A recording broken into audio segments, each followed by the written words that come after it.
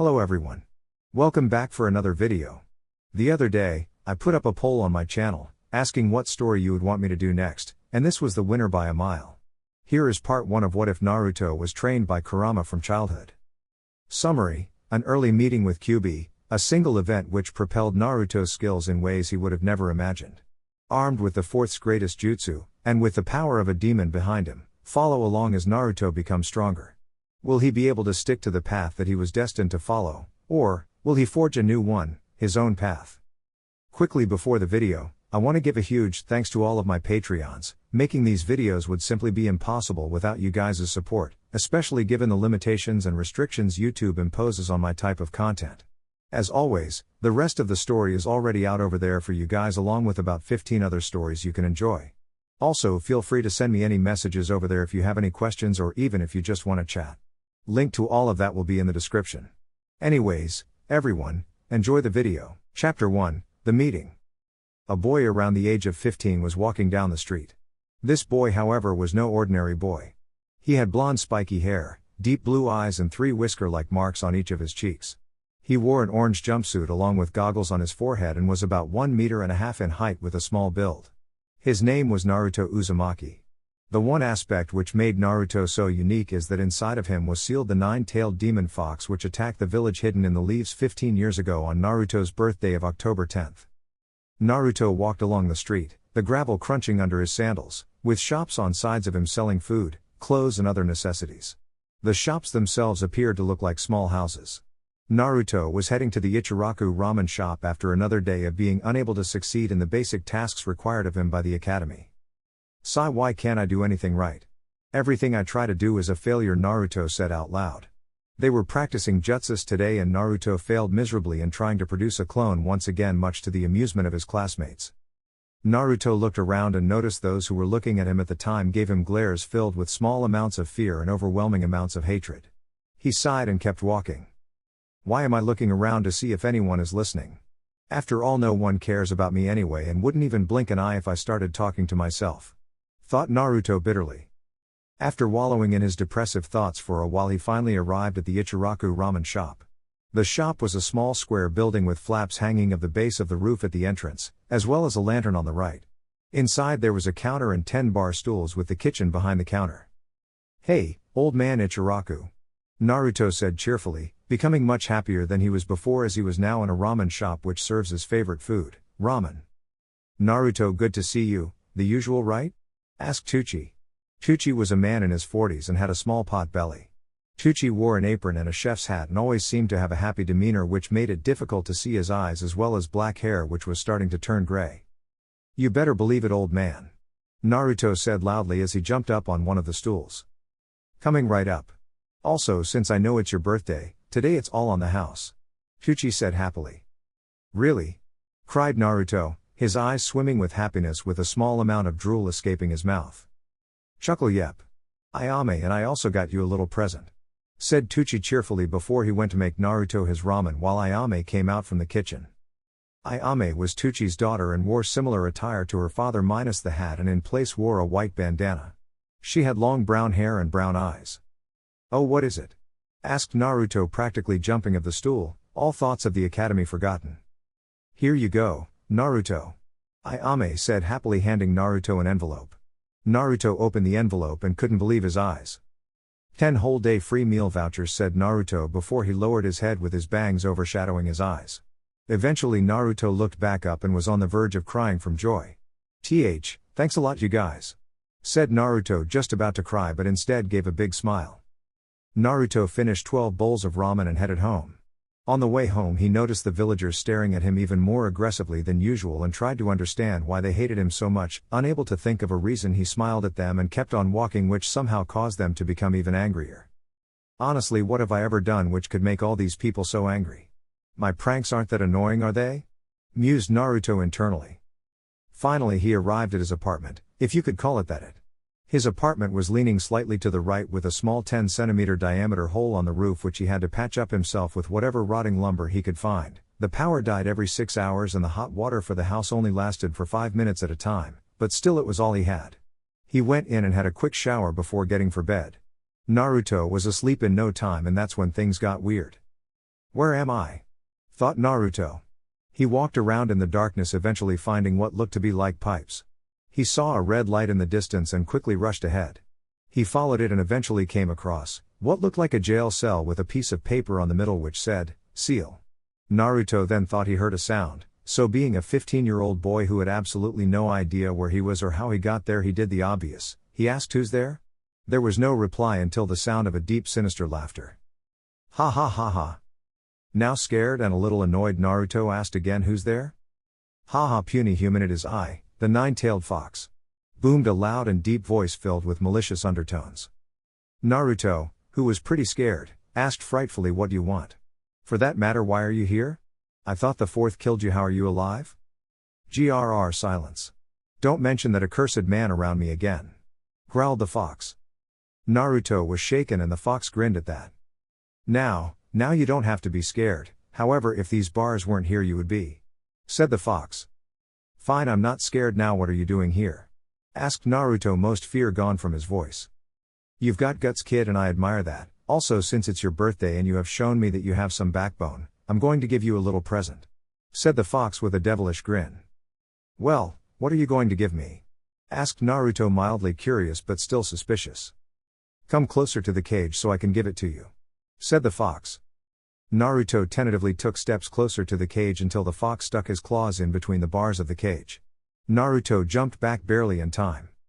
"I want to give you a quick and painful death and escape from here," shouted the fox, angry at having been unable to reach Naruto. "Hey, what the hell are you doing, you stupid fox?" screamed Naruto angrily. The fox growled for a minute before breathing out and deciding to be a little bit more nice. "Well, foolish human, since I can't kill you or escape, I figured we could work out a deal and I could give you something in exchange," said the fox. Naruto wasn't too trusting, so he narrowed his eyes at the fox and asked, "What am I going to get?" "Well, for one thing, I'm going to let you use my chakra and not disrupt your own, because I don't want my vessel to be a failure and by reflection make me look pathetic," began the fox before being interrupted. "Wait. Are you telling me I couldn't do anything right because you were stopping me and it's your fault that everyone sees me as a loser?" asked Naruto, absolutely enraged, and didn't even care that he was mouthing off to a being which almost destroyed the Leaf Village. "Yes," replied the fox nonchalantly. "Why?" stammered Naruto. "For fun.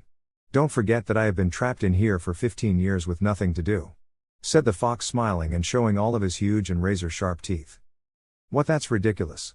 You are one sick fox for making me deal with all of this trouble and making me fail at everything I try to do," growled Naruto. "Perhaps, but it's because of you. The strongest tailed beast, has had to be trapped inside the belly of a puny fleshy body for 15 years. Therefore consider what I've been doing payback," retorted the fox unhappily. Naruto couldn't say a thing and couldn't believe someone had fun torturing him all his life, but understood that the fox had been trapped for a long time. "Now, if you're done complaining, I'll tell you what else you are going to get." Naruto didn't say anything. "Good," said the fox before disappearing for a second and came back with one of his tails wrapped around something which he pushed out of the cage. "This is the summoning contract for demon foxes. No one has ever been allowed to sign it, but seeing as how I'm trapped in here, I might as well give you the contract. Plus, if you learn to summon me, I'll be finally allowed out of this cage," said the fox with a faraway look. "Wait, if I summon you, how do I know you aren't going to go crazy and destroy everything?" asked Naruto, suspicion laced heavily in his voice. "Insolent brat, I am not a mindless beast bent on destruction, well, usually," muttered the fox. "In any case, if you summon me, I will be partially tied to your will and thus won't be able to do something which you have directly said not to do, like destroying this puny village," said the fox. I don't know. How can I trust you?" questioned Naruto. "Idiot, I'm giving you the chance to fulfill your dreams and you're questioning me." "Fine, even if you don't trust me, kid, just release the summoning and I'll be right back in here," growled the fox in irritation. "Okay, Nine Tails. Oh, and what's Kit?" asked Naruto with his head tilted to the side. "What I'm going to call you from now on, which is usually what foxes refer to their kids as, kits. Also call me Kyuubi. At least for now anyway," finished the fox. "Okay, whatever you say," said Naruto nonchalantly. "I can't wait to show everyone how good I am," thought Naruto, already imagining what he was going to do. Naruto bit his thumb and got blood on all his fingertips and wrote Naruto Uzumaki and pressed his fingers under it all at once. "One more thing, kid, don't summon me unless you really need to, because right now it would drain all your chakra, putting you in a dangerous state," Although on the other hand, go ahead and if you die I'll be freed. Said the fox while taking the contract back with another tail now that it was signed. Okay. However, there's no way I will let you free. However, one day I'm going to have to do something to get rid of all that hate inside you. Said Naruto while thinking about all the possibilities of being able to summon foxes. The fox was surprised that Naruto cared for it. He is different than the others. Thought the fox. The fox showed Naruto the hand signs, or in his case claw signs, and Naruto memorized them after the fourth time he saw it. Naruto left Kyuubi's cage and went back to sleep to the sound of the fox laughing. I can't wait until he realizes that since he signed the contract and accepted my chakra, I am now able to talk to him at will and see, hear, smell and experience everything he experiences, as well as know his thoughts. Tomorrow morning is going to be fun, chuckled Kyuubi before curling up and going to sleep as well. Chapter 2, Training, Fox Style. Naruto awoke the next day feeling happy, however he also felt that something inside him had changed. Getting out of bed, he went through his morning activities and then set out to get some ramen. After eating, he figured he would go train, and that's when he heard something. "Hey kid," said a voice. "Who's there?" asked Naruto looking around. He didn't see anyone, however. "You aren't going to find me out there, I'm in your head," said the voice with an amused tone. "Kyuubi?" thought Naruto. "It seems you're not as dumb as I thought you were," chuckled Kyuubi. Why are you in my head?" asked Naruto. "I'll tell you in a minute, but first stopping speaking out loud. If you think something I will hear it," said Kyuubi with an even tone. "Really?" questioned Naruto in his mind. "Yep, see for yourself," said Kyuubi. "Okay, what do you want, Kyuubi?" thought Naruto with a bit of annoyance in his tone as he was hungry. "Hey, I'm trying to help you get stronger here, so talk to me with the proper respect or I will annoy you until you go mad," growled the fox. "Sai, what do you want?" relented Naruto. "I want you to go to a weapons store and buy a katana and have the blade made 50 centimeters long. Also, I want you to get ankle weights, wrist weights and a weighted vest which are capable of increasing in weight with chakra. One more thing is I want you to buy 100 or so 3-pronged kunai with an area on the handle where you can place a seal around. It should be around 20 centimeters in girth to allow for the seal. Also, get some sealing paper and ink as well as a small brush," said Kyuubi. "Do you think I am rich or something? I am an orphan, I can't afford all that," ranted Naruto in his mind. "No. But this won't cost you more than the money you spend on food in a week, and since you have those vouchers and you only eat ramen, I'd say you are taken care of in that department," replied the fox nonchalantly. "Fine," growled Naruto in his mind.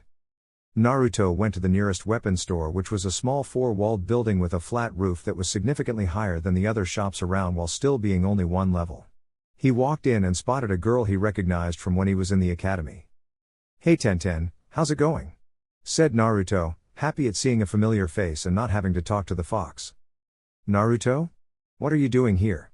asked Tenten, who since graduating had never seen Naruto again aside from him running through the village evading Anbu. Tenten wore a pink sleeveless blouse and dark green pants with her hair up in 2 buns with her forehead protector just under her fringe on her forehead. She was also around Naruto's height, being only a couple centimeters taller. "Oh, I'm here to buy some things for my training," stated Naruto. "Oh, well tell me what you need and I'll see if we have it," said Tenten happily. Naruto told her what he wanted, but there was a problem with the kunai. "Naruto, those kunai aren't something we have in stock, as I have never heard of anyone buying them, so it'll take about 3 days until they are ready, as they would come under the option of being a custom order," said Tenten. "Hey Kyuubi, what should I do?" thought Naruto. "Idiot. Obviously come and get them when they are done," growled the fox in disbelief. "Damn Kyuubi, relax, I was just asking," thought back Naruto. "Alright Tenten, I'll be back in 3 days for those, thanks for the help and see you around," said Naruto after paying. "Okay, see you in 3 days I guess," said Tenten, sounding a little confused at Naruto's rapid mood change from being deep in thought to cheerful. Naruto followed Kyuubi's directions until he found himself at a small training ground with lots of trees and a small stream running through it. Kyuubi instructed him to use this training ground over the next 2 days, as it seemed to be one of the lesser frequented ones. Over the next 2 days Naruto learned how to climb trees and walk on water with his chakra. His weights were all up to 5 kilograms each, with the vest being 20. He also did standard exercises such as push-ups, crunches, lunges, squats, calf raises and log punches and kicks. Additionally, he familiarized himself with his sword and did diagonal slashes, vertical slashes and horizontal slashes until Kyuubi deemed his form acceptable. On the third day Naruto went back to the weapon shop but, Tenten wasn't there. Instead, who Naruto assumed to be the owner of the shop was there. "Hello, I'm Naruto Uzumaki and I'm here for my custom order kunais," said Naruto in a businesslike tone. Uzumaki, well, here are your kunais. I expect great things from you," said the shop owner. "Thanks, old man, and you will see great things from me. I'm going to be the Hokage," Naruto said, before he was about to say his signature catchphrase before the fox interjected. "Say believe it and you won't believe what I will do to you," threatened the fox. "TSK fine," thought Naruto. "See you around," said Naruto before he left the store to train. Naruto continued train over the next 3 days, spending the last day practicing calligraphy until Kyuubi told him his characters were drawn to an adequate standard. Finally, the day of the exam came. Naruto arrived at the academy and sat down behind Sasuke in an empty row, much to Kyuubi's ire if his growl was any indication. "Blasted Uchiha, this one even looks like Madara," raged Kyuubi. First there was the written examination, which Naruto struggled with as the questions he was given were so hard that even Sakura, the smartest girl in the class, would struggle with. After which there was the Jutsu examination. Iruka stood up and said the Jutsu you will be tested on is the clone Jutsu.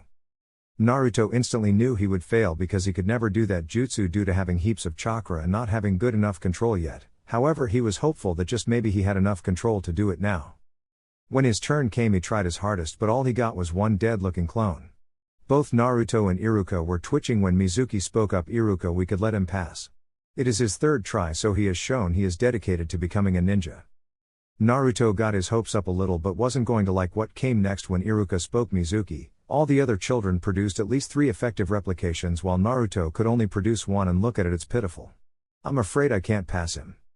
Naruto sighed, but his bad mood was somewhat mitigated by the sad fact that he knew he wasn't going to pass. "I thought you said you stopped messing with my chakra?" thought Naruto. "I did, but you had abysmal chakra control even without my interference, and a couple days of practicing chakra control is not going to make much of a difference thanks to how large your reserves are," replied Kyuubi. "Sigh, oh well I guess," said the orange-clad ninja despondently before exiting the academy. Naruto was really depressed, seeing as he was the only one who failed. After listening to the cruel words of the villagers, thanks to his enhanced senses, he was just about ready to leave when Mizuki found him outside. "Hey Naruto, let's talk," said Mizuki. Naruto walked off with Mizuki and they sat on the roof of a building near the academy. "Iruka doesn't hate you, he just really wants to make sure you're ready for the duties of a ninja," said Mizuki warmly. "Well, I am trying but nothing seems to work," said Naruto hopelessly. "I just really want to be a ninja," said Naruto. As Mizuki heard this, he got a glint in his eyes. "Well Naruto, there is a secret graduation exam," said Mizuki with a smile. He proceeded to tell Naruto about the scroll of seals and that anyone who knew one of those techniques would become a leaf ninja. Naruto had his suspicions but didn't want to look a gift horse in the mouth, so he ignored them for now. Later on, Naruto stole the scroll and learnt the first jutsu on it, the Shadow Clone Jutsu. After he finished learning it, Kyuubi spoke up, "Hey kid, look for a technique called the Flying Thunder God." After taking a quick glance at it, he realized something. "I'm guessing that's why you wanted me to buy those kunai," thought Naruto. "Yep," replied the fox with a grin. "You kitsunes really are tricky, aren't you?" stated Naruto rhetorically. Naruto found the technique and hastily made a seal with his brush according to the seal array he found in the scroll with the ink he had with him after he dropped some of his blood into the ink. Unnoticed by Naruto, when he dropped his blood into the ink, it took on a yellowish hue before it reverted back to its dark blue coloring. He then attached the seals to the 3-pronged kunai, then grabbed them and tried to do the jutsu on a few nearby trees. However, he couldn't make it all the way to the kunai and only covered half the distance. Naruto practiced for half an hour when suddenly Iruka appeared and said with a grin, "It's all over Naruto. Hey Iruka-sensei, you caught me and I was only able to master one technique and start learning another," said Naruto, giving one of his grins. Iruka looked around and saw the damage done to the trees and to Naruto himself when he asked Naruto why he stole the scroll. Naruto replied, "Mizuki-sensei told me anyone who knows one of the jutsus in this scroll becomes a leaf ninja." "That's why you stole the scroll?" asked Iruka. "Yep, because I have to become a Chunin if I'm going to become Hokage, and I will," said Naruto. Seeing Iruka's face, Naruto had one thought. I knew Mizuki was lying. He thought angrily. Iruka was stunned, however. At that moment Mizuki had arrived and heard what Naruto had said and started laughing. "Ha ha ha, you the Hokage in your dreams, you will never become the Hokage, and you know why." Mizuki, stop, it's forbidden to speak of it. Yelled Iruka. Quiet, Iruka. Naruto, you will never be the Hokage because you have the nine-tailed fox sealed within you and everyone despises you for it. Said Mizuki with a sadistic smirk on his face. Naruto was stunned, but not because of the knowledge of the fox being sealed inside him, but rather because he now knew why the villagers hated him. Mizuki then threw a huge shuriken at Naruto and Naruto was too stunned to move, so Iruka got in front of it and got hit in the back. Why, Iruka-sensei? Asked Naruto. Because, Naruto, you and I are the same. Said Iruka, becoming tearful. Iruka proceeded to tell Naruto about his parents dying against the fox and how he became the class clown to gain acknowledgement before the third Hokage helped him see a new path he could follow which would still gain him acknowledgement, the path of hard work. What a touching scene, but I must be going now, so I'm going to need that scroll now. Said Mizuki. Naruto was now enraged at Mizuki for tricking him and hurting Iruka, so he entered his initial Kyuubi form and growled, if you ever lay a hand on my sensei again, I'll kill you. Mizuki, seeing the eyes of the fox, became scared but thought he could still beat Naruto. Bring it on, Nine Tails. Said Mizuki confidently. Fine, you asked for it. Shadow clone jutsu. Yelled Naruto. 5,000 solid clones of Naruto appeared all around Mizuki. Mizuki started panicking and tried to find a way out but couldn't. Now you're going to pay for hurting Iruka-sensei. Growled all the Narutos. The Narutos beat up Mizuki with pure taijutsu and didn't stop until he passed out from pain and blood loss. Guess I should have gone easy on him. Said Naruto while grinning. You did well, Naruto. Said Iruka. Afterwards Iruka told Naruto to close his eyes, and when he opened them he had on a leaf shinobi forehead protector, and Iruka said, congratulations Naruto, you pass. Naruto was so happy he hugged Iruka-sensei, and afterwards they went and ate ramen. Naruto went home that day happy with the knowledge that someone cares about him. The third Hokage, having observed all of the night's events through a crystal ball, was now leaning back in his chair reflecting on his former successor, now predecessor, while smoking his pipe. Truly Minato, you were a genius, to develop a technique which could only be used by your direct descendant through usage of their blood. Truly a genius. Thought Hiruzen Sarutobi as he glanced at the portrait depicting the visage of the fourth Hokage. Chapter 3, The New Naruto Uzumaki. Naruto awoke the next day happy. He had finally become a leaf shinobi and he was enjoying it. Naruto went back to the training ground he trained at before and decided to explore it a bit more. Wow, I never noticed how cool this place looks. Said Naruto aloud. He walked around the training ground, which had lots of trees, a small lake, 3 stumps in a line near the lake, and a memorial stone. Naruto walked up to the stone and after a moment of silence looked around because he felt someone's eyes on him. He looked around before his eyes settled on an area. He stared for a while before walking off to train. So that's Sensei's son. Guess the reports on him are wrong. Thought a jounin named Kakashi Hatake. Naruto walked to his usual area surrounded by trees before getting to work. First he wrote down the seal sequence he wrote down before on a piece of paper with the ink he bought, mixed with a bit of his blood which he got from cutting his hand open with a kunai before the fox healed it. He then wrapped the seal around the handle marker and stood up. Naruto walked over to a tree, then backed up until he stood 20 meters away from it and threw a kunai at it.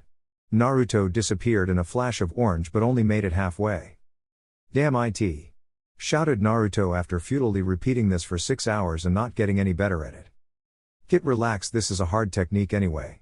For now do your daily taijutsu and kenjutsu practice and we will come back to this technique later. Said Kyuubi calmly. Sigh, okay. Thought back Naruto before he started his usual exercises.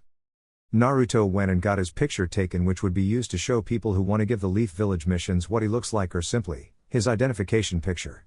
He considered taking an elaborate photo complete with face paint but then decided against it and took a standard photo and handed it in to the Hokage, who accepted it. As he was leaving, a boy with short spiky brown hair and black eyes charged in. He also had a small chip in his tooth and wore a yellow shirt with the symbol of the Leaf Village in red, gray shorts, and a long blue scarf. He also wore a gray helmet that had an orange frowning face on the right side, a red circle on the left side, and had a hole at the top for his hair to stick out of. His attempt to assassinate the Hokage in an effort to become the next Hokage was a failure as he tripped over his scarf. The third mumbled something about his grandson's 20th attempt to assassinate him, while Naruto with his fox hearing heard this and asked, "This is your grandson?" Sigh, yes Naruto, that's my grandson Konohamaru. Said Hiruzen Sarutobi, the third Hokage. What happened? Asked Konohamaru. Looking up he sees Naruto and instantly starts blaming him for tripping him. Sigh, I don't have the time for this, later Konohamaru. Said Naruto with a tired voice. What did you call me? Asked Konohamaru with an astonished face. Konohamaru, which is your name isn't it? Asked Naruto bluntly. Yeah, but people don't normally call me that. They call me, said Konohamaru before he was interrupted by a cry. Honorable grandson, exclaimed Ebisu. Ebisu took one glance at Naruto and gave him those cold eyes, thinking the nine-tailed fox brat. Naruto recognized the stare as the one all the villagers give him, so he turned and left.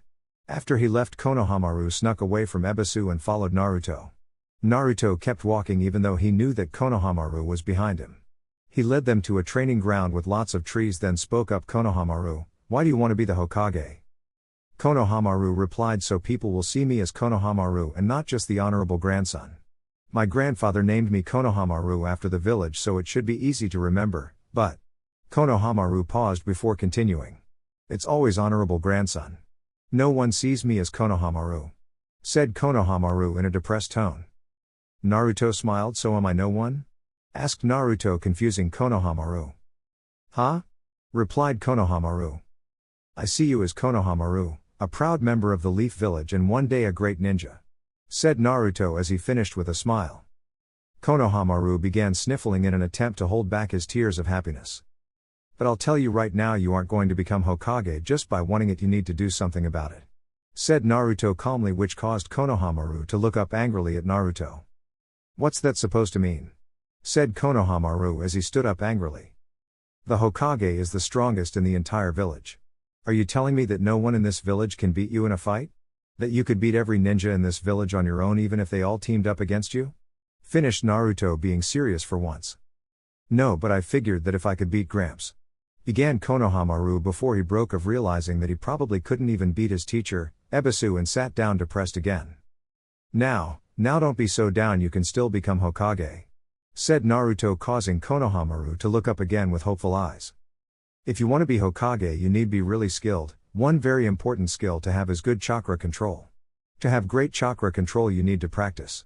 One technique is to try to climb trees with only your chakra and feet while walking straight up the trunk, said Naruto. Konohamaru mumbled something about impossible, so Naruto climbed the tree and Konohamaru was stunned. Konohamaru, there are no shortcuts to becoming Hokage, there is only one way to get there, and that is the way you must take, the path of hard work. Also, one more thing, if you want to become Hokage, you're going to have to beat me in battle, said Naruto, his voice turning challenging at the end. Konohamaru said, whatever, I'm going to become Hokage, and if you are in my way that means we're rivals. Naruto chuckled and said, okay Konohamaru, I'll see you when you're ready and we will decide who is going to be the Hokage, later.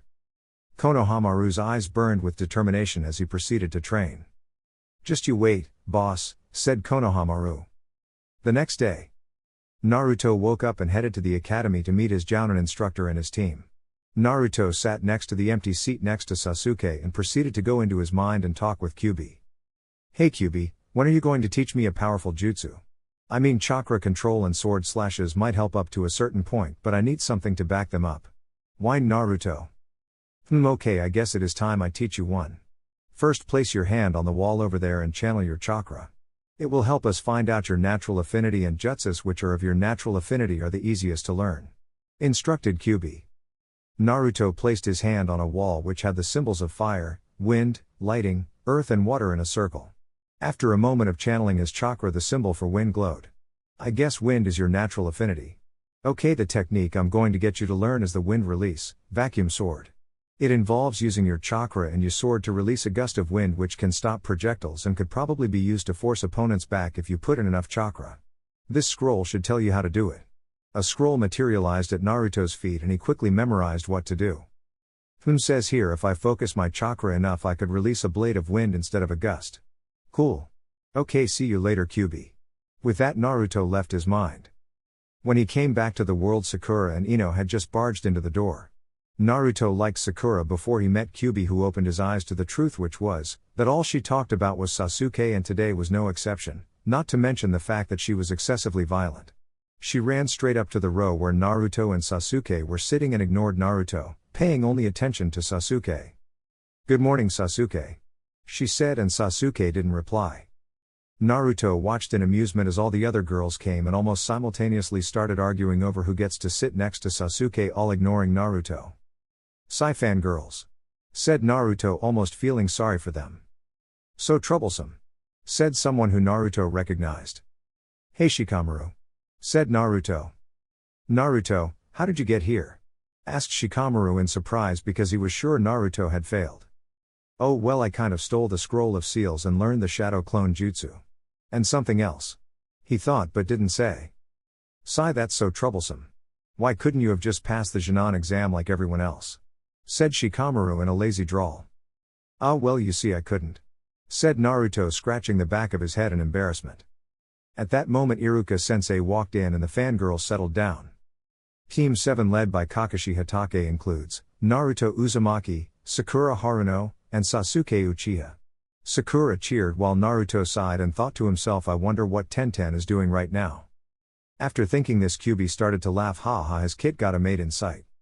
"Shut up, demon fox," thought Naruto, annoyed with a small blush at what Kyuubi was implying. "Aw, was that a personal thought? Don't tell me you are going into heat now," mocked Kyuubi. Naruto resolved to ignore the fox so as to maintain his dignity. After the teams were announced, the students waited for their jounin instructors. Team 7 was left behind, waiting 3 hours after the time their instructor should have come. Sakura had bright pink hair, large green eyes, and fair skin. Sakura wore a red dress with white circular designs with sleeves and a zipper. She also wore a pair of tight dark green shorts and had her forehead protector tied up and her hair resting on the top of her head. Sasuke had black hair with a blue tint and onyx eyes. His bangs hung on both sides of his face, roughly framing his cheeks, with his hair being spiky in the back.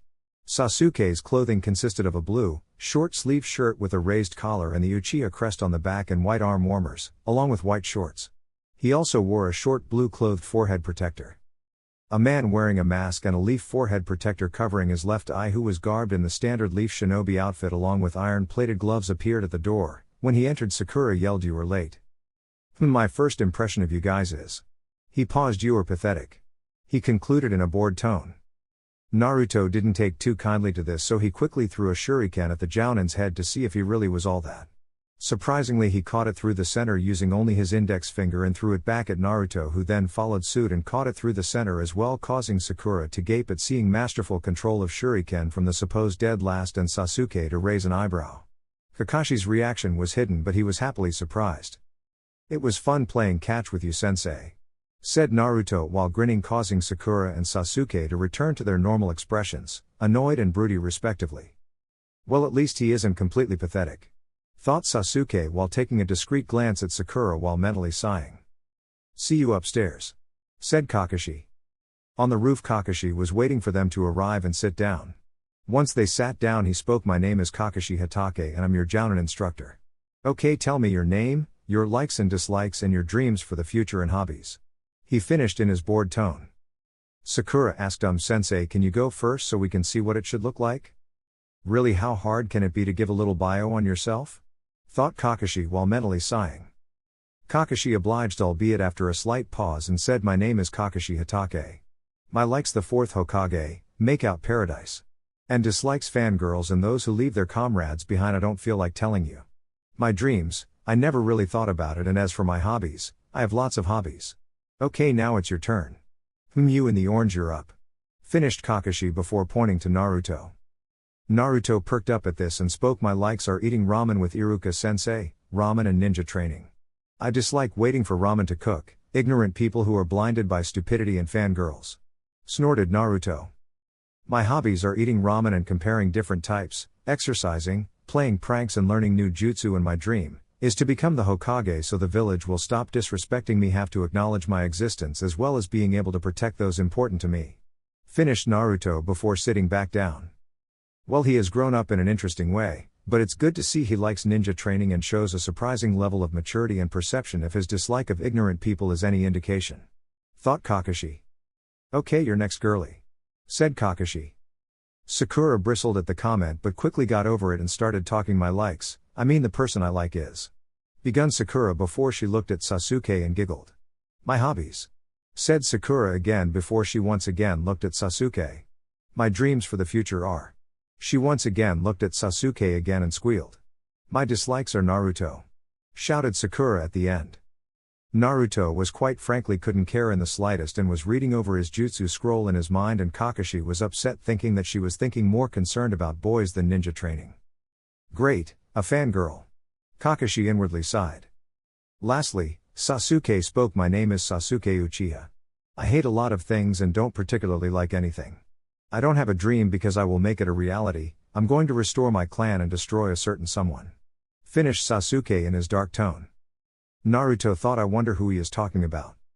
Great, a dark, moody avenger. Thought Kakashi with a sigh. Sasuke is so hot, said the pink-clad girl. Kakashi then spoke up and told them what they were going to do tomorrow. Tomorrow we are going to be doing a survival test because out of the 27 academy graduates, only 9 will become Chunin and the rest will be sent back to the academy. Oh, did I forget to mention that your chances of failing are 66% and that you shouldn't eat breakfast because if you do, you'll puke. Finished Kakashi with a deceptively cheerful looking smile. All were intrigued at the odds but didn't say anything. After that Kakashi dismissed them and told them to meet at 5 a.m. sharp at Training Ground 7. Naruto went back to his now dubbed personal training ground and started to practice the wind release, vacuum sword technique, which involved a lot of swinging but nothing happened. Hey Fox, why isn't this working? Asked Naruto aloud, seeing as he was alone. Well, you need to learn how to manipulate wind chakra first, obviously. Said the fox, who was shocked at Naruto's stupidity. Exactly how was I supposed to know that? Deadpan Naruto. Make 1,000 clones and have them all attempt to mold wind chakra and tear a leaf in half. Finished the fox, ignoring Naruto's comment. You got it. Said Naruto, who made 1,000 clones and spent 4 hours trying to split leaves until they finally succeeded. Yay! Shouted Naruto happily. Naruto then tried wind release, vacuum sword, and actually produced a wave of wind. Alright, let's see how much damage this does. Said Naruto before he stood in front of a tree. He held the sword in a horizontal position and then lunged forward and swung his sword forward. Wind release, vacuum sword. Called Naruto. A blade of wind chakra came out in the length of his sword and slashed into the tree, leaving a gash 10 centimeters deep. Wow, awesome! Shouted Naruto. Although it didn't cut too deeply. I guess I need to focus on concentrating the chakra to increase its ability to cut. Said Naruto out loud. He practiced for another 2 hours until he was able to form either a gust of wind or a sharp blade of wind before doing the katas the fox told him. After 8 hours of solid practice, he mastered the technique and the katas. Since he was tired, he left quickly and didn't notice a jounin who had been watching him. Chapter 4, The Test. Naruto, Sakura and Sasuke arrived at the training grounds at 5 a.m. The training grounds, Naruto noticed, was the one he had been training at. What a coincidence. Thought Naruto, bemused before sitting against a tree. Sakura once again ignored Naruto and attempted to get Sasuke's attention. Sasuke was eyeing Naruto due to what he saw yesterday, while Naruto used the time to meditate and in doing so blocked out Sakura and Sasuke. Sasuke, Sakura and Naruto waited for 3 hours when Kakashi finally arrived. Hey, you're late! Yelled Sakura. Sakura's shout alerted Naruto to Kakashi's presence, so he promptly threw a wind chakra enhanced kunai at Kakashi. It tore through Kakashi, who had a shocked expression on his face before a puff of smoke surrounded him and a pierced log with a kunai-sized hole in it fell to the ground. Naruto turned around and threw another kunai at a seemingly random tree. You know, Kakashi, you are starting to make me dislike those who are late. Said Naruto calmly while looking at the leaves of the tree which he previously threw his kunai at. Oh, sorry, but a black cat crossed my path, so I had to take the long way around. Said Kakashi as he dropped down from the tree. No one bought his excuse and just looked at him with one of those give me a break expressions, with Naruto adding a slight growl in. Okay, the exercise is to get these 2 bells from me by noon. If you don't get a bell, you go without lunch and you will be sent back to the academy. Said Kakashi, oblivious to Naruto's anger. So that's why he told us not to eat breakfast. Thought Sakura, Naruto, and Sasuke. A ninja must see through deception. Although it was fun to make you skip breakfast.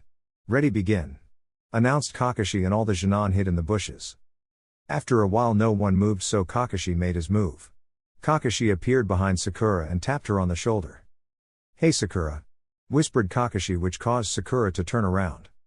Demonic illusion, death mirage jutsu. Said Kakashi, who then vanished in a swirl of leaves. Sakura's eyes became heavy and she started feeling tired. Sakura! Said Sasuke. Sasuke! squealed Sakura before she turned around and saw a mutilated Sasuke. He had his left leg dislocated and pointing backwards with heaps of kunai and shuriken sticking out of him all over his body with blood steadily falling out of his mouth. "Sakura, please help me," croaked out Sasuke. Sakura then screamed and fainted while Kakashi thought despite her test scores she couldn't see through the most basic genjutsu. Naruto and Sasuke didn't really care about why Sakura screamed, but they assumed that Kakashi did it so she wasn't dead. "Hey Fox, how am I going to get a bell?" thought Naruto. "You could always try combing your techniques together," suggested Kyuubi. "Okay, I know what to do," thought back Naruto after some deliberation. Naruto then walked around and found Kakashi near the lake. "Oh sensei, I think it's time I give you a bit of incentive to stop being late," said Naruto in a sickly sweet voice. "Shadow clone jutsu," said Naruto as he made his cross hand sign and created 10 clones. "Attack!" shouted the real Naruto. 2 charged him with their swords and each gave a horizontal strike, one from left to right and the other from right to left. Kakashi jumped up and threw down 2 shuriken, but this is what Naruto expected. One more clone jumped down with both of his hands held together to give a clasped double-fisted hand strike and swung it at Kakashi's head. Kakashi anticipated this, so the clone ended up cracking a log instead, which Kakashi swapped with. Kakashi then appeared in front of the clones but 20 meters back from where he substituted. "Damn it, he's good," thought Naruto. Naruto went for one last-ditch effort and charged, with all his clones following suit in a circular formation, and all tried to cut Kakashi down with their swords with a diagonal sword slash from top right to bottom left. Kakashi was slashed and instead of oozing blood disappeared in a cloud of smoke. "Damn, I can't believe him, he's really good. I better get some help," thought Naruto before he walked around looking for Sasuke, as Sakura wouldn't be able to help for obvious reasons. Naruto found Sasuke fighting with Kakashi, and when he used fire style, Fireball Jutsu, he made his move.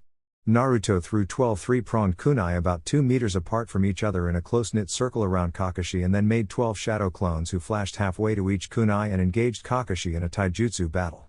He then went out to grab Sasuke to tell him his plan. Naruto jumped back with him into some trees a fair distance away. "Hey Sasuke, I know you don't like me and I don't particularly like you, but I want to pass, so I need your help," said Naruto quietly. Sasuke thought about it and realized that if him and Naruto worked together they could get both bells, as Naruto had recently been surprising him. "Fine," he said at last. Kakashi was waiting for them to make a move and was reading Makeout Paradise. Seems like they are working together. Sasuke jumped out of the bushes and threw kunai and shuriken until he got Kakashi within the space Naruto's 12 kunai had made before. He then jumped back onto a branch on a nearby tree, ready to attack Kakashi if he tried to escape, and said, "Now Naruto." 12 more shadow clones flashed halfway to the kunai and surrounded Kakashi. They then all drew their katanas. "All right, ready?" said one clone, and all replied, "Yeah." All shadow clones charged at Kakashi 2 at a time using wind release, vacuum sword, opting to make gusts of winds rather than blades, and after they did it they used the flying thunder god technique to get away from Kakashi's counter before using wind release, vacuum sword again, and eventually trapped Kakashi in a swirling tornado. "I don't believe this. How could a mere Genin know how to use the 4th most famous technique? It's unbelievable even if he hasn't mastered it yet," thought Kakashi. At this point Sakura had found where they were fighting and couldn't believe what she was seeing, since when was Naruto this good? He couldn't even do a simple clone jutsu at the academy, she thought in surprise. "Now Sasuke!" yelled Naruto, jumping away from the tornado. Sasuke made the hand signs and used fire style, fireball jutsu at the base of the tornado, and it became a flaming tornado. The Kakashi that was trapped in the tornado turned out to be a shadow clone, which was revealed when it disappeared in a puff of smoke. "Oh crap!" thought Naruto before there was a shout. "Earth style, headhunter jutsu," said Kakashi from underground before he pulled Naruto and Sasuke into the ground up to their heads. "Well, nice try, but you'll have to do better than that to beat me. I am a Jounin after all," said Kakashi and his clone, which had pulled down Naruto and Sasuke respectively. "Ha, and you shouldn't underestimate us," said Naruto as he puffed into smoke while a kunai came out of a tree and struck the Kakashi clone. Naruto quickly jumped down from the tree, jammed both his fists into the ground and pulled Sasuke out by his shoulders and ran away. Kakashi's sweat dropped at this while thinking, well, he countered the jutsu. I guess, despite how crude the method was. "Man, that was close," said Naruto. "It was your fault, you gave him too much time to make a substitution," said Sasuke. "What? Are you serious? It was probably your slow fireball that gave him the chance to escape. retorted Naruto angrily. Sasuke went to open his mouth but Naruto put his hand over him, effectively silencing him. Okay, forget all that. When we were fighting him he looked really surprised when we did those moves. So what I'm thinking is he will expect us to rush him with jutsu, so we will charge at him with pure taijutsu. I'll hit him high, you hit him low. Deal. Said Naruto as he uncovered Sasuke's mouth. Sasuke liked the plan but he was going to be the one to get the last word. I'll hit him high, you hit him low. Said Sasuke before he walked off. Sai always has to get the last word in. Mumbled Naruto before he followed. They have almost showed just enough teamwork to pass. Looks like I'm getting a team this year. Mused Kakashi. Hey Kakashi. Said Sasuke as he stood alone about 5 meters from Kakashi. Or not. Thought Kakashi. Yes Sasuke. Said Kakashi giving an eye smile. I'm taking those bells. Said Sasuke before he rushed him. Sasuke went for a right roundhouse which Kakashi blocked with his left arm. Sasuke then leant back and brought his left arm around for a hook which was also blocked, this time by Kakashi's right hand. Sasuke then went for a jab straight to Kakashi's face with his right which Kakashi blocked by bringing both his hands together. Got him, said Sasuke as he let go with his left hand and reached for the bells. He touched one causing it to jingle, at which point Kakashi pushed him away. This kid is something else. Thought Kakashi before he promptly dodged a sweep kick by jumping back. Got you now.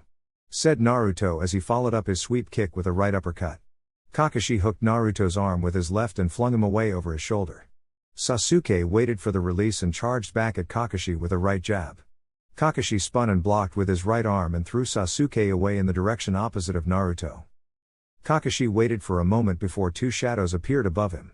Sasuke and Naruto both slammed down with an axe kick on Kakashi's shoulders before he turned into a log which was smashed into splinters. Two clones of Kakashi snuck up behind Naruto and Sasuke and were about to use 1,000 years of death on both Sasuke and Naruto. Sakura, who had been waiting before, managed to get him away from both by throwing two kunai. Both of the clones were hit and disappeared in a cloud of smoke. All three of them were looking around when they saw both bells in the center of where the shattered log was. They all jumped to them and all came to the same conclusion: 3 people and only 2 bells. What do we do? Asked Naruto. Kakashi was behind a tree waiting to see what they do. Sakura said, well, you two are the ones who made him drop them. So gulp, you guys should take them. Yeah, but Sakura, you are the one who stopped him from hitting us both with that last technique, so you should get one as well. Said Naruto. Sasuke spoke up, listen, there are 3 of us and 2 bells, right? Sakura and Naruto nodded, so that means one of us has to fail. Concluded Sasuke. Sakura then remembered what Kakashi had said. Not necessarily. Didn't he say a ninja must see through deception? Asked Sakura, to which Sasuke and Naruto nodded. So maybe this was a test in the test. Concluded Sakura. Yeah, you're right, so maybe the purpose of this test was to see if we could work together as a team rather than actually getting the bells. Said Naruto. As Naruto said this, there was the sound of clapping. Very good, Naruto, that was the purpose of this test. Said Kakashi, walking towards them. The chances of 3 Junin beating a Jounin are much better than 1 Junin on his or her own, which is why I set up this test. Its purpose was to see if you could work together even though one of you may fail. In ninja missions, those who break the rules are scum, that is true, but those who abandon their comrades are worse than scum. Now there is only one more thing to say. You all pass.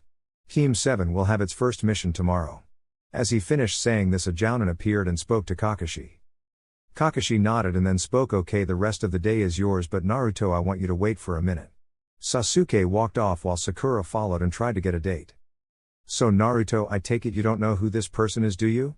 Asked Kakashi. Naruto shook his head. Well, in that case, let me introduce you to Hayate Gecko, one of the best swordsmen in the Hidden Leaf Village. Apparently he saw you using a sword at this training ground yesterday afternoon and he seems to think you have potential, so he has volunteered to teach you Kenjutsu. Finished Kakashi. Really, wow, thanks a lot Hayate-sensei. Said Naruto happily.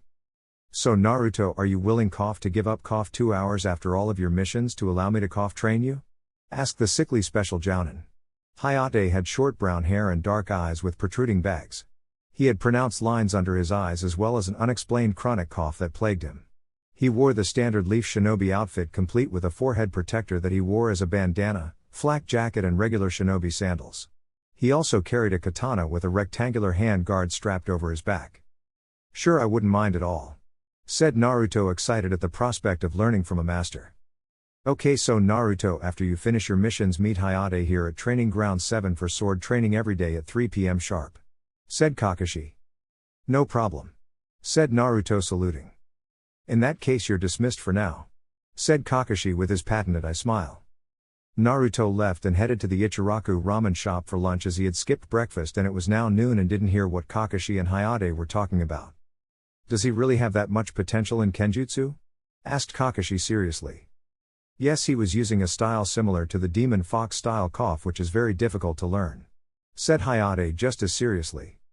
You don't think he can talk to the fox, do you? Asked Kakashi with a concerned undertone. I think so, otherwise there is no way Coffee could have known it. Said Hayate. Very well, I'll tell the Hokage. Finished Kakashi, and at that moment both left the training field. Naruto was walking to Ichiraku when he bumped into someone. Said person turned around and that person turned out to be Tenten. Oops, sorry Tenten. Said Naruto. Oh hey Naruto, don't worry about it. She replied. Hey Tenten, guess who my Jounin sensei is?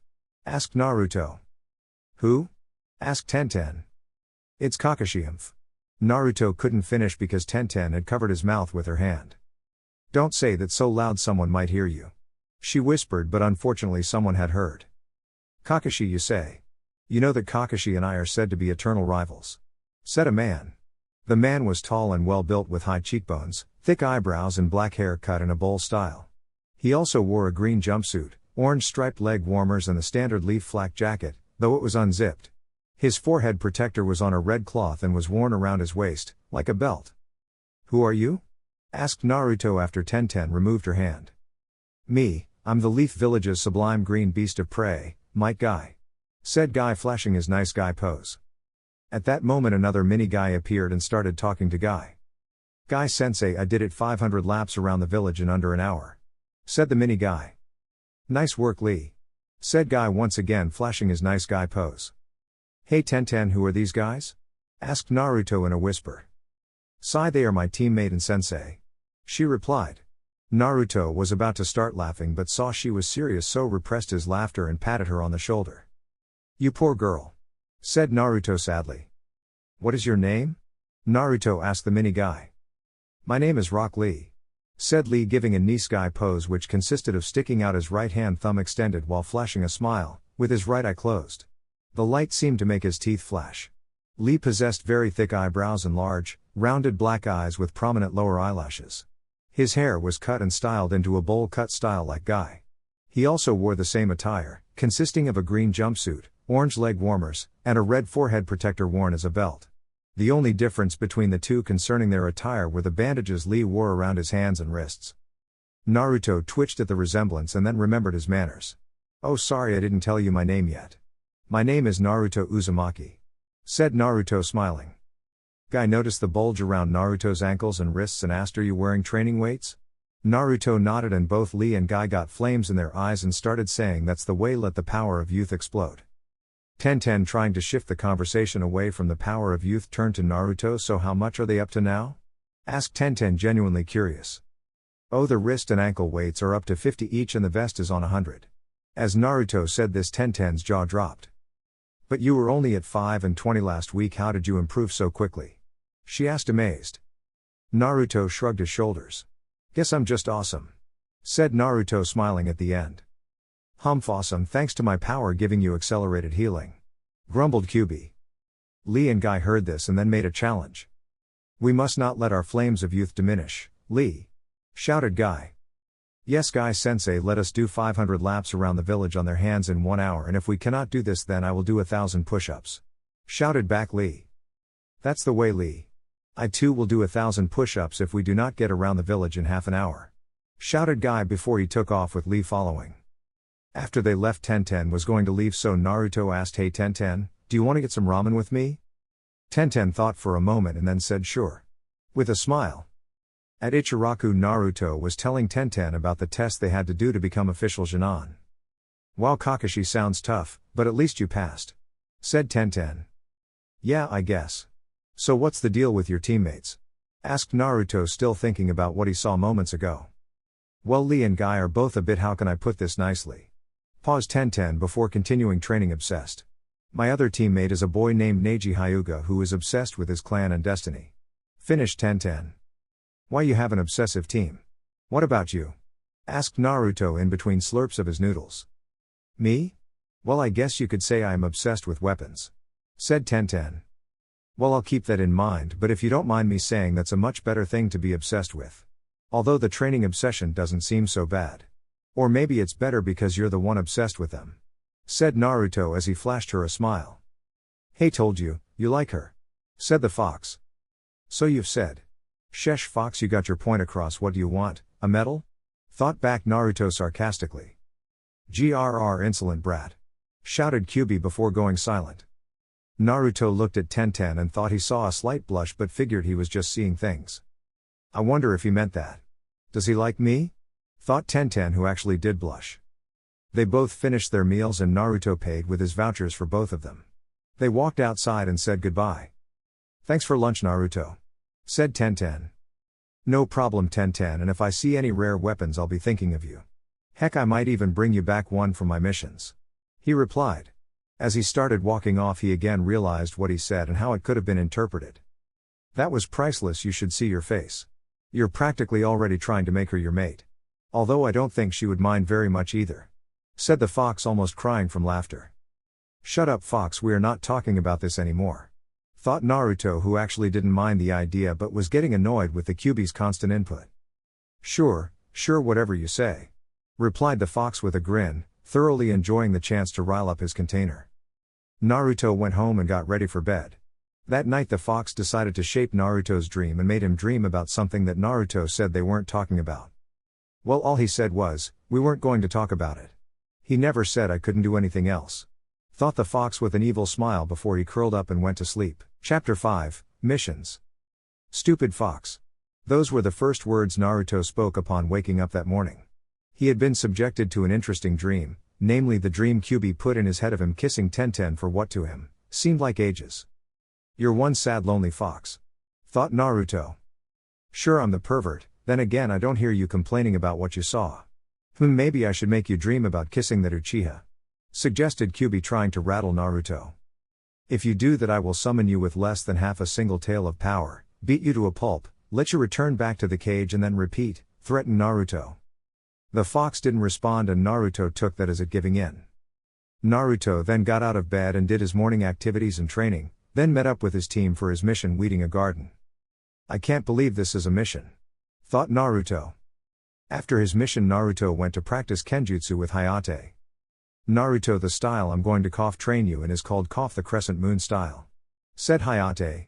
The Crescent Moon style involved crescent-shaped blade movements and deception using clones, which Naruto picked up quickly. Naruto followed this routine for a week and a half and was now reasonably good with a sword that he could make Hinata sweat for his victory. On the day of what would have been their 11th D-ranked mission, Naruto and Sasuke, although the latter would never admit it, had enough. Hey old man, when are you going to give us a real mission? Asked Naruto, his disdain for D missions clearly showing. How dare you? You are just a lowly Chunin with no experience, that's why you have to do D-ranked missions to gain experience. Yelled Iruka, annoyed. Seriously, experience? What on earth are we learning from painting a fence? I'm not a little kid anymore, I'm a ninja and I want a real ninja mission. Besides, these D-ranked missions are just simple chores, with the only exception being we get paid for doing them. Said Naruto in exasperation. The Hokage thought about it, then decided. Very well, Naruto, I'm going to give your team a C-ranked mission, bodyguard duty. Send in the client. Said Hiruzen. At this proclamation, a gray-haired, bespectacled man with a large beard and dark eyes, wearing a sleeveless v-neck shirt with an obi, pants and a pair of sandals, walked in. He also carried a towel around his neck and wore a pointed hat on his head. I asked for bodyguards and I get 3 kids. Said the man with a slight slur to his words. Who are you? Asked Sakura. I'm Tazuna, a master bridge builder, and I need to get back to my hometown safely, and I expect you to protect me even if it costs you your lives. Said the newly named Tazuna. After packing and meeting at the village gate, Team 7 and Tazuna headed out and journeyed to the land of waves. The group walked past a puddle when Kyuubi spoke to Naruto.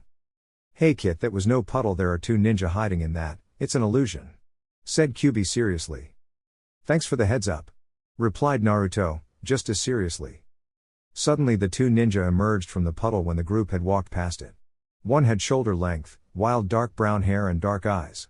He wore a breathing mask that covered the lower half of his face and a large, clawed, poisonous gauntlet on his right arm which had a chain coming out of it that had the other end attached to his partner's own gauntlet. He wore a camouflage suit with bandages around his waist, dark-colored, knee-length sandals and a ragged black cape. He had a forehead protector which depicted 4 wavy lines in a square shape with a single horn on it. The other looked identical to his partner but his forehead protector had 2 horns instead of 1. They charged Kakashi on both sides and wrapped their gauntlet chains around Kakashi before shredding him to pieces. "That's one down," said the one with a single horn on his forehead protector. They then charged, one after Naruto the other after Tazuna. Naruto jumped back a bit, unsheathed his sword and threw it in the middle of a link in both chains which trapped them to a tree. Sasuke then jumped on top of their gauntlets and pulled them forward by their gauntlets causing them to stumble, at which point he kicked out, hitting both with a kick to the face. They recovered quickly and then both charged at Tazuna and Sakura who was defending him. They were about to reach them when they were suddenly held in a choking hold by Kakashi who was completely unharmed. "Good work everyone, very efficient," said Kakashi with a smile. "Well, it took you long enough," joked Naruto. "Well, I had to find out who their target was," said Kakashi smiling. He then became serious. "Tazuna, we need to talk," he said in a stern voice. The ninja were tied to a tree and then Kakashi spoke. "They are Chunin from the village hidden in the mist." "How did you know about our ambush?" the single-horned one asked in a raspy voice. "A puddle on a sunny day when it hasn't rained in weeks. I could have stopped you there but I wanted to see who your target was. Ninja attacking ninja or ninja attacking the master bridge builder. Tazuna, in your mission request you asked for standard protection from bandits and highwaymen. You didn't say you had ninja after you. If we had known this would be an A-ranked mission and we would have staffed differently and charged accordingly. As of now we are beyond the scope of this mission," finished Kakashi. "We are Junin, this is too advanced for us," said Sakura. "No," said Naruto. Everyone looked at him. "This is the first real mission we have ever gotten and there is no way we are going to give it up," he said strongly. "I'm with the loser," said Sasuke, shocking everyone. "Why are you with yourself, Sasuke?" asked Naruto, feigning ignorance. Sasuke just scoffed and turned away. "Well, I guess I'm in as well then," said Sakura. "Okay, we continue with our mission then. However, keep up your guards because the next enemy may be a Jounin," said Kakashi sternly. All 3 of them nodded before they set out again.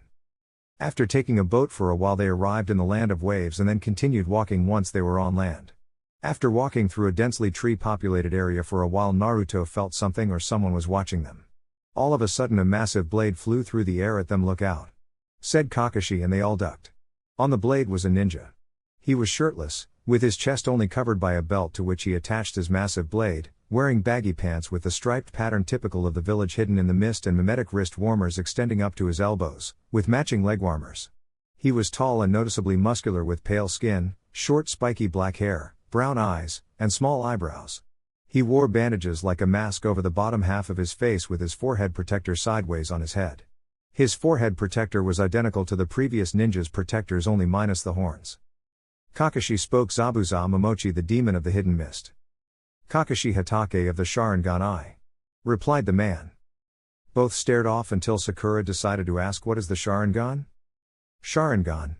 It is a powerful doujutsu which enables the user to instantly analyze and copy any ninjutsu, taijutsu or genjutsu. It is a feared bloodline capability which only a few Uchihas have mastered," said Sasuke. "However, how does Kakashi have one? As far as I know he isn't an Uchiha." "That is correct, Sasuke," said Kakashi while lifting up his forehead protector revealing his Sharingan.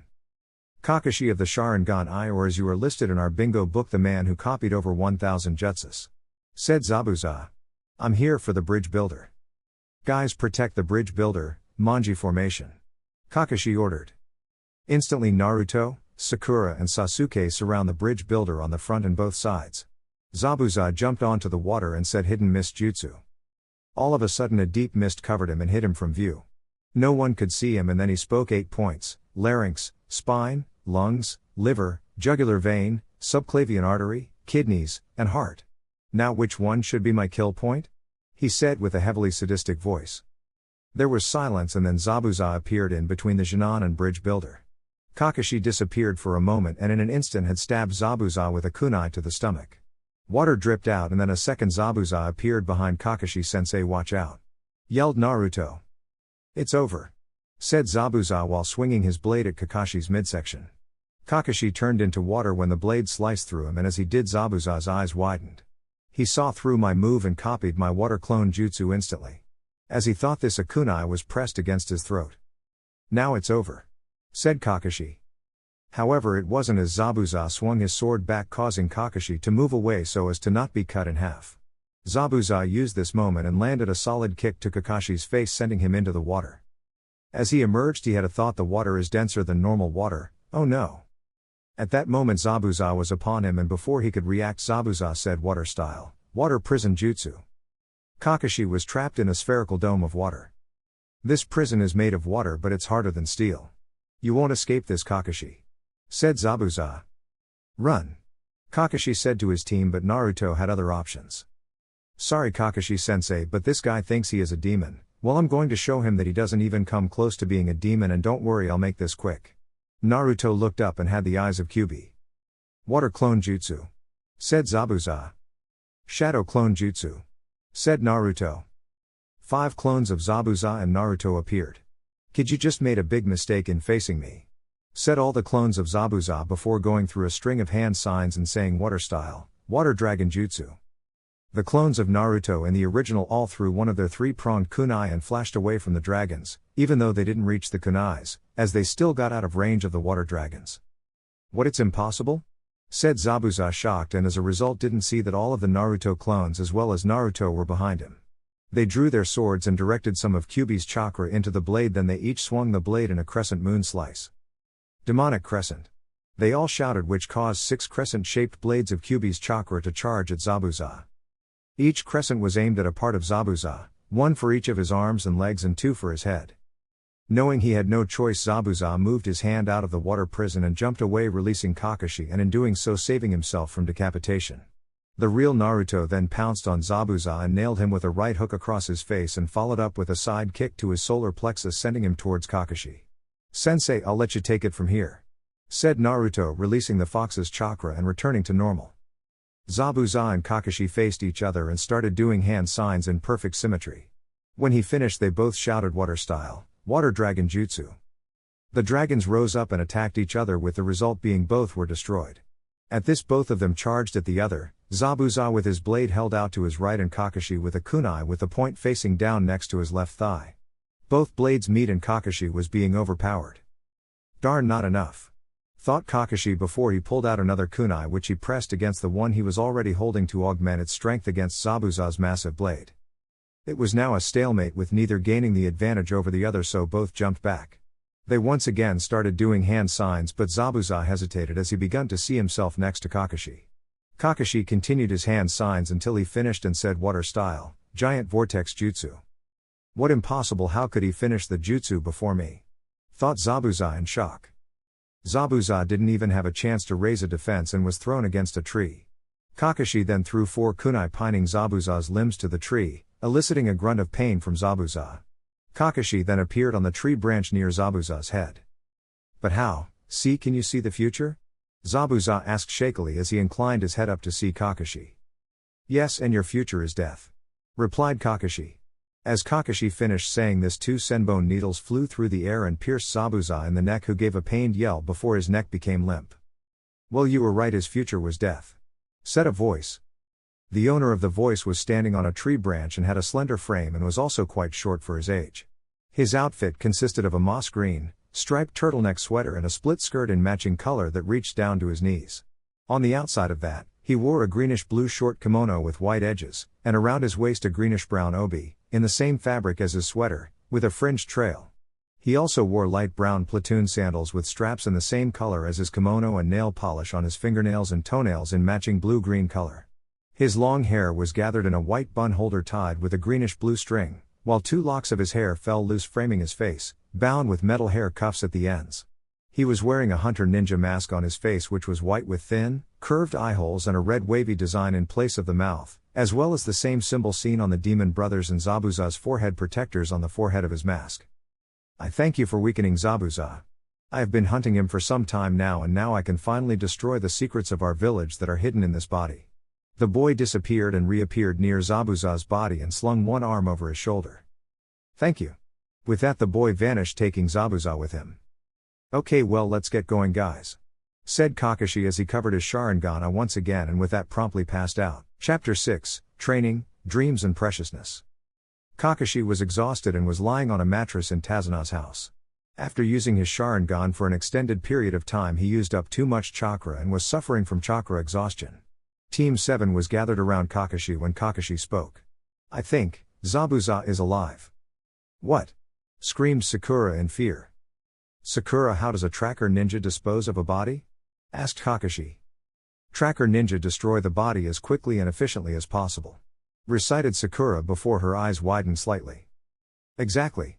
Also, the weapons he used were senbone needles, which stun and hardly ever kill unless they strike a vital organ, none of which are in the neck. Therefore, based on this evidence, I think it's safe to say he wasn't trying to kill Zabuza but was trying to save him, concluded Kakashi. So what do we do now? Asked Naruto in a level tone. Well, I'm no condition to fight right now, so I think it's time I trained you three a bit more, said Kakashi while giving his patented eye smile. Team 7 had journeyed outside and walked into an area laden with trees. After traveling a certain distance into the woods, Kakashi stopped and turned to face his Junin. Okay, the exercise I'm going to teach you now is the tree walking exercise. To do this, you build up chakra in the soles of your feet and simply walk up the tree, said Kakashi, who then proceeded to demonstrate walking up the tree using only his chakra. While Sasuke and Sakura were surprised, Naruto had a look of indifference on his face. Kakashi saw this and wondered why Naruto wasn't surprised. Naruto, have you seen this exercise before? He asked. Naruto shook his head and replied, no, I can do it though. Naruto then walked up the tree as well, to the amazement of his teammates, while Kakashi merely raised an eyebrow. I can also walk on water, he stated in a bored tone. Okay, here is the plan.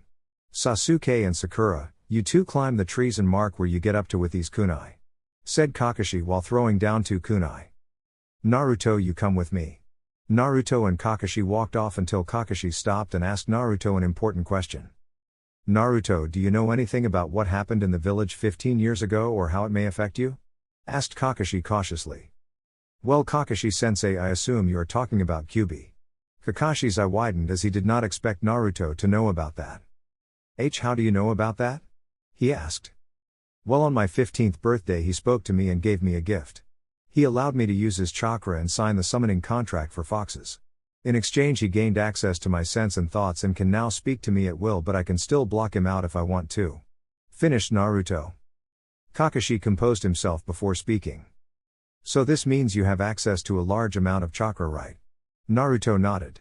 Okay, then before I get on to what I want to, I have to ask, for the safety of the village, can you control it? Said Kakashi with the most seriousness Naruto had ever seen. Yeah, even if I summon him, he told me that his will is partially under my control, so if I expressly forbid him from, say, destroying the village, he won't be able to, which I'm assuming is the reason you asked, said Naruto, sensing Kakashi's distress. Kakashi breathed a sigh of relief and then spoke again. Okay, Naruto, since you have such an ample amount of chakra, I'm going to teach you one of the many jutsu I have copied over the years. This move is called Fire Style, Grand Fireball Jutsu, said Kakashi before showing Naruto the hand signs and then told him to practice. Hey Kyuubi, how can I use Fire Style if I have a wind affinity? Asked Naruto. Just when I think you have a brain, you go out of your way to prove me wrong. I told you that your natural affinity is easier to do, I didn't say it's the only element you can use. In any case, I have a fire affinity and therefore so do you when you use my chakra, so if you want, use my chakra when you use Fire Style Jutsu so it is easier for you, said Kyuubi in a bored drawl.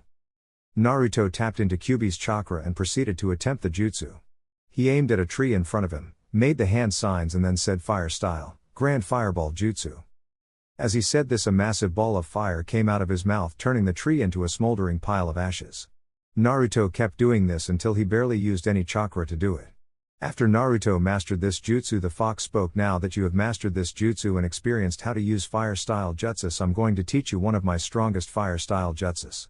The only drawback is that you can't use this skill without my chakra, whereas you could have used either my or your own chakra for the Grand Fireball Jutsu. This is not the case with this one. This technique is called the Nine-Tailed Fox Fire Stream, and its strength increases depending on how many tails you unleash. More tails, more power. Naruto tried to use this in his Kyuubi form but it didn't work, so he reluctantly allowed one tail to appear and then tried it. Naruto growled in pain as the one-tailed cloak covered him. Naruto crouched down into a fox-like position with his palms touching the ground. He gathered his chakra in his chest and let it travel up his throat before opening his mouth while thinking nine-tailed fox fire stream. A wide stream of fire was immediately expelled from Naruto's mouth, and after it ejected his mouth it doubled in size and rushed at the tree. A loud bang was heard indicating the breaking of wood, so Naruto stopped his jutsu so observe the damage. Not only did the stream burn the tree he was aiming at, but it also went right through it as well as another 5 behind it. Naruto was amazed but then collapsed to the ground panting. As this was his first time unleashing the first tail, he was extremely exhausted, so he decided to stop training and see how Sasuke and Sakura were doing. Naruto walked back to where they had been and found them still there running up the tree in Sasuke's face or panting or the floor in Sakura's case. Both had managed to reach the top, so Naruto walked over to them. "Yo, you guys mastered this yet, oh great Uchiha?" asked Naruto with a sarcasm-heavy voice. Sasuke back-flipped off the tree and gave a small scoff before turning away from Naruto. Kakashi appeared at the same time Sasuke landed back on the ground. "Okay guys, I think we have done enough training, so starting tomorrow we protect the bridge builder as he builds the bridge," announced Kakashi. When they returned to Tazuna's house they sat down to eat dinner at the table. Inari, Tazuna's grandson, had been watching them train today and finally started to speak to them. "Why are you guys training so hard? It's not like you are going to be able to change anything? You guys are just kids, you won't stand a chance against someone like Gato," said Inari in a flat tone. "You want to know why? It is because I'm going to become the Hokage, it's my dream," replied Naruto. "Dreams are just that, dreams, and only stupid little kids believe them. Anyway, why are you sticking your nose in our business for? Gato has hundreds of men and all of them will tear you to shreds if you go against him, and for what? You have no idea what it is like to suffer, that's why you dream. You think everything works out well, but it doesn't," shouted Inari angrily with tears coming to his eyes. The entire room went silent. Kakashi stared concernedly at Naruto, knowing just what he had to endure. Naruto's bangs were covering his eyes as he spoke. "You think I don't know what it is like to suffer? Kid, you have no idea what it's like to suffer. In fact, I think you're nothing but a coward," Naruto shouted as he looked Inari straight in the eye, glaring at him heatedly with an oppressive aura falling over the table. Inari began to whimper, but before he started crying he went to his room. "Naruto, you went too far, go and apologize to him," demanded Sakura. "Shut up Sakura, you shouldn't talk about matters you have no idea about," thundered Naruto. Sakura whimpered but wisely shut her mouth. After a few seconds the oppressive aura lifted.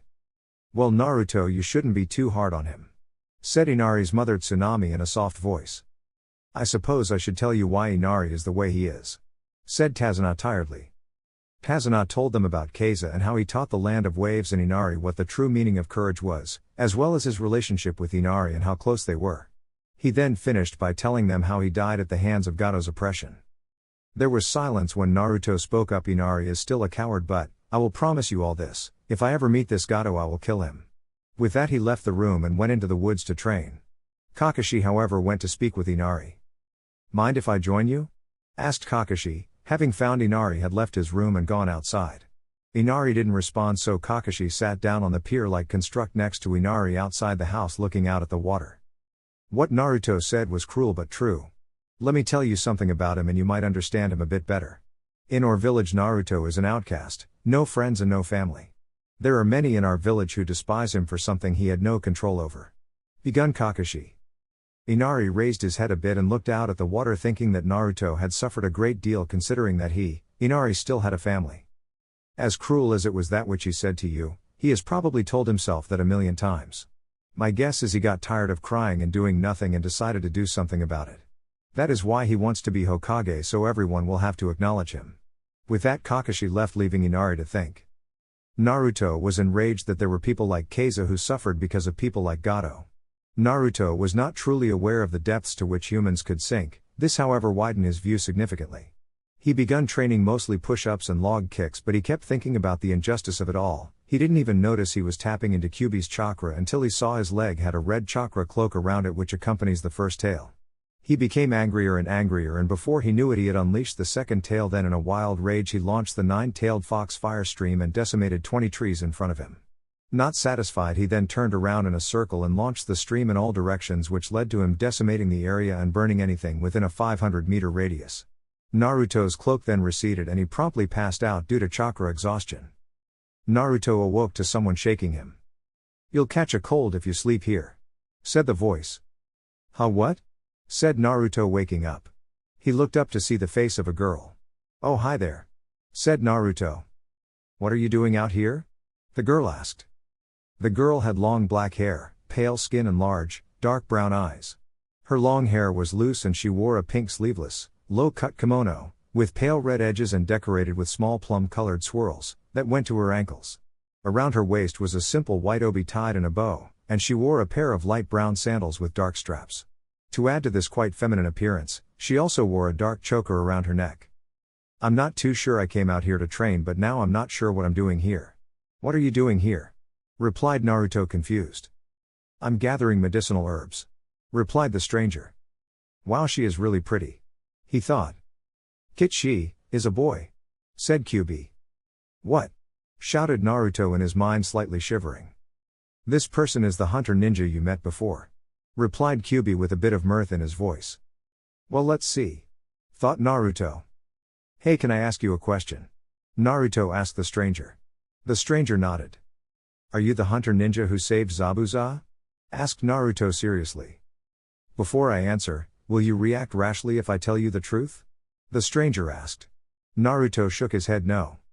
"In that case, yes, I am the hunter ninja," was the honest reply from the stranger. Naruto thought about it for a while and then only one question came to mind. "Why?" he asked. "Why what?" replied the stranger. "Why do you serve a person like Zabuza?" asked Naruto. "He is precious to me," the boy stated. "Do you understand what it means to have precious people?" questioned the boy. Naruto thought about it. His mind went straight to Iruka, then the third Hokage, and everyone else who acknowledge him as himself and not the nine-tailed fox. "Yeah, I understand what you mean, and I guess, like you, I would be more than willing to help them as well," replied Naruto. The boy smiled and spoke. "Very well, then you now have your answer. Rest now, for later we will meet in battle and we will have to fight to do what we can for our precious people. Wait. Before you leave, I would like to ask you two things." The boy waited. "What is your name and do you have a dream?" asked Naruto, genuinely curious. "My name is Haku and my dream is for Zabuza's dreams to become a reality." "What are yours?" asked Haku. "My name is Naruto Uzumaki and my dream is to become the Hokage so everyone will acknowledge me," said Naruto. "Well, it was nice to meet you, Naruto," said Haku with a small smile. "Likewise, Haku. Although we may be enemies at one point, I would like to ask you if you will be my friend?" asked Naruto. "I would like that," Haku said, smiling. Naruto extended his hand. "Friends?" questioned Naruto. Haku hesitated for a moment, then took his hand and shook it. "Friends." He agreed. Chapter 7, Guard Duty. Naruto trudged back to the house and had a quick breakfast. After he finished, Kakashi and Sakura went to guard Tazuna while he worked on the bridge, which left Sasuke and Naruto free. Sasuke went off to practice his fire-style jutsus while Naruto went into the woods to train with Kyuubi. "Kit, you can't keep using my chakra like that. You need to be able to control it and not give in to intense emotions," said Kyuubi seriously. "How do I do that?" asked Naruto. "Transform into your first-tailed form and hold it while meditating," replied Kyuubi. Naruto complied, and for the next 8 hours Naruto stayed in his one-tailed form while meditating. He then wanted to test if he had control over the form, so he deactivated it and then reactivated the first tail. Having no trouble, he then went on to try and call forth the second tail. However, the strain was too much and he passed out, promptly appearing in front of the fox's cage. "How did I get in here?" wondered Naruto out loud. "Why did you try and use the second tail? I told you not to," said the fox with slight traces of anger in his voice. "Well, I thought I could handle it. I was just testing out my capabilities," replied Naruto nonchalantly. "You idiot, my chakra is intertwined with my hatred. If you can't control the hate, it will consume you and I will be released. Not that I wouldn't mind getting out of here," shouted the fox before becoming thoughtful at the end. "I guess that explains how I am able to draw the tails out in the first place. I was always really angry when I drew them out, so I guess that makes sense," said Naruto thoughtfully. "I guess you're not so dumb after all, but remember, if you try and force the tails to emerge, it could destroy you," warned the fox. Makes sense. Also, Kyuubi, just a warning, If you keep insulting my intelligence, I might just show you why I am the #1 most unpredictable ninja," said Naruto with a malicious grin before he left. With that, Naruto woke up and looked around. He saw the sun was coming up, signaling a new day had arrived. Crap, I slept through the entire day. Damn, I have to get back to the house. We were all supposed to guard the bridge builder today. With that, he ran off to the house. On the bridge, Kakashi, Sasuke and Sakura were walking to the bridge with Tazuna behind them. When they arrived, they saw all the workers either unconscious or unable to get up or even move. "What happened here?" asked Tazuna fearfully. As he finished speaking, a dense mist rolled in. "Sensei, it's Zabuza, isn't it? This is his hidden mist jutsu," asked Sakura. "Well, Kakashi, I see you still have those brats with you. Pitiful that one is still trembling," said Zabuza. At that moment, 7 water clones of Zabuza appeared around the group. Sasuke grinned and said, "I'm trembling with excitement." "Go on, Sasuke, they are all yours," said Kakashi. In the space of a second, Sasuke had slashed all of the water clones and returned back to his original position. The clones turned back into water. "Seems like you have a rival, Haku," said Zabuza. "So it seems," said the boy who they previously thought was a hunter ninja. Sasuke and Haku stepped forward and prepared for battle. Sasuke pulled out a kunai while Haku pulled out a senbon needle. Both of them charged and their weapons clanged against one another. Sasuke kept trying to get past Haku's guard, but Haku was just as fast as him, making it impossible. They kept this up until Haku spoke. "We are only after the bridge builder. If you back off, we won't need to fight you." Sasuke ignored him and kept looking for an opening. "You are at a great disadvantage. Give up now," said Haku calmly. "How am I at a disadvantage?" Sasuke asked with a scoff, clearly not believing Haku. "First, we are surrounded by water, and second, I've blocked one of your hands, leaving you with only one to defend yourself," said Haku in his level tone. Haku brought his free hand up and begun to make hand signs using only that hand. When he finished, he said, "Secret jutsu, 1,000 needles of death." He stomped his foot on the ground and the water rose up all around them in the shape of water droplets. In the next moment, all the droplets turned into sharp water needles. The needles rushed at Sasuke in an attempt to skewer him. Sasuke managed to avoid the needles by pushing his chakra into his feet and leaping away. While in the air, he threw 4 shuriken, causing Haku to backflip away. Sasuke then appeared behind him and cockily said, "From this point on, you are going to be defending from my attacks." Sasuke charged with a kunai, which Haku blocked with his forearm. Haku then tried to sweep Sasuke's legs with his arm with a needle held firmly in his hand, but Sasuke kicked him in the face, sending him back to Zabuza. Zabuza was in shock and Kakashi spoke, "You made a big mistake in calling these ninja brats.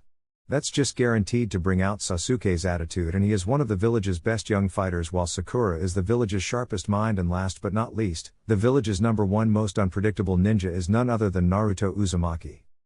Haku, if this keeps up, we will be the victims, not them. Get on with it," said Zabuza in a no-nonsense tone. "Right," said Haku. As he stood up, purplish-blue streams of light begun to come off Haku in waves. Haku walked back towards where Sasuke was. "I'm sorry it had to come to this. Secret jutsu, crystal ice mirrors," said Haku in a slightly sad tone. Mirrors of ice appeared around Sasuke and Haku. The mirrors then glowed and Haku walked right into one, disappearing within it, and then reappeared as an image on the mirror, which was then projected to all the other mirrors. Kakashi ran and tried to get there to help Sasuke, but Zabuza stood in his way. "Your fight is with me, Kakashi. The boy doesn't stand a chance against Haku," said Zabuza cheerfully. "Before you delude yourself with false hope, let me tell you a little secret. Haku is even stronger than me. In other words, your boy is doomed," finished Zabuza sadistically. Haku spoke to Sasuke, "Now I'll show you what speed really is." The mirrors glowed and needles begun flying at Sasuke from all directions. He was slashed and his kunai was knocked away by the needles and sent flying out of the mirror dome. Both Sakura and Kakashi called out, "Sasuke! Try and help him, Kakashi, and I'll kill those other 2 in a heartbeat," said Zabuza. Sakura picked up the kunai and ran towards the mirror dome. "Sasuke, catch!" she shouted as she flung the kunai towards Sasuke. However, before it could reach Sasuke, Haku appeared out of one of the mirrors and grabbed it. Suddenly, out of nowhere, a shuriken flew through the air and hit Haku's mask, leaving a deep gash. Everyone looked at the direction it came from and saw. At the house. "Inari, can you give me a hand?" asked Tsunami in the kitchen. "I'll be there in a minute, Mom," replied Inari, who was up in his room. All of a sudden the front door was slashed and crumbled into pieces by two bandits who had just appeared. Tsunami screamed as they hit her. Inari, hearing the scream, ran down the stairs and arrived to the scene. Sticking his head cautiously around the hall, he looked to see what was wrong. "Mom!" cried Inari. "Inari, go away from here now!" shouted Tsunami. "Don't move," said the bandit. "Should we take him hostage as well?" asked the bandit. The bandit was of tall stature, wore an eye patch over his right eye while his left eye was white with a black pupil, and had brown hair which he parted in 3 parts, finishing in an elaborate topknot. He had an intricate tattoo that seemingly stretched across his entire left side, as well as a stitched scar on the left side of his forehead, and the left side of his mouth. He was wearing what seemed to be a loose-fitting kimono, albeit not in the traditional manner, as the top half of the outfit fell around his waist, leaving his upper body exposed. He also wore bandages wrapped around his waist, simple sandals, and carried a fairly long sword. "No, Gato said, only one hostage," replied the other bandit. This one was a light-skinned man with bluish-white hair and also had black eyes. He also had line markings tattooed under his eyes. He wore a dark purple hat on his head, the top of which extended far beyond the top of his head. He also wore a blue jacket with multiple pockets and had a blue-handled katana tied to his waist. "All right, that means I can cut him up," said the first bandit excitedly as he moved his hand to his sword. "No. Don't hurt him, he is just a boy. If you want a hostage, I'll do anything, but if you hurt him, I'll bite my tongue and kill myself," shouted Tsunami. "Well, looks like your mum came through for you, huh, kid?" said the second bandit. "It's a shame, I was really in the mood to cut something," said the other bandit. "Relax, and anyway, you've already drawn blood today," replied his partner. The three walked out and Inari started crying. "I couldn't do anything, I'm so weak," he thought as he kept crying. Then he remembered what Naruto said, "You're nothing but a coward." And what Kakashi told him. I think he just got tired of crying and decided to do something. Then he thought of his dad and mom and his grandpa and thought, can I be strong like them too? Having a change of heart, Inari decided he wouldn't cry anymore and charged outside. "Let go of my mum," he shouted as he charged the bandits, arms flailing. "Now can we cut him?" asked first bandit in an eager tone. "Sure," replied the other bandit. "No. Don't touch him, if you do I'll." But she didn't finish what she was saying as she was chopped from behind and the bandit said, "Take a nap." They sliced Inari and he was split in 3, but then when they looked back they saw a log sliced into 3 parts instead of a sliced up body. "A substitution," said one of the bandits. Naruto had arrived and stopped the bandits from slicing Inari and rescued Tsunami, who blushed slightly. "Good job, Inari, thanks to your distraction I was able to save your mom, although the hero always shows up at the last minute anyway," said Naruto. "Naruto?" asked Inari wide-eyed. "Get him," said the bandits as they charged at Naruto, swords drawn. Naruto simply threw 2 shuriken which they easily deflected with their swords. They then bragged, "You are going to have to do better than that." "I did," said Naruto smiling as the 2 shuriken popped into shadow clones which then proceeded to kick both bandits in the face, knocking them both out cold. "Inari, you were very brave," praised Naruto. Inari started crying. "Damn it, I promised myself I wouldn't cry anymore," sniffled Inari. Naruto placed a hand on his shoulder and said, "It's all right to cry if you're happy." Naruto stood and told Inari, "I'm going to check out the bridge, in the meantime take care of your mom," said Naruto as he ran away. "You got it, Naruto," said Inari while giving him a thumbs up. On the bridge, Naruto arrived in time to see Haku catch a kunai and saw he was fighting Sasuke. Naruto quickly threw a shuriken which struck his mask. Everyone looked in his direction and Naruto, arms crossed over his chest, had only one thing to say. "Naruto Uzumaki is here," he shouted. Chapter 8, The Battle. Naruto took a moment to survey the battlefield. Sasuke was just about exhausted while Haku seemed fine. Kazuna and Sakura were untouched while Kakashi appeared worse for wear and appeared quite tired with a slash on his chest which showed blood had been drawn. Sizing up his options, he quickly made a shadow clone and sent it to help Kakashi while he went to help Sasuke. With Sasuke, Naruto had walked in and saw the mirrors he noticed before all appeared to show Haku, but he knew only one was the real one. "Sasuke, tell me what you know about this jutsu," he said seriously. "He uses mirrors to transport himself at super speeds and it appears as though he is all around when he is really in one place," Sasuke summed up.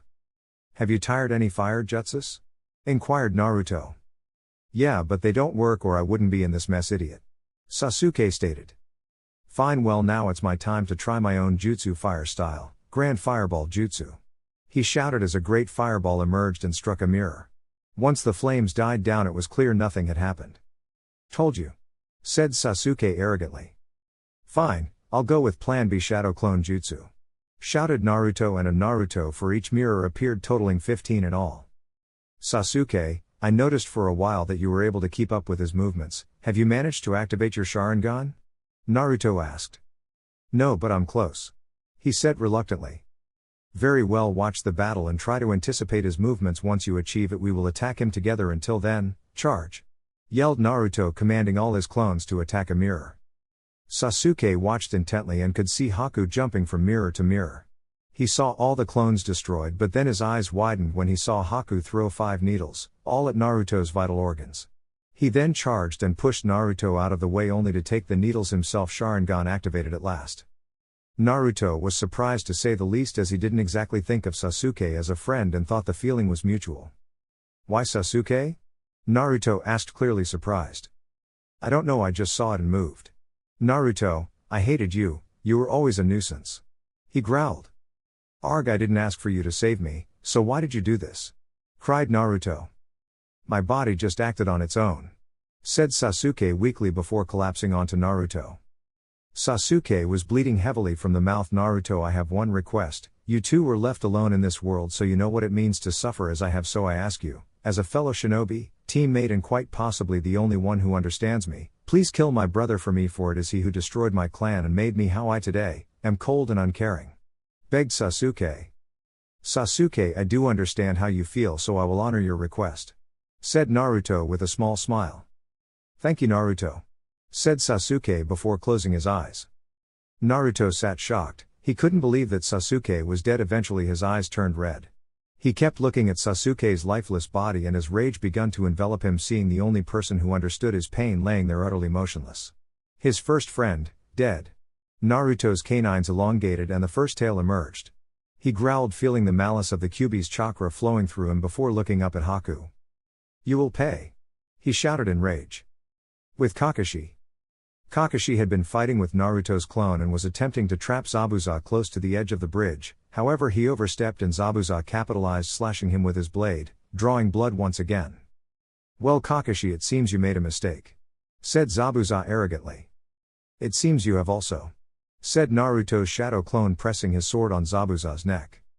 Zabuza began to sweat and was worried that this was it, but then suddenly the clone cried in pain before popping out of existence. Both Kakashi and Zabuza were confused and simultaneously turned and saw the red haze at the ice mirror dome. Oh no, I think Naruto lost control. I have to end this now. Kakashi drew a scroll and swiped some of the blood from his jacket onto the scroll. He twirled it around and then placed it on top of his knuckles while making hand signs, then slammed it on the ground and said, ninja art, summoning earth style, Fang Pursuit Jutsu. Little squiggles rushed out and rushed to where Zabuza was. When the markings reached him, ninja hounds burst from the ground and bit onto Zabuza on his neck and all his limbs. Got you, said Kakashi. With Naruto. The rage was overwhelming Naruto and he could only cry in pain, trying to prevent the second tail from coming out. After a fair bit of struggling, he succeeded in stopping it. Haku, last chance. I will destroy you unless you abandon Zabuza and join us, said Naruto, barely succeeding at holding back his rage. To say Haku was stunned was an understatement. He thought he was finished, yet here he was being offered a second chance. I'm afraid I can't accept Naruto. As long as Zabuza lives, I must serve him, he said rather emotionlessly. Naruto nodded and crouched down before he unleashed the tailed fox stream while spinning in a circle in a similar way to what he did in the forest, destroying all mirrors and sending Haku flying out with his clothing alight. Naruto walked over and before he punched Haku in the gut, knocking him out unconscious, he said, you won't serve anyone very soon. With Kakashi. Kakashi made hand signs and formed his very own original jutsu, lightning blade. He called. Zabuza, I won't let you kill Tazuna. He is a brave man and is helping this village recover. I won't let you destroy this bridge and this village's dreams, said Kakashi while he gripped his hand.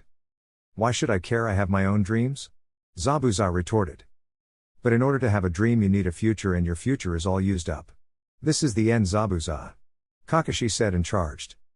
He thrust his hand holding his jutsu into Zabuza right through his heart, causing him to die almost instantly.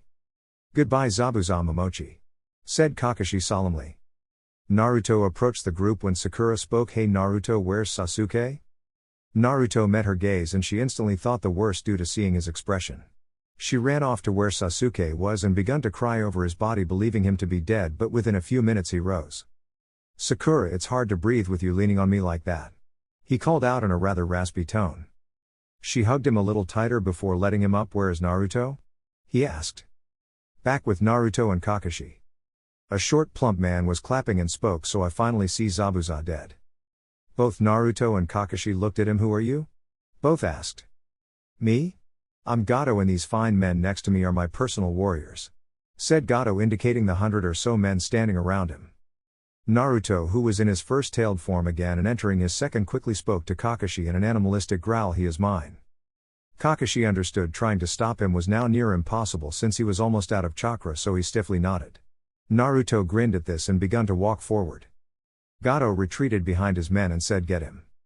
The men then charged while Naruto popped his neck, then went down on all fours. In a red flash he shot his hand right through the heart of one of them, letting the blood flow freely. He then ducked down to avoid a halberd strike which decapitated the person he had just killed. Naruto then launched his tail and pierced the neck of the person who attacked him, who coughed up blood before dying. Naruto then charged and slammed two bandits' heads together, crushing them, sending blood and brain everywhere. He then realized this wasn't going to satisfy him, so he stood up and drew his sword before he quickly beheaded the other 96 men in a blur of blood and red chakra before flicking his blade, elegantly removing the blood on it, before sheathing his blade and walking calmly towards Gato. "Wait. Don't kill me, I'll give you anything you want," Gato pleaded. "There is only one thing that you can give me to save you," said Naruto in his animalistic voice. "What? I'll give you whatever it is," Gato said desperately. "Bring back the man you killed in this land who taught the people of this land courage," said Naruto before he smirked triumphantly. Gato began to sweat and realized he couldn't do that, so he said, "But he is." "Arg!" Gato yelled in pain as Naruto just ripped his left arm out of its socket. "Wrong answer," growled Naruto. He watched the blood fall of the left arm in morbid fascination and then cut both of Gato's legs at the knee with his sword. Then he stood on his last remaining limb and growled while pulling his arm back, fingers all together in the shape of a knife and claws extended. "This is for all the hurt you have caused," said Naruto before plunging his hand right through his lung, causing him to cry out in pain and cough out blood. The torture was soon to end as Naruto then brought his other hand up in the shape of a fist. "And this is for Inari," he almost whispered before smashing his hand on Gato's skull, going right through his brain, killing him instantly. Naruto withdrew his hands and walked back to Kakashi, who gave him a look of understanding laced with worry and a hint of fear. "Don't worry, Kakashi, it's me, not Kyuubi," said Naruto, releasing his demonic chakra and turning around to see Inari with all the villagers behind him. "Naruto, I know you said a hero shows up at the last minute, but you didn't really leave us with much," said Inari, half surprised and half joking and a little scared at the carnage. Naruto walked over to Zabuza and after Kyuubi told him how, sealed Zabuza's sword into a scroll. Haku chose this time to wake up and looked around and saw Zabuza dead. He picked up a needle and was about to pierce his heart when Naruto stopped his hand. "Haku, you are free now, so I will ask you this again. Will you abandon Zabuza and join us, or will you simply kill yourself, eliminating your purpose?" asked Naruto compassionately. Haku thought about it before saying, "I have no purpose anymore." And he turned his head away in sadness. "I have one for you. For you to be my friend and live your life the way you want it," said Naruto with a smile. "Naruto?" asked Haku in surprise, although looking at the whiskered Uzumaki's face revealed a smiling visage full of compassion. Haku paused in hesitation. "I accept your offer," said Haku after some deliberation, the beginnings of a smile appearing on his face. Next week. The bridge was finished and Team 7 and Haku were just about to head back to the Leaf Village. Before they left, Inari spoke, "Guys, come back real soon, okay?" "Don't worry, Inari, we will see each other again someday soon," said Naruto, smiling. Tsunami walked up to Naruto and kissed him on his right cheek, which caused Naruto to blush slightly. "Thanks, Naruto," said Tsunami softly, leaving almost everyone floored. Naruto scratched his cheek before turning away to hide his growing blush. "Haha, she just made my day, I am never going to let this go, Naruto," said Kyuubi happily. As they were leaving, the villagers began to ask about the name of the bridge before Tazuna spoke, smiling at Naruto moving away in the distance. "We will call it the Great Naruto Bridge." Tsunami chuckled. "That's a good name and hopefully it will stand as a beacon strength for years to come, just like Naruto was for this village and the bridge," said Tsunami with a slightly dreamy expression. Just as they were nearing the village hidden in the leaves, Kakashi finally snapped out of his shock from Naruto getting kissed and spoke. Naruto, if you really want your friend here to be a part of the village, you are going to have to take him to see the Hokage. Naruto nodded, and as soon as they were in the village, he took Haku straight to the Hokage tower. Naruto walked into the tower with Haku following behind. He arrived at the Hokage's door, then knocked and went in. The third was sitting at his desk looking a bit worn out. "Ah, Naruto, how is everything?" said Hiruzen, beaming at Naruto. "Good, but I'm here on business, old man," said Naruto seriously but also smiling at the warm greeting. "Who is this?" asked Hiruzen, gesturing towards Haku. "This is Haku. We met on our last mission in the Land of Waves, and long story short, he is here to become a leaf shinobi," said Naruto. "Yes, Naruto here saved my life and I wish to repay the favor. I would also like to be on his team," said Haku politely. The Hokage thought about it and decided to agree. After some thought, "Very well, I will agree to these terms and allow Haku to become a leaf shinobi, but he must face a test to see if he has the skills to be one," said the Hokage seriously. Naruto nodded while Haku respectfully bowed before they both left. Hopefully that boy will be able to teach Naruto how to show respect. Then again, I don't think that will ever happen. Naruto is nothing if not stubborn, thought the Hokage, chuckling before sighing and returning to his paperwork. I really hate paperwork. Chapter 9, Shukaku and the Chunin exams. Haku adjusted to life in the village quickly. He passed his test of becoming a leaf Shinin by fighting a low-level Chunin and winning, and then did missions with Team 7. They did about 10 D-ranked missions while the Chunin exams were fast approaching. Kakashi got his team together and showed up on time for once, probably to avoid pissing off Naruto. They were standing on a small bridge. "Guys, I'm really proud of all of you," said Kakashi, smiling as he appeared on the rail of the bridge. "You have all come a long way, so I have recommended all of you for the Chunin exams. If you want to participate, go tomorrow to room 301 in the academy and submit these applications," said Kakashi, throwing one to all four of them. "Bye," said Kakashi before disappearing with body flicker. Sasuke walked off and Sakura followed, trying to get a date as she obviously didn't get the hint that Sasuke wasn't interested. Haku also walked off after a while, and Naruto finally decided to get some ramen. As Naruto was heading to Ichiraku's, he heard Konohamaru yelling, "Let me go." Naruto went to where he heard the commotion and saw a blonde girl with her hair in 4 pigtails with a battle fan. She wore a single light purple-colored, off-the-shoulders garment that extended halfway down her thighs, with a scarlet sash tied around her waist. In addition to incorporating fishnet worn over her shoulders and legs, specifically on her right calf and her left thigh, she also wore a headband around her neck which depicted an hourglass and a boy who wore a black, baggy, full-body suit with a red and yellow circle on the front. He also wore a black hood with cat-like ears and his forehead protector, which also depicted an hourglass on his forehead, and was squeezing Konohamaru painfully by his scarf. "Kankuro, put him down, you're going to get us in trouble," said the girl. "Relax, Tamari, we've got a bit of time until he gets here, we might as well have some fun," replied the boy Naruto now knew to be named Kankuro. "I suggest you listen to the pretty girl, as it is clear that she has a brain while you do not," said Naruto, slightly mocking but still serious. Tamari was surprised that this kid had just insulted her brother and blushed at the compliment, while Kankuro snarled at being called brainless. "You know what, kid, you've offended me, so I'm going to teach this boy your lesson. Respect your betters," said Kankuro, who pulled back a fist and was about to slug Konohamaru in the face. Naruto appeared in an instant with his sword pressed against Kankuro's neck. "Like I said, I suggest you listen, and you are not my better," said Naruto with disdain clear in his voice. Kankuro let Konohamaru down and let him move away and leave the area while Naruto backed off. He then pulled off what looked to be a mummy of his back. "What are you doing, Kankuro? Are you going to use the crow for this?" asked Tamari, slightly worried. "Kankuro, you are an embarrassment to our village," said a voice from nowhere which sounded bored. The owner of the voice appeared in a swirl of sand in front of his comrades. "Oh hey Gara," said Kankuro, scared. He turned and faced Naruto. He wore a black full-body suit with t-shirt-like sleeves, 3/4-length legs, and an open neck. With this, he wore a white cloth over his right shoulder and the left side of his hips, and a wide leather band system over the left shoulder and right side of his hips. With this leather band, he carried what appeared to be a gourd. His forehead protector was wrapped around the band. His eyes appeared a bluish green and had dark black circles around them. "So this is the vessel of the one-tailed Shukaku," said Kyuubi. "Do you know this kid?" thought Naruto.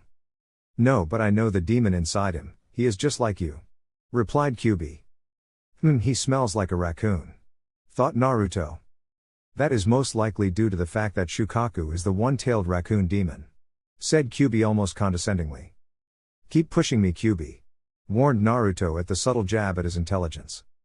I apologize for my brother. Said Gara bowing deeply. I accept your apology, but I would like to ask you something. Said Naruto. Why has the raccoon come to the leaf? He asked. Tamari and Kankuro's eyes widened, but Gara's almost popped out of his head before he clutched his head in pain. It appears that the seal on that vessel hasn't been done properly and Shukaku is tormenting his host. Tell the vessel that Shukaku better lay off tormenting his vessel or I'll come out. Said Kyuubi. Gara, tell your tenant to listen and that if he doesn't stop tormenting you the fox will come out to play. Said Naruto grinning. Gara immediately stopped screaming and raised his head panting slightly. Thank you for that. Said Gara bowing once again. However, even though you have helped me, if we meet in battle I will kill you. Said Gara, releasing his bloodlust and killer intent to try and intimidate Naruto. Naruto smiled back and released twice as much while saying looking forward to it. As the siblings were leaving, Naruto asked, what are your names? The girl quickly replied and said, I'm Tamari, that's Kankuro and he is Gara. She said, gesturing to each in turn. Naruto nodded and said, I'm Naruto Uzumaki and Gara, I empathize with your pain and I wish to help you, but you better not hurt any of my friends. If you do, I will show you very little mercy. We shall see. Said Gara before they all walked off, with Naruto forgetting about ramen and heading home. It seems the Chunin exams will be interesting, huh Kyuubi? Thought Naruto. So it seems, but why did you say you wanted to help? Inquired Kyuubi. Did you see it? In his eyes I saw he has suffered a great deal and has most likely been shunned, which has made him how he is today, which could have easily happened to me. If I help him, even though I am but one person, that may be enough to save him before he descends into madness and bloodlust from which he can't be saved. Thought Naruto. You really are something else, kid. Said Kyuubi almost admiringly. With that, Naruto headed home and got ready for the Chunin exams, which were only around the corner. The next day, Naruto met up with Haku, Sasuke and Sakura along his walk to the academy, so they all went together. When they arrived on the second floor, they saw a boy in green spandex being beaten up by two guards. Naruto recognized the boy as Lee and instantly knew he was faking being weak. While he wondered about this, he saw Tenten. She was in her usual attire, a pink sleeveless blouse and dark green pants, with her hair up in two buns with her forehead protector just under her fringe on her forehead, and was next to Lee talking to the guards. As she walked over to them, one guard was about to hit her. Naruto appeared in an instant and blocked the punch aimed at her. You know it's not nice to hit a lady. Said Naruto. Most of those around were surprised at how fast Naruto moved. Sasuke walked up with Sakura close behind and said, while you're at it, drop the genjutsu, it's pathetic. Most were wondering what Sasuke was talking about until the guard spoke up, so you saw through the genjutsu, huh? The guard charged Sasuke while Sasuke began to swing a kick. In an instant Lee appeared between both and stopped them with his hands. That's some chakra he's got. Thought Sasuke. What are you doing? Aren't you the one who said we should hide our true strength? Said a boy who had piercing white eyes with a slight lavender tint to them while walking up to Lee. The boy had noticeably long, black hair which reached the middle of his back and was tied back a few inches above the end, while two straps attached to a smaller headband underneath his ninja forehead protector framed the sides of his face. He had very fair skin and he also wore a black headband that he wore snugly over his forehead. He wore a khaki shirt, dark brown shorts, and blue shinobi sandals. He also had bandages wrapped around his right arm, chest, and right leg. Sorry, but Lee broke off and looked at Sakura and then blushed. Haku decided to make his presence known and asked Naruto, do you know these three? Well, I know Lee and Tenten, but I don't know their other teammate. Said Naruto sheepishly. Although if I remember I did hear about someone called Neji Hyuga. I guess that could be him. Naruto thought aloud. Yes, that is correct, my name is Neji Hyuga and these two are my teammates. Who are you? Asked Neji. Well, my name is Naruto Uzumaki, this is Haku and those two are Sasuke and Sakura. After the formalities, the Junin all headed to room 301. At some point, however, Sasuke, Lee and Sakura managed to get away from Neji, Naruto, Haku, and Tenten. While they were walking, Naruto gave Tenten the scroll containing Zabuza's blade.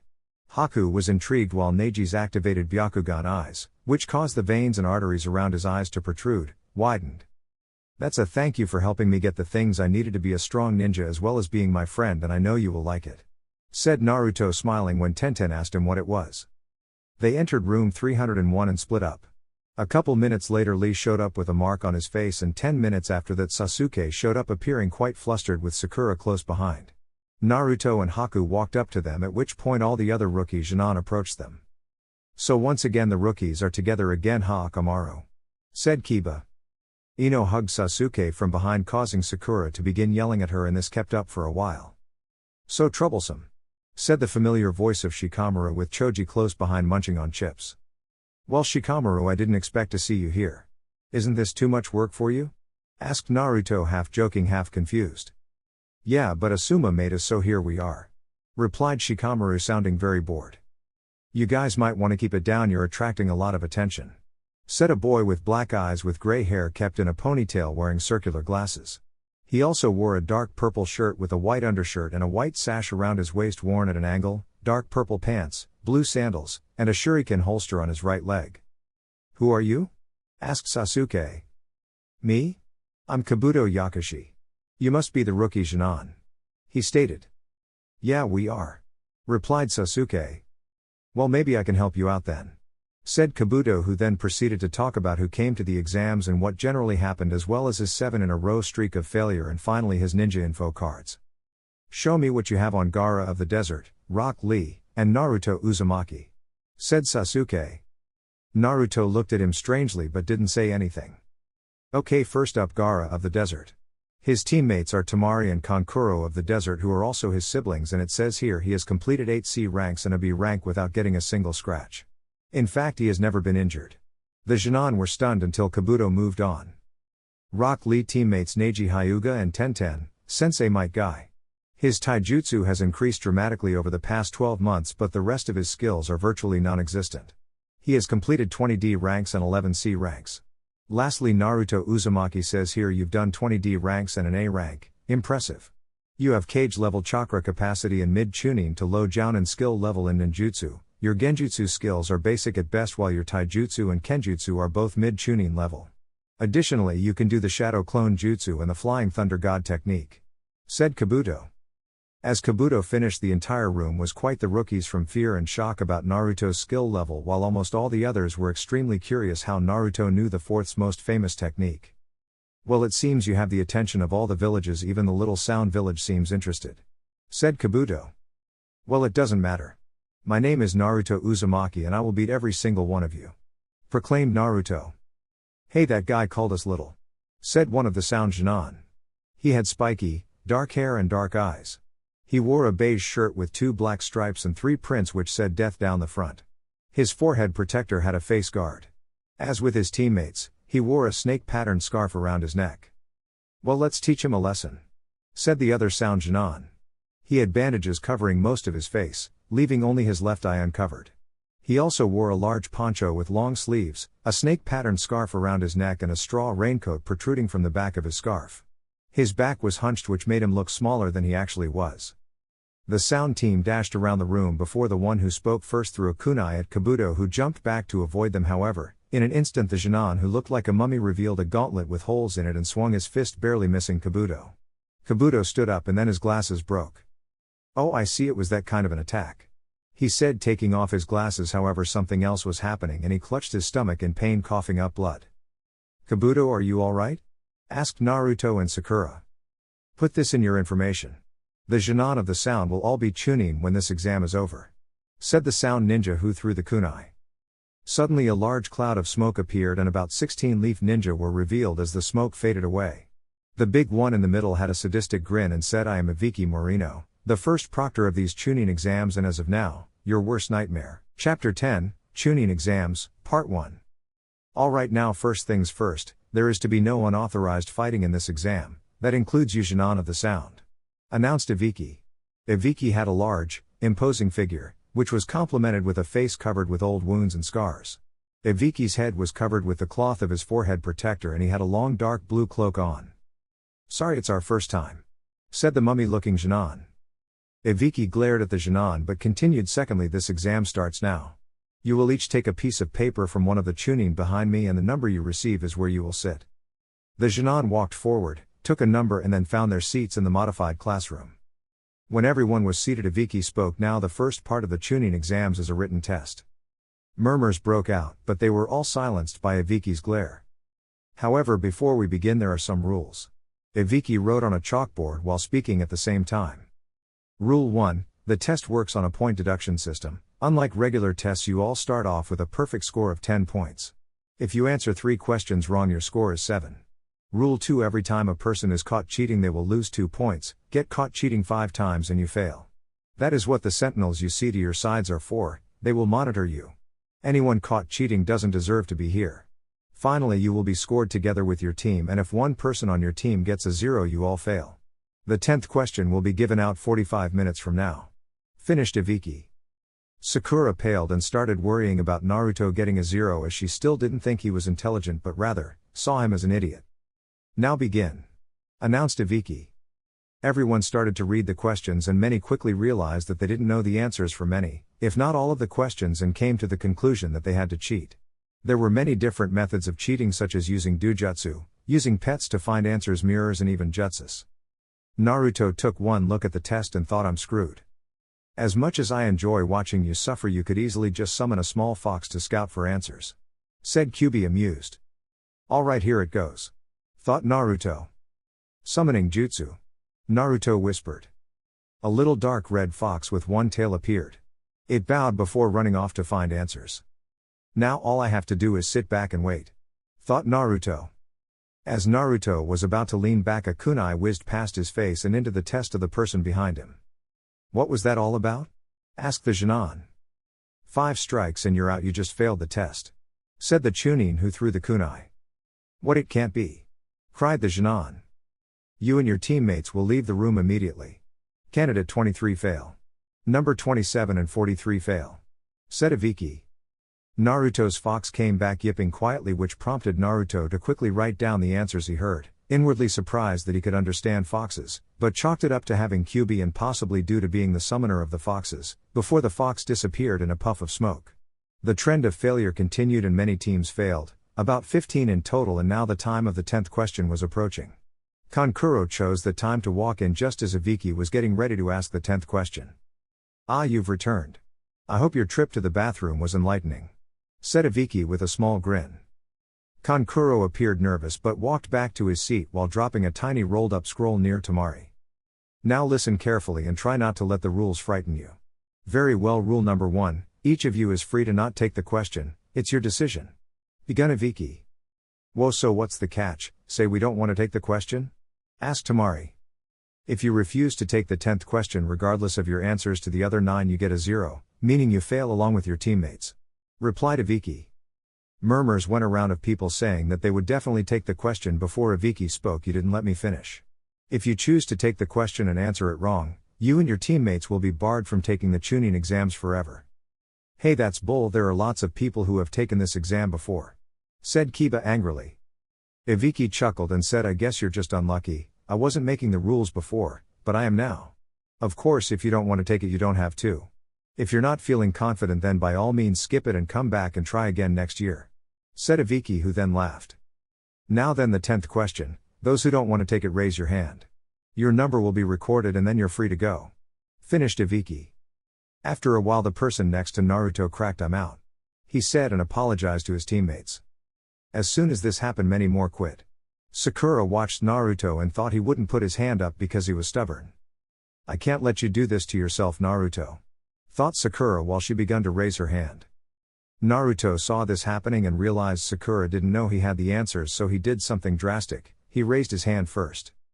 Many people were shocked at this turn of events, but then Naruto slammed his hand down and stood up. Don't underestimate me, I don't quit and I don't run. You can act tough all you want, it doesn't matter to me. I don't care if I'm stuck as a Chunin for the rest of my life, I'll still be Hokage. Finished Naruto before sitting down. There, that stopped her, thought Naruto in relief. This decision is one that could change your life. If for any reason you would rather quit, now is your last chance, said Iviki.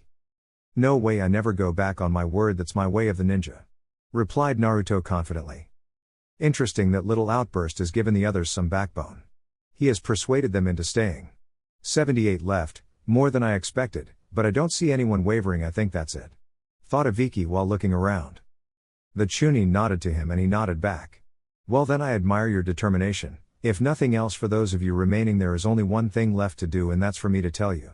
You all passed the first exam," said Ibiki. "What, do you mean we pass? Where is the 10th question?" asked Sakura. "There wasn't one, or at least not a written one. Your decision to stay here was the answer to the 10th question," said Ibiki, smiling widely. "So does that mean those other 9 questions you gave us were just a waste of time? Is that what you're saying?" asked Tamari. "No, not at all, quite the opposite. They had a very important underlying purpose. The first 9 questions were to test your ability to surreptitiously gather strategic intelligence under the most adverse circumstances," informed Ibiki. "Oh well, that clears up everything," said Tamari, confused. "Let me explain. My objective was to test how well you function as a part of a team, which is why you were scored as a team, so you would know that everything you would do, or fail to do, would affect your teammates. I wanted to see how you would cope with the pressure.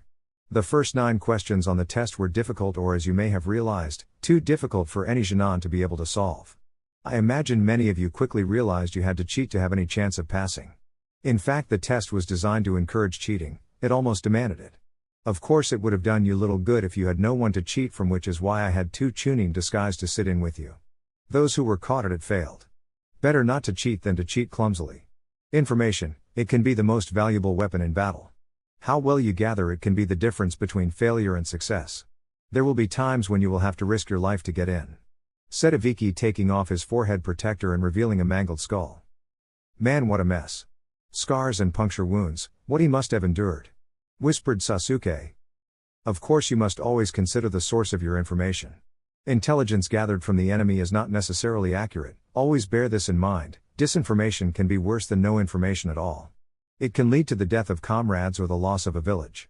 That's why I put you in the position that you would have to gather accurate intelligence, cheat in order to survive, and that's why those who weren't good enough at it were weeded out, leaving the rest of you," finished Ibiki. "Okay, but I'm still not getting what the whole 10th question thing is all about," said Tamari. "You are not. The 10th question was the whole point of the exam, surely you see that?" asked Ibiki. "Sure, but explain it anyway," said Sakura. "As I said before, the purpose was to test you as part of a squad, not just individuals. The final question gave you 2 options, both difficult. Play it safe, knowing that would mean you fail, or take a risk and possibly be stuck as a Chunin forever. It was a no-win situation, the type Chunin have to deal with every day. Let me give you a hypothetical. You need to retrieve a sacred document. You have no idea how many ninja there are guarding it. Furthermore, you have reason to believe they expect you. Can you pass up the mission to live another day? No, of course not. Many missions Chunin take appear almost suicidal if you think about them, but you do not think about them, you think only of accomplishing the mission through courage and discipline. These are the qualities required of a Chunin squad leader. Those who choose the safer of 2 paths, those whose determination would falter in the face of adversity, those who would put their comrades' lives in jeopardy worrying about their own lives, those who would save their necks at the price of sacred honor will never be able to call themselves Chunin, at least while I'm around. As for the rest of you, you have successfully answered the 10 questions I put to you.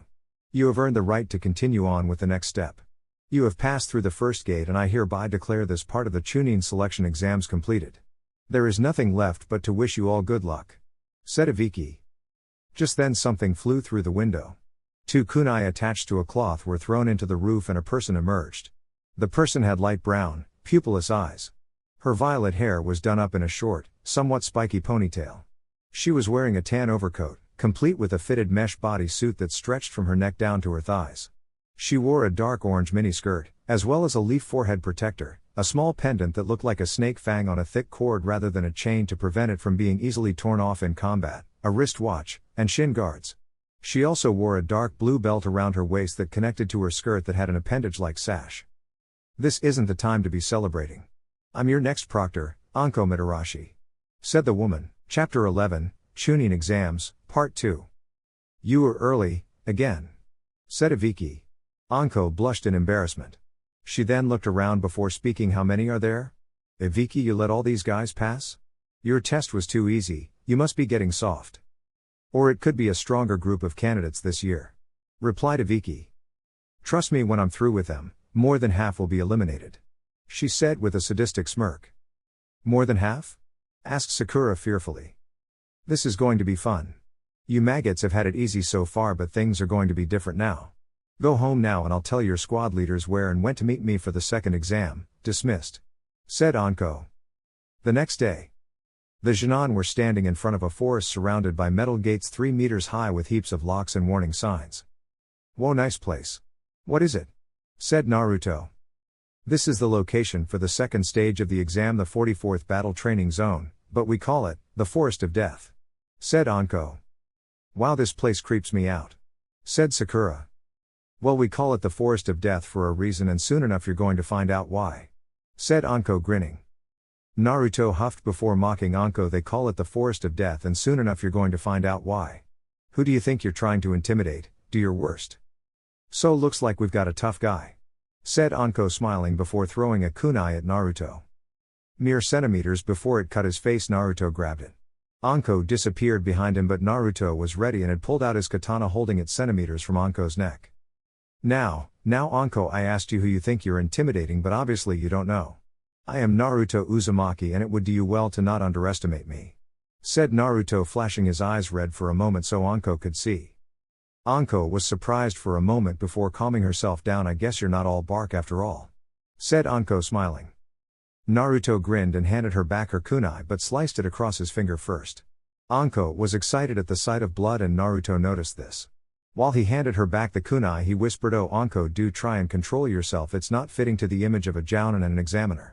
Anko had to be the one to get the last word, so she quickly grabbed his finger and sucked on it deeply while moaning.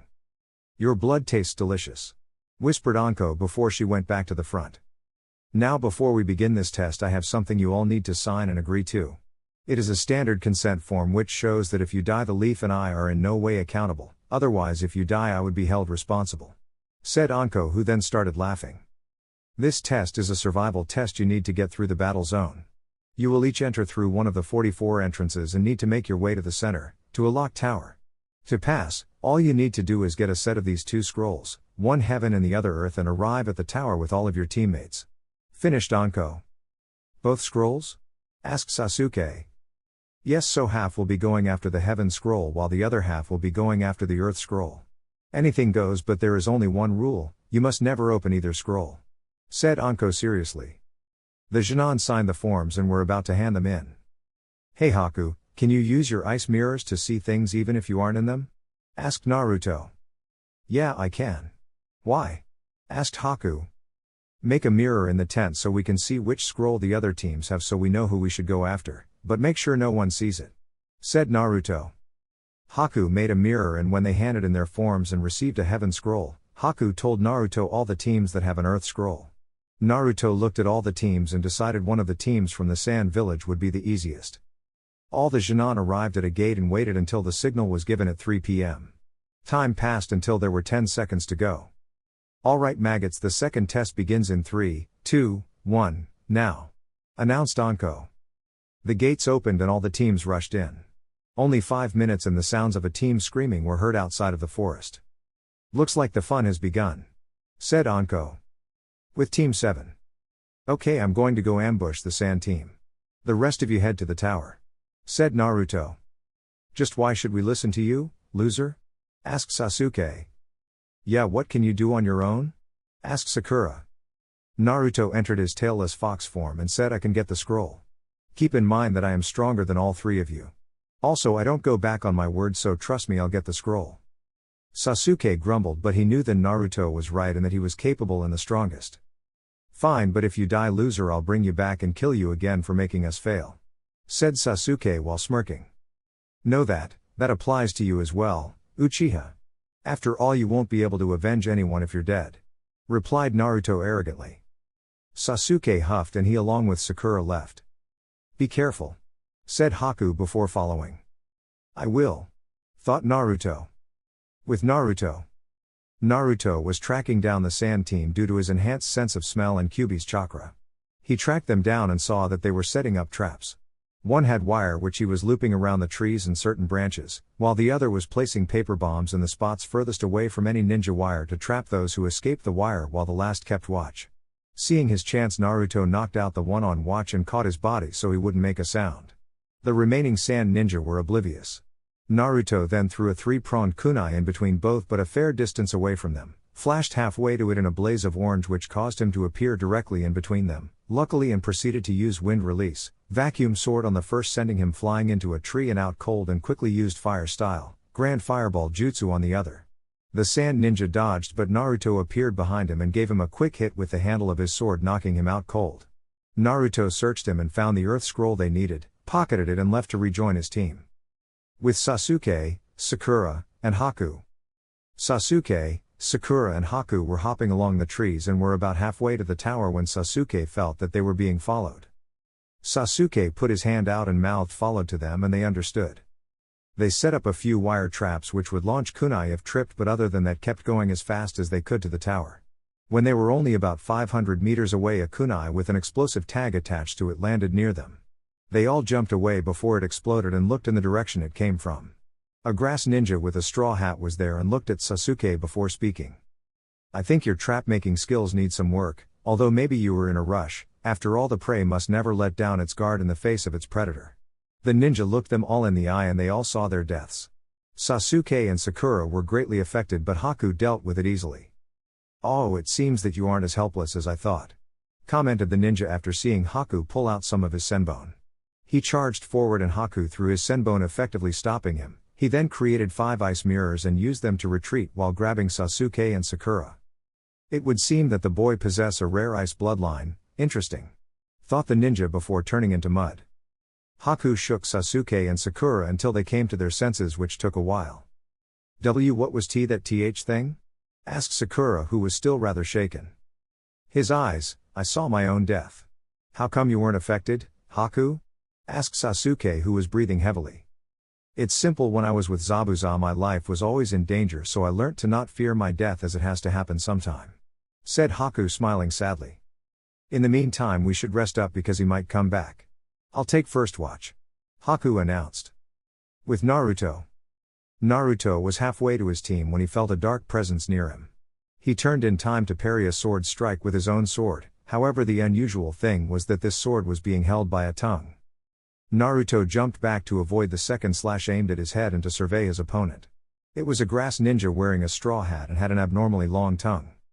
"Well, it seems that you and your team aren't as helpless as I thought it would seem," said the ninja while swallowing his sword. The ninja then proceeded to release some of his killer intent, but Naruto released twice as much. "What did you do to my team? Also, why do you reek of snake?" asked Naruto. "Interesting, to think you can stand up and return my killing intent. As for your first question, I gave your friend Haku, I believe his name was, a reason to not be foolish and attack me again, and I also gave Sasuke a little mark which will give him the power he seeks," said the ninja. "Lastly, I reek of snake as you put it because I am Orochimaru the Snake Sanin. Try to remember that, as you will have to, if you wish to be prepared for what is coming. Also, I suggest you get back to your team before my sound ninja, take care of them." Orochimaru laughed while turning into mud, leaving Naruto. "I have to get back to the others," said Naruto, and with that he was off. Naruto arrived to a scene he didn't wish to see again. Haku, Sasuke and Lee were unconscious, Sakura was badly beaten and bleeding, Choji looked beaten up but was on his feet, Ino was passed out and being held by Shikamaru, who looked relatively unharmed. The area they were in was torn up and all the trees around the clearing were missing branches from heavy hits. "What happened here?" asked Naruto from the branch he was standing on. "Oh great, more leaf ninja, you guys are like cockroaches, slam one down and 2 more crawl out," said the bandaged sound ninja. "You will pay for hurting my friends," growled Naruto, transforming into his tailless form. Naruto threw out 8 3-pronged kunai and flashed around, laying kicks to the sound ninja. In no time at all the ninja was exhausted and badly beaten. While this was going on, almost all Junin conscious were thinking, is this Naruto? Naruto was about to punch the ninja in the gut but stopped a hair away. Sasuke rose up covered in purple chakra and had strange marks covering half of his body. "Sakura, who did this to you?" he asked in a calm voice. "We did, and you're going to experience the same thing they did," boasted one of the sound ninja. "Zaku, no wait!" cried the ninja Naruto was next to. "Slicing sound wave!" yelled Zaku while blasting air out of his palms at Sasuke, Haku, Sakura, and Lee. When the dust cleared, nothing was there. "See Dosu, nothing to worry about," said Zaku before Sasuke appeared behind him and struck him with his forearm, sending him into Naruto, who stabbed both his arms with his sword in quick jabs before kicking him away. Sasuke appeared behind him and grabbed his arms with his foot on his back. "You seem very proud of these arms, very attached to them," said Sasuke while pulling his arms. What are you doing?" asked Zaku before crying out in pain due to having his arms dislocated. "Looks like you're the only one left," stated Sasuke before walking to Dosu. "No, stop," yelled Sakura before clamping onto Sasuke from behind. "Please stop," she whimpered. Sasuke turned, looked at her and the marks begun to recede. However, there was nothing holding Naruto back, who was still enraged and charged at Dosu. Naruto plunged his arm into Dosu's shoulder, who then cried out in pain. Naruto raised his sword and was about to decapitate him before someone screamed, "Naruto, stop." Naruto looked up and saw Tenten, who screamed with Neji next to her. He then turned back to Dosu, who was trying not to show fear and failing due to having a sword inches from his neck. However, when Naruto saw his eyes, he saw something that reminded him of himself and Sasuke. In his eyes he saw pain and loneliness. He released Kyuubi's chakra and ripped his arm out of Dosu's shoulder before blasting it with chakra so the wound stopped bleeding, and then walked away, not looking at anyone. He walked to Haku's form and observed Haku had some type of poison in his body. "You two are strong, in fact too strong for us," said Dosu in pain. "We will make a trade, we will give you our scrolls if you spare us," said Dosu. "Keep it," said Naruto, who pulled out their heaven scroll as well as the earth scroll he retrieved. "But when you see Orochimaru, tell him, I'm going to take his head for what he has done," said Naruto, releasing massive killer intent. "Very well, but next time we won't run from you. We will fight," said Dosu while picking up his teammates and then leaving. After he left, there was uncomfortable silence before Naruto spoke up. "Hey Choji, you got any food? I'm starving." He laughed cheerfully while everyone blinked and stared at him, wondering how his personality could change from serious to childish in moments. "What, I'm hungry. I ran across half the forest to get here," he said, noticing everyone's looks. Choji threw him a packet of chips which he devoured in seconds, offering Choji the last chip, who happily accepted. Ino went over to Sakura and Tenten shook Lee awake. "Sakura, what's the deal with Naruto?" asked Ino. "He has changed a lot since the academy. That part we remember from the academy is still there somewhere, but sometimes he becomes a totally different person and acts serious. But he is still nothing compared to Sasuke," she replied. Ino stored that bit of information away before getting on Sakura's case for hugging Sasuke, who responding in kind, teasing her about how she is jealous. Shikamaru and Choji were sitting with Naruto, both giving him curious glances until he spoke. "What?" They looked at him before Choji asked what was that all about? "What was what about?" he replied, feigning stupidity. "When did you get so serious?" supplied Shikamaru, who was also intrigued about Naruto. "Oh, that. I don't like anyone who hurts people who are precious to me," he replied seriously. Choji accepted this while Shikamaru was wondering when Naruto changed. Neji was the most suspicious, as his Byakugan had been activated when he arrived and saw traces of purple chakra on the Uchiha and red on the Uzumaki. The strange thing was both of their chakras appeared demonic. "Interesting," thought Neji before jumping down to Lee and Tenten. After a while, the Leaf Ninja left 3 at a time until it was Sasuke, Sakura and Naruto left with Haku, who was still passed out. "We need to get to the tower. Haku needs medical attention now," stated Naruto while picking him up. Sasuke nodded and Sakura helped him up, and they left heading to the tower while Sakura told Naruto what happened about how Orochimaru ambushed them twice, how Haku got stabbed with that blade, how Sasuke had gotten bitten, and how she tried fighting of the Sound Ninja until Lee and Team 10 arrived. "Sakura, know this, if you don't train you're only a burden to this team," said Naruto. Sakura was going to retort, but Naruto's glare silenced her. They arrived at the tower with no trouble and entered to find a scroll with writing on it hanging from the wall, which Sakura started reading. "If qualities of heaven are your desire, acquire wisdom to take your mind higher. If earthly qualities are what you lack, train your body and prepare to attack. When heaven and earth are open together, the perilous path will be righteous forever. This something is the secret way that guides us from this place today," she finished. "Something?" questioned Sasuke. "It looks like there is a word missing or something," replied Sakura. "I think it means we should open the scrolls now."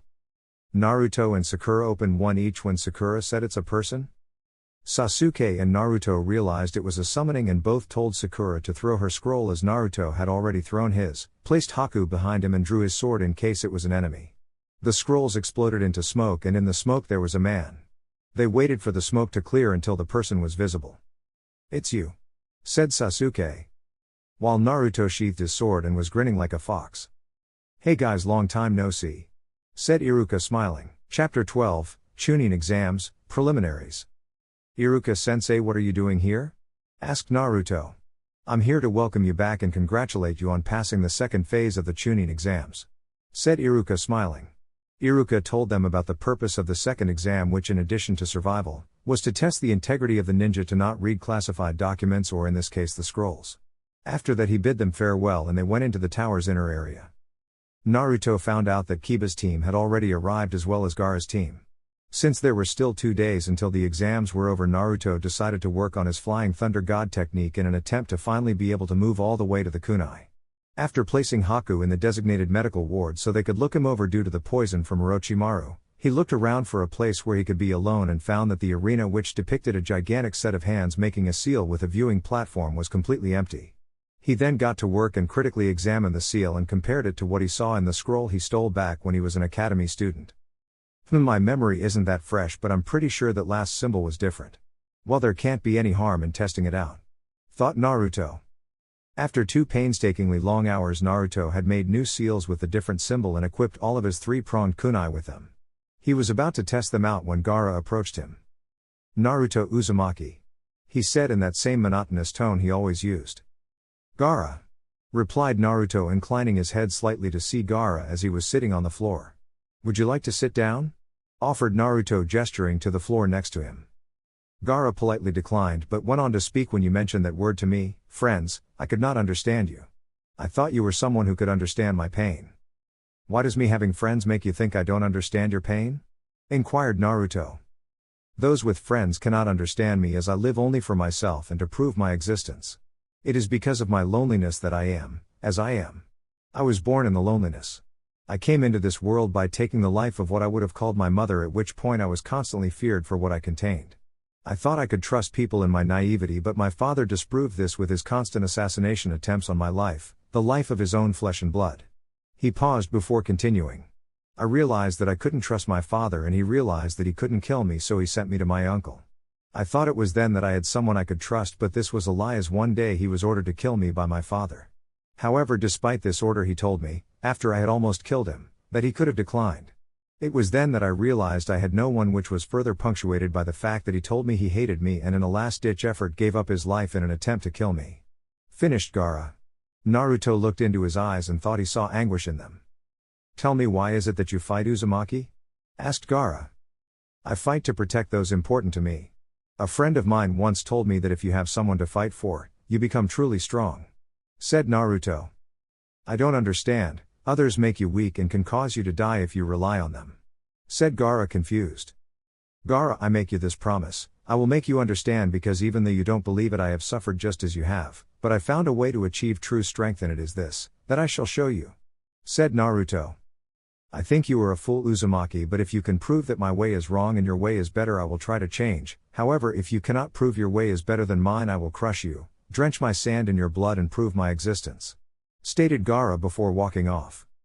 Now one test should be all I need. Said Naruto, who picked up a 3-pronged kunai and jumped down to the arena. Here goes something. Said Naruto before he threw his kunai at the wall. The kunai embedded itself into the wall and Naruto flashed away in a blur of orange. Please tell me it worked. Thought Naruto as he slowly opened his eyes and saw that he made it all the way to the kunai. Awesome. It worked. Shouted Naruto, ecstatic, before he decided to turn in for the day. 2 days later. The second part of the exams was now over. The teams that made it were Team 7, 8 and 10, Guy's team, the Sound team, the Sand team, Kabuto's team, and a team from the Hidden Stone Village.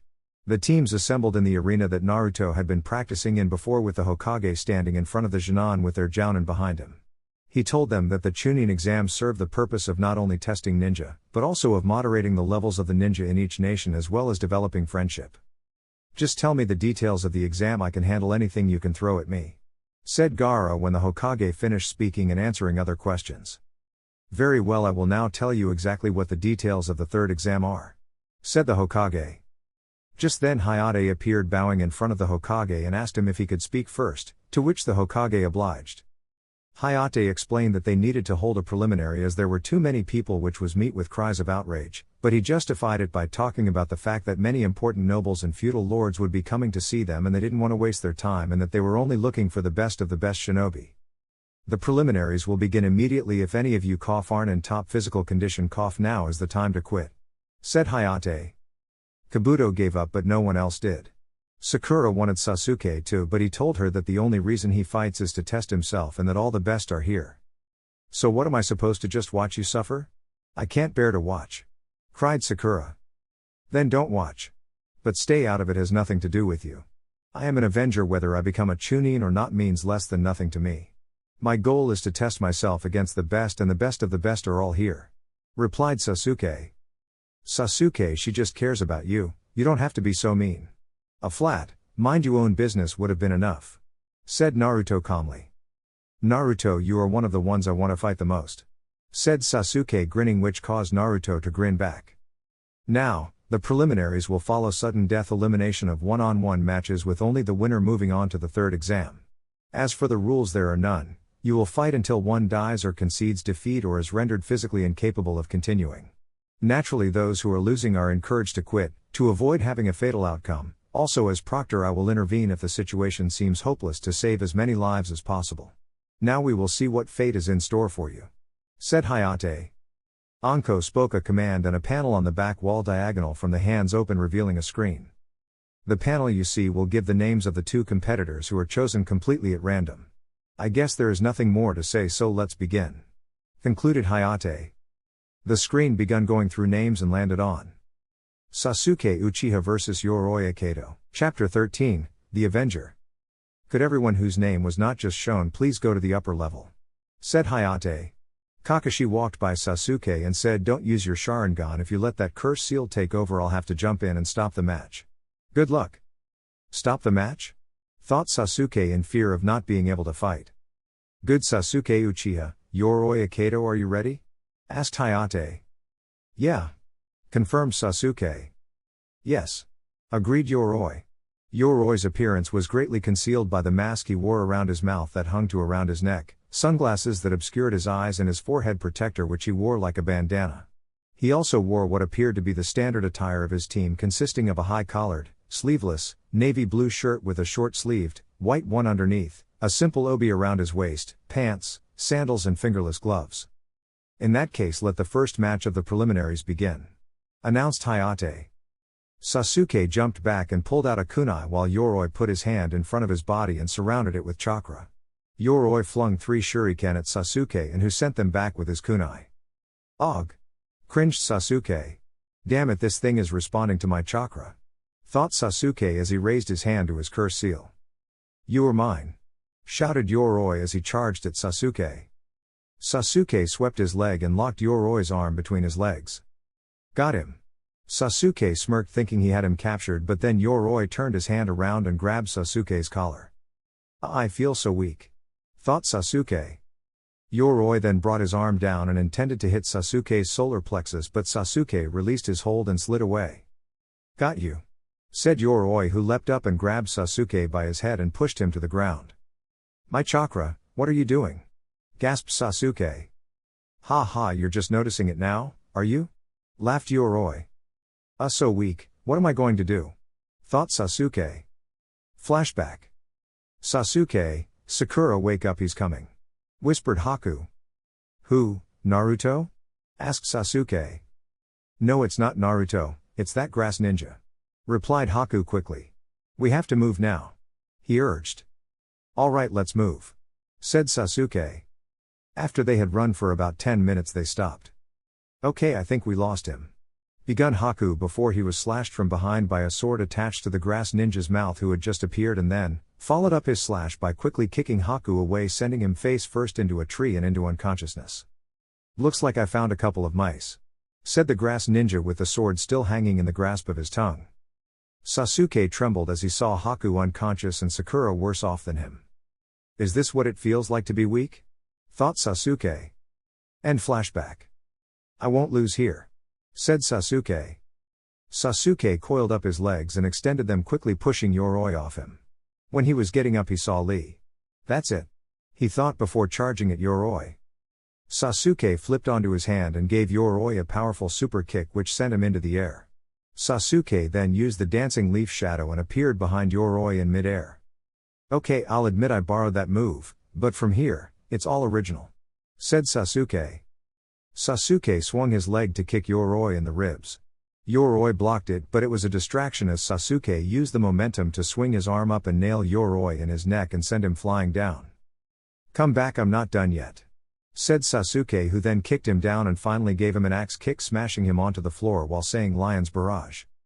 Hayate looked at Yoroy and Sasuke. Yoroy was unconscious and Sasuke was still conscious but tired. Winner, Sasuke Uchiha, Hayate announced. Kakashi appeared behind Sasuke and said, let's go, we need to get that mark sealed up. Can't we go after the matches? Asked Sasuke.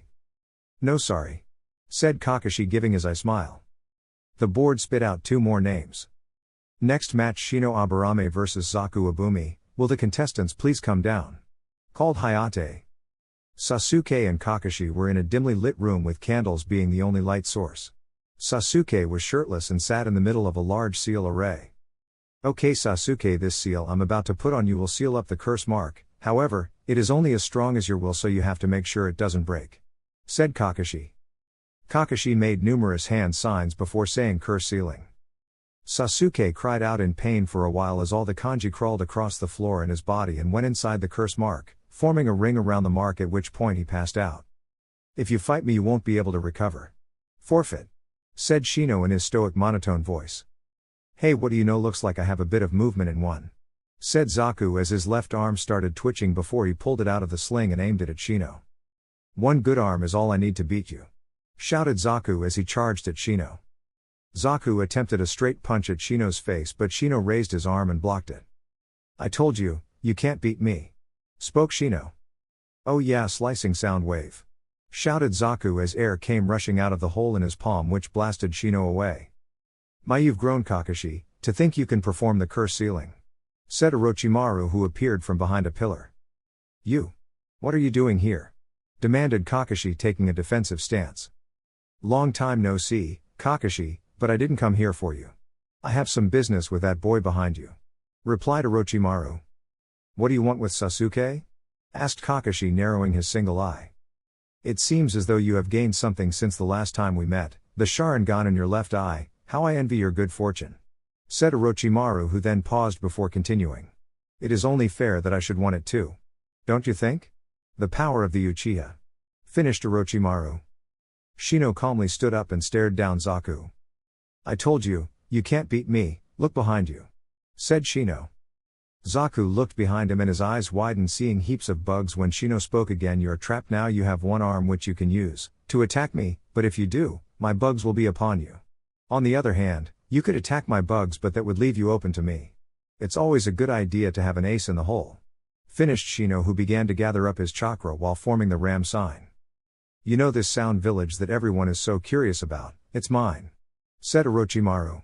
You see, in order to play the game you need pieces to put on the chessboard, willing pawns, elaborated Orochimaru. So, is Sasuke one of these pawns? Asked Kakashi. No, Sasuke is a much more valuable piece than a pawn, said Orochimaru. Zaku's other arm started to twitch and he pulled it out of his sling. Hey, what do you know, I got movement in my other arm as well. Always have an ace in the hole, isn't that what you said? Asked Zaku, who then fully extended his arm and pointed one at Shino and one at the bug. Slicing sound wave, shouted Zaku. Nothing came out of his wind holes, but his arms were blasted off at the elbow. What is this? Cried Zaku in pain.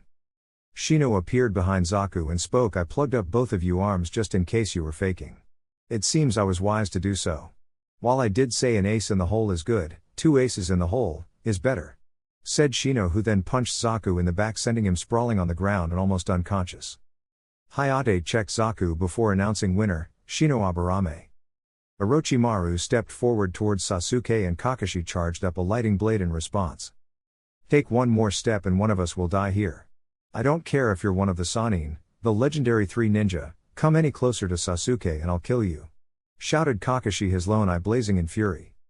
Orochimaru started laughing and then looked Kakashi straight in the eye. Kakashi, you're very brave and very stupid.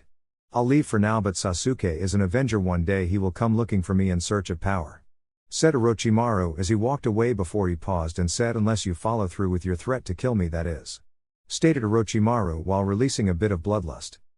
Kakashi was terrified but kept his lighting blade going in an attempt to hide his fear. Orochimaru kept laughing and walked away until he disappeared from sight. One of us will die here? I must have been out of my mind, thought Kakashi in fear. Kakashi then used a body flicker and appeared behind Sakura, Haku, and Naruto. Oh, Kakashi-sensei, you're back. How's Sasuke? Asked Sakura. Oh, he's fine, but I think you should be more worried about yourself now. Look, said Kakashi pointing towards the board as it showed. Sakura Haruno vs Kenjutsu. Chapter 14, The Hardships of Life. Good luck, Sakura, said Haku. Do your best, said Naruto. Sakura walked down and looked Kin in the eye. You won't get the upper hand on me so easily this time, proclaimed Sakura. Ha, yeah, right. You're just a pretty little girl who should never have become a kunoichi, scoffed Kin. Kin had very long black hair, almost reaching down to the ground, tied by a violet ribbon right near the end, and black eyes. She wore a forehead protector, a pale green vest similar to a flak jacket, and snake-patterned pants and scarf. Let the third match begin, announced Hayate. Sakura pulled out 3 shuriken and threw them, but Kin deflected them with needles.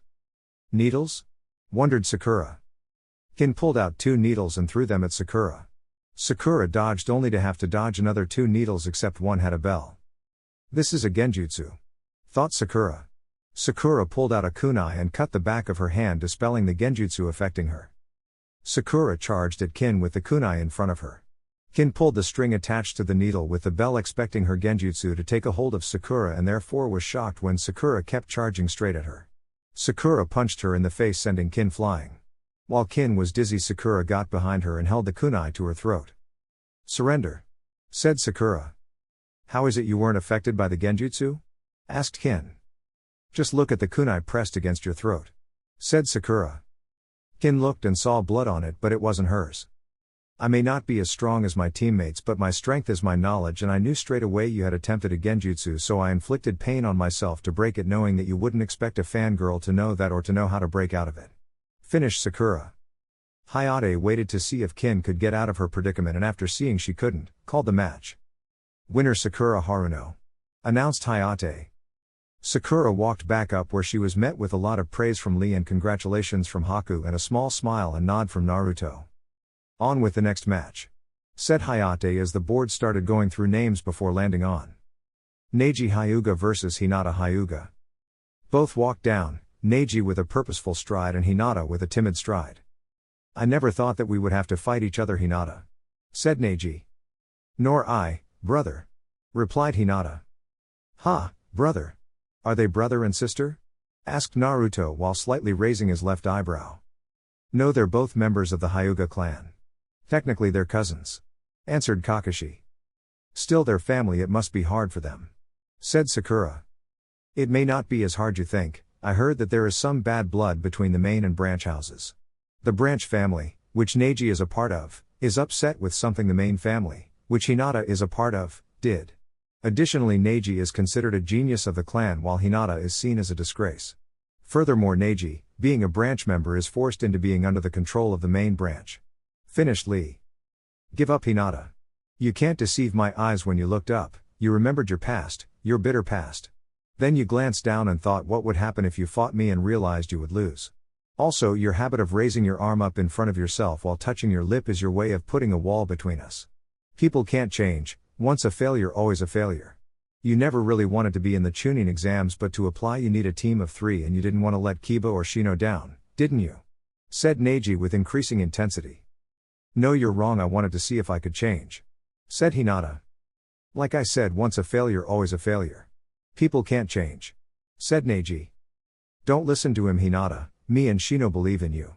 You can change, said Kiba, whom some fire has returned to her eyes, thought Neji.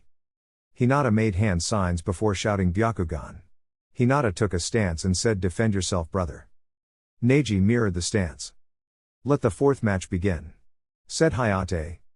Neji charged and shot an open palm strike at Hinata, which she blocked with her own palm thrust to the inside of Neji's arm, which sent chakra flying out of their hands.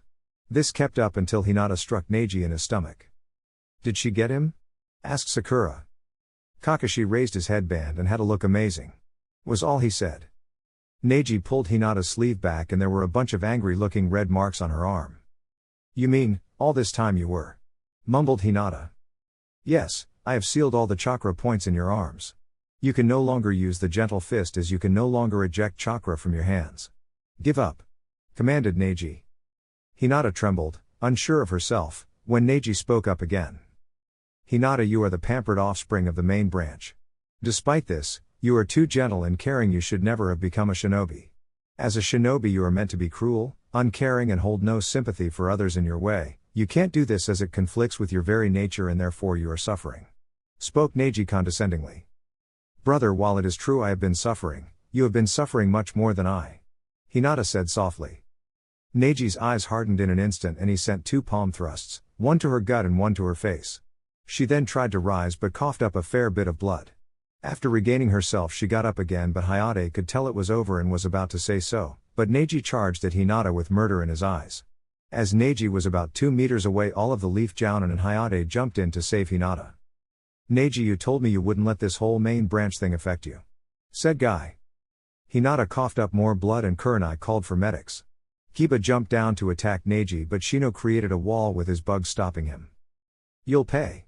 You hear me, I'll get you," said Kiba. "Stop cheering, it's embarrassing and there is no way you can beat me," scoffed Neji before walking off. As Neji walked back up, Naruto confronted him. "I may not know what is going on in your clan, but to belittle and crush a person's self-esteem just because you have a grudge is childish. If I meet you in a battle during the Chunin exams, I will show you people can change and that being a genius does not make you better than others," said Naruto, who walked away before Neji could respond. The board started going through names and landed on Haku vs Misumi Tsurugi. Both contestants came down when Misumi spoke. "As soon as the battle begins, forfeit once I activate my jutsu or you will die."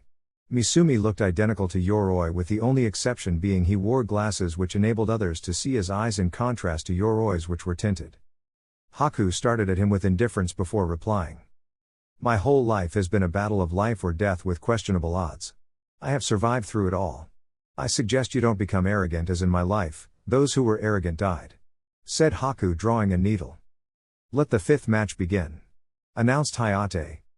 Misumi charged at Haku while Haku threw his needle right at Misumi's face. Misumi blocked the needle by crossing both arms in front of his face. Misumi lowered his arms and resumed his charge and punched Haku, who blocked with his palm. Misumi then laughed and dislocated all of his bones and wrapped himself around Haku. "Give up or die," said Misumi arrogantly. "Didn't I say don't get arrogant?" said Haku, who appeared in front of Misumi while he was still wrapped around another Haku. "How?" begun Misumi before Haku launched 7 needles all at Misumi's spinal column, making it so he couldn't dislocate his bones and joints at will anymore, effectively ending his shinobi career. Haku had begun walking away before he momentarily paused to say one word: "Boom." At which point his ice clone exploded, sending ice shards into Misumi, knocking him out cold. "Winner Haku," said Hayate before medics came out and took Misumi away. "Nice work, Haku," said Naruto when Haku arrived. "Thank you, Naruto, but you should prepare, your match is yet to happen," said Haku humbly. The board went through names again before landing on Gara vs Onitsuchi. Chapter 15, The End and a Super Pervert. Gara appeared on the floor in a flash of sand while his opponent jumped down to the stadium and landed shaking the floor. Onitsuchi was a burly-looking man reaching almost 2 meters in height and looked like a typical bodybuilder with a shaved head. He was shirtless and wore dark brown form-fitting pants with a rock forehead protector tied around his left bicep. "Haha, a puny kid like you has no chance of beating me, forfeit now or I will crush you," said Onitsuchi in a deep booming voice. Gara's response was to uncork his gourd, look Onitsuchi right in the eye and say, "You will die quickly." "Let the 6th match begin," said Hayate. Onitsuchi went through hand signs and called out rock burial. The ground split up and heaps of rocks went flying at Gara and buried him. "I win," said Onitsuchi as he walked away. All of a sudden all the rocks surrounding Gara were blasted away and Gara was left unscathed. "Did you?" Asked Gara, who used his sand to demolish all the rocks laying on the floor before sending a massive wave of sand at Onitsuchi and quickly surrounded him, leaving only his face uncovered. This is a real burial. Sand burial. Said Gara, clenching his fist, crushing Onitsuchi, causing him to cry out in pain before dying in a storm of blood. I win. Said Gara in his stoic voice before he vanished in a blur of sand, reappearing near the rest of his team. Winner Gara. Said Hayate. The board went through names again before landing on Tamari vs Ino Yamanaka. Tamari and Ino both walked down and faced off. Tamari's face showed apathy while Ino's showed determination laced with worry. Let the 7th match begin. Announced Hayate. Ino jumped back and took a stance while Tamari kept up her facial expression while leaning on her fan. What, aren't you going to do anything? Asked Ino. Yawn, why bother, you don't have a chance anyway. Give up now and save yourself the embarrassment. Mocked Tamari. Ino growled before charging at Tamari. Tamari stood still, staring at Ino with apathy. Don't say I didn't warn you. Said Tamari hopelessly. Ino threw a punch which Tamari blocked with her fan. Ino then brought her leg up, but Tamari pushed Ino back with her fan and then vanished. Where did she? Said Ino before collapsing forward from being hit on the back of her head from Tamari's fan. Well, I warned her. Said Tamari, still having an apathetic expression. Winner Tamari. Said Hayate. Tamari searched for Naruto's eyes and noticed he was looking at her with approval. Tamari winked at him before walking up the stairs. The board once again went through names and stopped on Kiba Inuzuka vs Choji Akimichi. Yahoo, let's do it. Said Kiba, jumping down from the upper level. Choji walked down. Let the 8th match begin. Announced Hayate. Tunneling Fang. Shouted Kiba as he leapt at Choji and begun spinning. Partial expansion jutsu arm. Said Choji as his arm tripled in size. Choji used his arms to knock Kiba back. Kiba took a moment to think about how to deal with Choji expanding and then smiled. Catch Akamaru. Said Kiba as he threw a red pill to Akamaru. Akamaru growled and his fur turned red. Man beast clone. Said Kiba as Akamaru jumped on him before he turned into a clone of Kiba. Fang over Fang. Shouted Kiba, charging at Choji. Choji crossed his still enlarged arms in front of himself, blocking one of the attacks, but he was also attacked from behind and unable to block, so he was sent flying to the ground. Choji picked himself back up and punched one of the spinning Kibas, but the Kiba he hit kept drilling into his fist. Choji grunted in pain but kept pushing against the Kiba until the other Kiba struck him in the back of the head, knocking him forward, but it wasn't strong enough to cause him to lower his fist. Uck my head. Said Choji, who momentarily put his other hand over where he was struck. Choji then opened his palm and the Kiba drilled into it, but Choji dealt with the pain and closed his hand around the Kiba. This match is over. If this is Akamaru, Kiba, you need to forfeit or I'm going to throw him into the wall, and if you're Kiba you'll get knocked out. Announced Choji. The Kiba, which was free, growled before raising his hand and saying, I, Kiba Inuzuka, forfeit. Choji let go of Akamaru, who had passed out and reverted to a dog, next to Kiba before shrinking his arms. Winner Choji Akimichi. Announced Hayate. Uck, I'm going to go broke when we go eat barbecue. Thought Asuma while Ino cheered. Nice work Choji, you did really well, plus that was a good way to win knowing Kiba wouldn't risk Akamaru getting hurt. Complimented Shikamaru. Thanks Shika, but it looks like it's your turn now. Said Choji while pointing at the board. Shikamaru Nara vs Urasu. Sigh, this is so troublesome. Said Shikamaru as he slowly walked down while his opponent calmly waited. Urasu had a bottom-heavy build. He wore shorts that came halfway up his thighs and wore a sleeveless black shirt with his headband tied around his neck. His legs had a lot of muscle and he had a firm stance, while his arms were rather wiry as was his neck. Overall his appearance was rather amusing. Let the 9th match begin. Announced Hayate. Urasu went through rapid hand signs in blurring succession before saying Flying Rock Wave Jutsu. When he finished, the ground began to shake and rocks and boulders started breaking out from the ground and floating in the air for about an instant before flying at once at Shikamaru. Shikamaru dodged the boulders and made a cross in front of his arms to protect himself from the small rocks. Shikamaru lowered his arms when he stopped feeling the rocks pelt him. He then pulled out 6 shuriken and held them in between his knuckles. He waited until Urasu used his jutsu again, but before the rocks started to fly at him he threw a shuriken at Urasu. Urasu dodged backwards and begun to make hand signs for his jutsu again, but had to dodge 6 kunai this time. He then looked around and couldn't see Shikamaru. Come out, coward, or I'll make you come out. Shouted Urasu. He then saw part of Shikamaru's jacket behind one of the rocks and using his legs jumped high, revealing the strength he had in those limbs. "You are finished," he shouted as he came down and landed on the rocks, smashing them and crushing Shikamaru. Or so he thought. However, this was not the case, as there was only a jacket there, not Shikamaru. "Shadow possession jutsu complete," said Shikamaru from behind Urasu. Shikamaru then pulled out a kunai held against Urasu's back and said with a yawn, "Forfeit or die." Urasu blinked before sighing and stated he forfeited, and Hayate called the match. As Shikamaru walked back up, Choji cheered while Ino was in the background drawing circles on the floor with her finger, mumbling how she was the only one to fail out of her team even though she was the best looking. The board went through names again before landing on Tenten vs Chiri. Chiri was a slim girl with black shoulder-length hair. She also had a sword strapped to her back and wore a dark brown shirt cut off at the shoulders and black pants with her headband tied around her right thigh. "Finally, it's my turn. She has a sword, this might be fun," thought Tenten as she walked down. "Let the 10th match begin," announced Hayate. Chiri pulled out her sword, which was deceptively longer than it appeared, reaching almost 2 meters in length. Tenten smiled and summoned 2 tantos before settling into a stance. Chiri charged and extended her arm while swinging her arm downwards, looking to decapitate Tenten, but Tenten held the sword in between her tantos, one against and the other behind the blade. Seeing that no one was able to move, they both lowered their swords and jumped back. Tenten took this moment to pull out a summoning scroll and begun flinging scythes, maces and kunai at Chiri. Chiri used her sword to try and block some but had to keep dodging to the left and right to avoid getting hit. Tenten then stopped throwing her weapons and Chiri immediately charged. Chiri slashed diagonally, cutting Tenten's shoulder before the blade was stopped by her tanto. "Ha, give up, you almost lost your arm just now, next time it might be our head," threatened Chiri. Tenten jumped back and pulled out a scroll which Naruto recognized. "So she's using it already. I wonder if she can handle it?" thought Naruto. When she summoned the blade, most people were surprised, but for different reasons. Haku for seeing her use it, Kakashi and Sakura as they didn't know what Naruto did with the sword, Lee and Guy as they had no idea how she got it, and everyone else because they were either unaware Zabuza was dead or why the leaf had one of the 7 legendary swords of the mist. "You know, this blade is called the decapitating carving knife. I wonder if that is just a name or if it suggests something," said Tenten. Tenten lifted the sword and charged, aiming for Chiri's torso. Chiri put her blade in front of her and blocked. Tenten quickly freed one of her hands and threw 4 shuriken at Chiri, making her back up and jump to the right.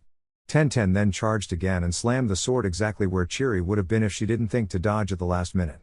Chiri took this chance to charge at Tenten, but Tenten slashed at Chiri's legs, inflicting a deep wound into her ankle. Chiri fell to the floor and felt the decapitating carving knife on the back of her neck. "Give up or we will find out if this sword lives up to its name," said Tenten. Chiri sighed and announced that she was giving up. "Winner Tenten," said Hayate. When Tenten walked back up, Lee was crying and congratulating her about her flames of youth and that he was dying at not yet having a shot to fight. "Nice work, Tenten, although I didn't expect you to be so good with that sword already," said Naruto. "Yes, Tenten, your performance was magnificent," said Lee with flames in his eyes again. "Well, I am a weapons specialist, so I made sure I could use any weapon, and the blades of the 7 ninja swordsmen are the most famous, so I had to know how to handle them. But you guys should focus on your matches because there is a good chance that one of you is up next. You might even have to fight each other," finished Tenten. Lee looked at Naruto and Naruto looked at Lee, while each thought that would be a youthful/awesome match. The board, however, had different ideas and showed Lee versus Kankuro. "Yes, there is no way I was going to be last," said Lee, who quickly jumped down. Kankuro walked down and thought, "What a loser, this will be over in a minute." "Let the 11th match begin," announced Hayate. Lee charged and kicked Kankuro up in the face, wasting no time, not allowing him to use what he had wrapped up. He then appeared behind him and loosened his bandages and wrapped them around Kankuro and begun to spin. "Primary Lotus," shouted Lee as he smashed Kankuro down onto the ground. When the dust cleared, Lee was bleeding from a gash in his chest with purple fluid mixed with blood flowing out. What happened?" asked Lee as he dropped to one knee. The bandages surrounding the thing Kankuro brought down with him opened to reveal Kankuro unharmed. "Like I thought, over in less than a minute," said Kankuro. "How?" asked Lee. "I'm a puppet master and you attacked my puppet before, but when you wrapped around it, it stabbed you with poison and now your body is full of it. You're going to pass out in a minute." "I win," said Kankuro. Lee looked at Guy, who gave him the thumbs up. "Maybe not," You should not underestimate the handsome devil of the Leaf Village. The second gate of healing is open. Shouted Lee. Lee's wound begun to close up and he stood up again, free of the effects of the poison. You may be right about this match being over in 1 minute, but I won't be the one to lose. Said Lee before vanishing in a blur of speed. Lee kicked the real Kankuro up this time and appeared behind him. At least this way you will feel what your puppet felt. Ironic empathy, don't you think? Said Lee as he loosened his bandages again, wrapping them around Kankuro. Primary Lotus. Shouted Lee and drilled Kankuro into the ground before jumping away. Kankuro was knocked out cold. Hayate looked at him and knew this match was over. Winner Rock Lee. Would the last 2 people yet to fight please come down? Announced Hayate as Kankuro was taken away by medics. Naruto and Dosu walked down. I will beat you here and get my revenge for what you did to my shoulder. Said Dosu. Naruto looked at him, then to the floor, and remembered the pain he saw and was reminded of his own life, but also remembered the condition his friends were in when he found them in the forest. Last match begin. Announced Hayate. Dosu charged and pulled his sleeve back and went for a jab to Naruto's stomach. Naruto however disappeared in a flash, leaving Dosu confused. I can tell you have had a hard life, Dosu, filled with lots of pain, and I myself contributed to that, but, forfeit, I don't want to kill you. But if we continue you will lose and possibly die as you're not fully recovered. Said Naruto appearing behind Dosu. Well, if that's the case I'll kill you first. Said Dosu as he pulled out a kunai and threw it behind himself to force Naruto away. Very well. Said Naruto, drawing his modified katana. Naruto charged at Dosu and slashed at him, hitting his gauntlet, which caused Dosu to growl as he pushed against it.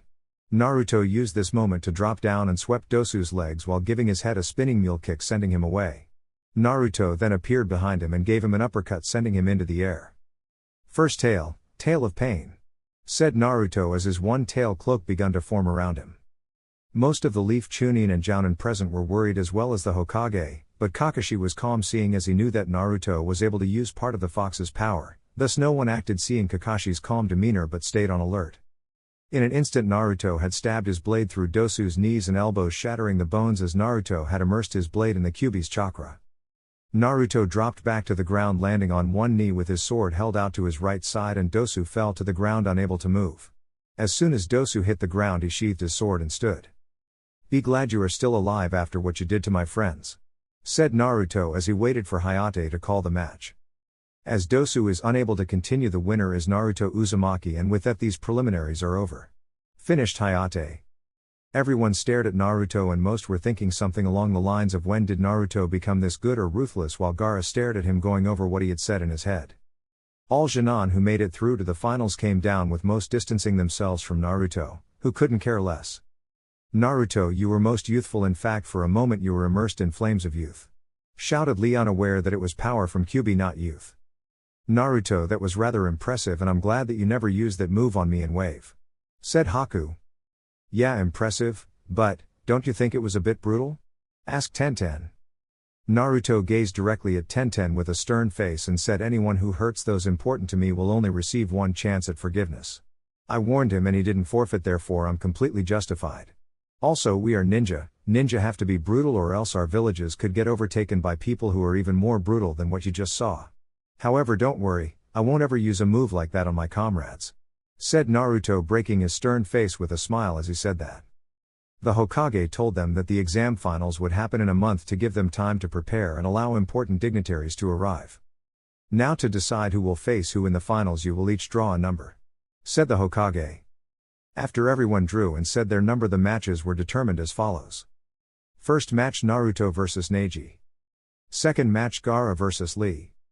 Third match Sasuke vs Shino. Fourth match Haku vs Choji. Fifth match Shikamaru vs Tamari. Sixth match Tenten vs Sakura. You now know who you will be facing, so use this month to plan accordingly and also to rest and recover. Until then, let us adjourn until next month. Finished the Hokage.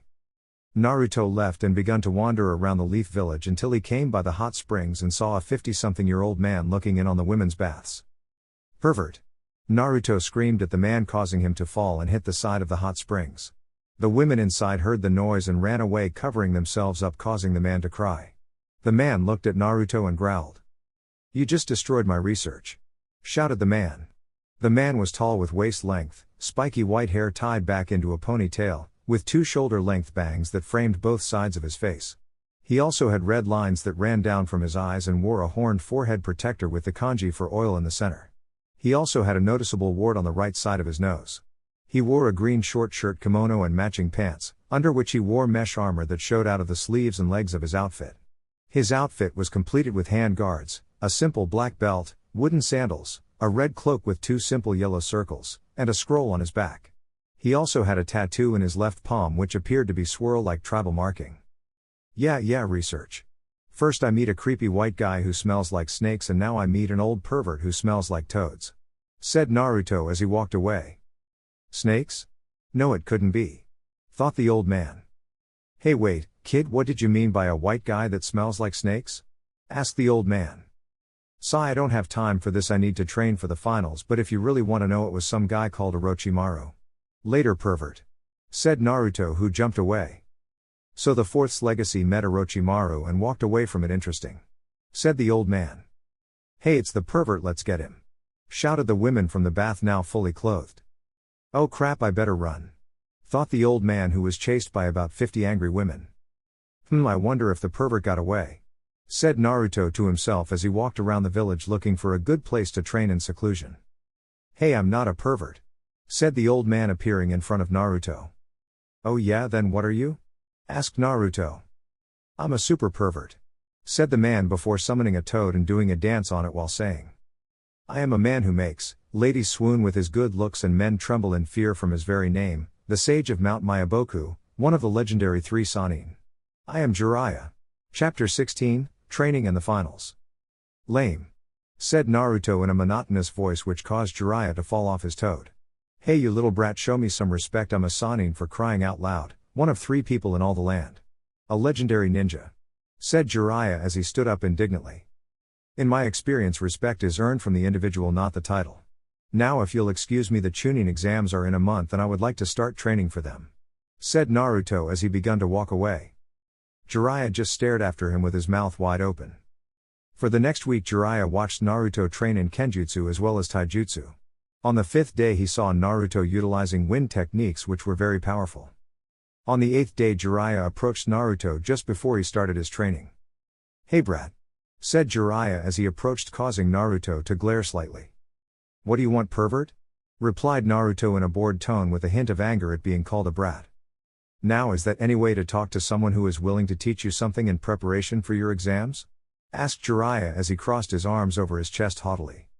No, but it is the way to talk to a person who goes around proclaiming he is a super pervert. Replied Naruto with a hint of condescension in his tone. Oh well, guess I'll just leave then, and to think I could have taught you how to summon. Said Jiraiya, grinning as he walked away. Naruto scoffed before going through hand signs and calling summoning jutsu, causing the dark red one-tailed fox he summoned in the first part of the Chunin exams to appear. Jiraiya turned around and was gobsmacked, but hid it instead, only raising an eyebrow. You can summon foxes? That's quite interesting. Said Jiraiya as he narrowed his eyes. Not quite, they're demon foxes. Said Naruto, grinning. Do you want to see the boss? Asked Naruto with mirth in his eyes before he started hand signs again, which caused Jiraiya to pale and rush at Naruto in an attempt to stop him. Naruto stopped of his own accord and started laughing and eventually fell to the floor. Ha ha ha, aw man, that was hilarious, I haven't pulled a prank on anyone in months. Said Naruto as he kept laughing. Jiraiya chuckled as it was a good trick before saying, so you can't summon the Kyuubi, that's a relief. Naruto instantly sat up, all traces of humor gone from his face as he spoke, of course I can, I'm a man of my word, and if you don't believe me. Begun Naruto as he formed the first hand sign, which caused Jiraiya to start waving his hands in front of his face, all the while saying, I believe you, I believe you. Good. Said Naruto, smirking as he enjoyed toying with Jiraiya. Amusing Naruto, but had you tried to summon me you would have fallen unconscious due to chakra exhaustion. Said Kyuubi. Maybe, but he doesn't know that. Thought Naruto happily. So pervy sage, what are you doing here, shouldn't you be off peeping? Asked Naruto matter-of-factly. Well, I was thinking and realized you may just be worthy enough to receive some training from the Toad Sage himself. Said Jiraiya. Naruto thought about it and acknowledged the fact that though he may be a pervert he could be considerably helpful. Okay, but first I want to test you to see if you're worthy of teaching me. Said Naruto, placing emphasis on the you're and me. "Ha kid, I can take anything you throw at me," said Jiraiya, puffing out his chest. "Sexy jutsu," said Naruto as he turned into a busty blonde-haired girl with 2 pigtails and clouds covering up her unmentionables as she was naked. Instead of passing out from blood loss as Naruto had intended, Jiraiya simply grinned and got closer. "Kid, you are a genius," said Jiraiya, who was starting to drool from the mouth. Naruto sighed and changed back to Jiraiya's disappointment. "Okay, I guess you aren't that bad if you didn't pass out from that. After all, I got the old man with this jutsu, so if you're still standing, I guess you're pretty strong," concluded Naruto. "Or just a huge pervert," Naruto thought sourly. "All right, brat, let the training begin," shouted Jiraiya, who still had a bit of blood coming down his nose. 17 days later. "Kid, you have come along really well and should be able to beat everyone at the exam tomorrow," said Jiraiya with pride in his voice. "Thank you, Jiraiya-sensei," said Naruto for the first time. "Don't mention it, kid, but that jutsu you've learned is incomplete. There is still another step to it," said Jiraiya seriously. "What is the other step?" asked Naruto, curious and surprised all at once. "Adding elemental chakra to it," said Jiraiya, who was pleased to see Naruto's eyes widen with ideas and realizations. "Once you add an element to this jutsu, it is complete and you will have accomplished something that neither I nor the fourth could ever do," said Jiraiya happily. "Thanks for all your help, pervy sage, and don't worry, I'll have this jutsu mastered within 10 days after the Chunin exams," said Naruto, grinning as he jumped away. "You know what, kid, I actually believe you," thought Jiraiya, chuckling. The next day. I wonder if Lee is up for a spar," thought Naruto as he walked through town, only to hear a shout of youth as soon as he thought it. "Guess that's a yes," thought Naruto as he jumped away to find the place the shout came from. "That's it, Lee, let your flames of youth explode," encouraged Guy. "Why me?" thought Tenten, who had to put up with this for almost a whole month now. "Hey guys," said Naruto as he appeared on the training field. "Naruto!" shouted Lee and Tenten, but for different reasons. Tenten dashed to Naruto's side almost as fast as Lee was without his weights and grabbed onto his arm. "Please, you have to help me. They have been going on and on about youth for almost a month and I've had to deal with it," pleaded Tenten, shuddering as she said youth. "What are you doing here, Naruto? The exams are in 4 days, shouldn't you be training?" asked Lee. "Well, actually I already finished and…" Tenten, do you think I could have my arm back?" asked Naruto sheepishly as he was starting to lose feeling in his hand from Tenten's death grip. "Oh right, sorry," said Tenten just as sheepishly and turned away blushing. "Wow, his arms are really hard and defined," thought Tenten, which was the cause for her blush. Naruto blinked for a minute before speaking again. "I was wondering if you wanted to spar and if you could tell me a little about the 8 inner gates," finished Naruto. Lee had flames in his eyes, but Guy frowned at Naruto asking about the inner gates. "Naruto, why do you want to know about the 8 inner gates?" asked Guy seriously. "Well, I was thinking what would happen if you were in a dangerous situation and had none of your weapons and were low in chakra and figured you'd have to use taijutsu, and sadly mine is pretty weak, so I figured the gates would help," answered Naruto. Guy thought about it before saying, "All right, I'll teach you how the gates work, but I won't teach you how to open them until you can either beat Lee in a purely taijutsu spar or at least last for 1 hour." "Fair enough, but I don't think I can beat Lee just yet, but I still want to spar to see how much I need to improve," said Naruto. Lee and Guy nodded. "Ready, begin," shouted Guy, beginning the spar between Lee and Naruto. Lee and Naruto both disappeared even with their weights on, and a boom was heard a moment later. Many other booms echoed every couple of minutes with no signs of Naruto or Lee stopping. Lee went for a reverse roundhouse and Naruto blocked it with a head-level guard with his left arm. "Wow, Lee, that kick almost broke my arm," said Naruto. Lee smiled before aiming a punch at Naruto's stomach. Naruto jumped back quickly to avoid getting winded. Naruto, seeing Lee overextended a little, jumped forward and tried to land an axe kick to Lee's shoulder, but Lee quickly grabbed Naruto's leg, ignoring the fact that it had a 100-kilogram weight on its ankle, not to mention the weight of the leg itself. Lee then attempted to sweep Naruto's leg, but Naruto backflipped at the last minute. Lee then jumped at Naruto and shouted "Leaf Hurricane," which struck Naruto in the head and sent him to the ground. "Wow, Lee, that was some kick. I know when I'm outmatched, you win," said Naruto, standing up and bowing. "That was a most youthful match, Naruto," said Lee. Guy then told Naruto about how the gates limited how much chakra the body had access to and what happens when you open each gate, with opening all 8 leading to death. After hearing everything Guy had to say, Naruto thanked him and begun to leave before he had another idea. "Hey Tenten, wanna have a Kenjutsu spar?" asked Naruto. Tenten was initially excited but then remembered what happened in the Chunin exams and frowned. Naruto saw this and spoke before she could reply. "I won't use the technique I used in the preliminaries," said Naruto smiling. Seeing that he wasn't going to use a move like that, Tenten became excited at the chance to fight a fellow sword user.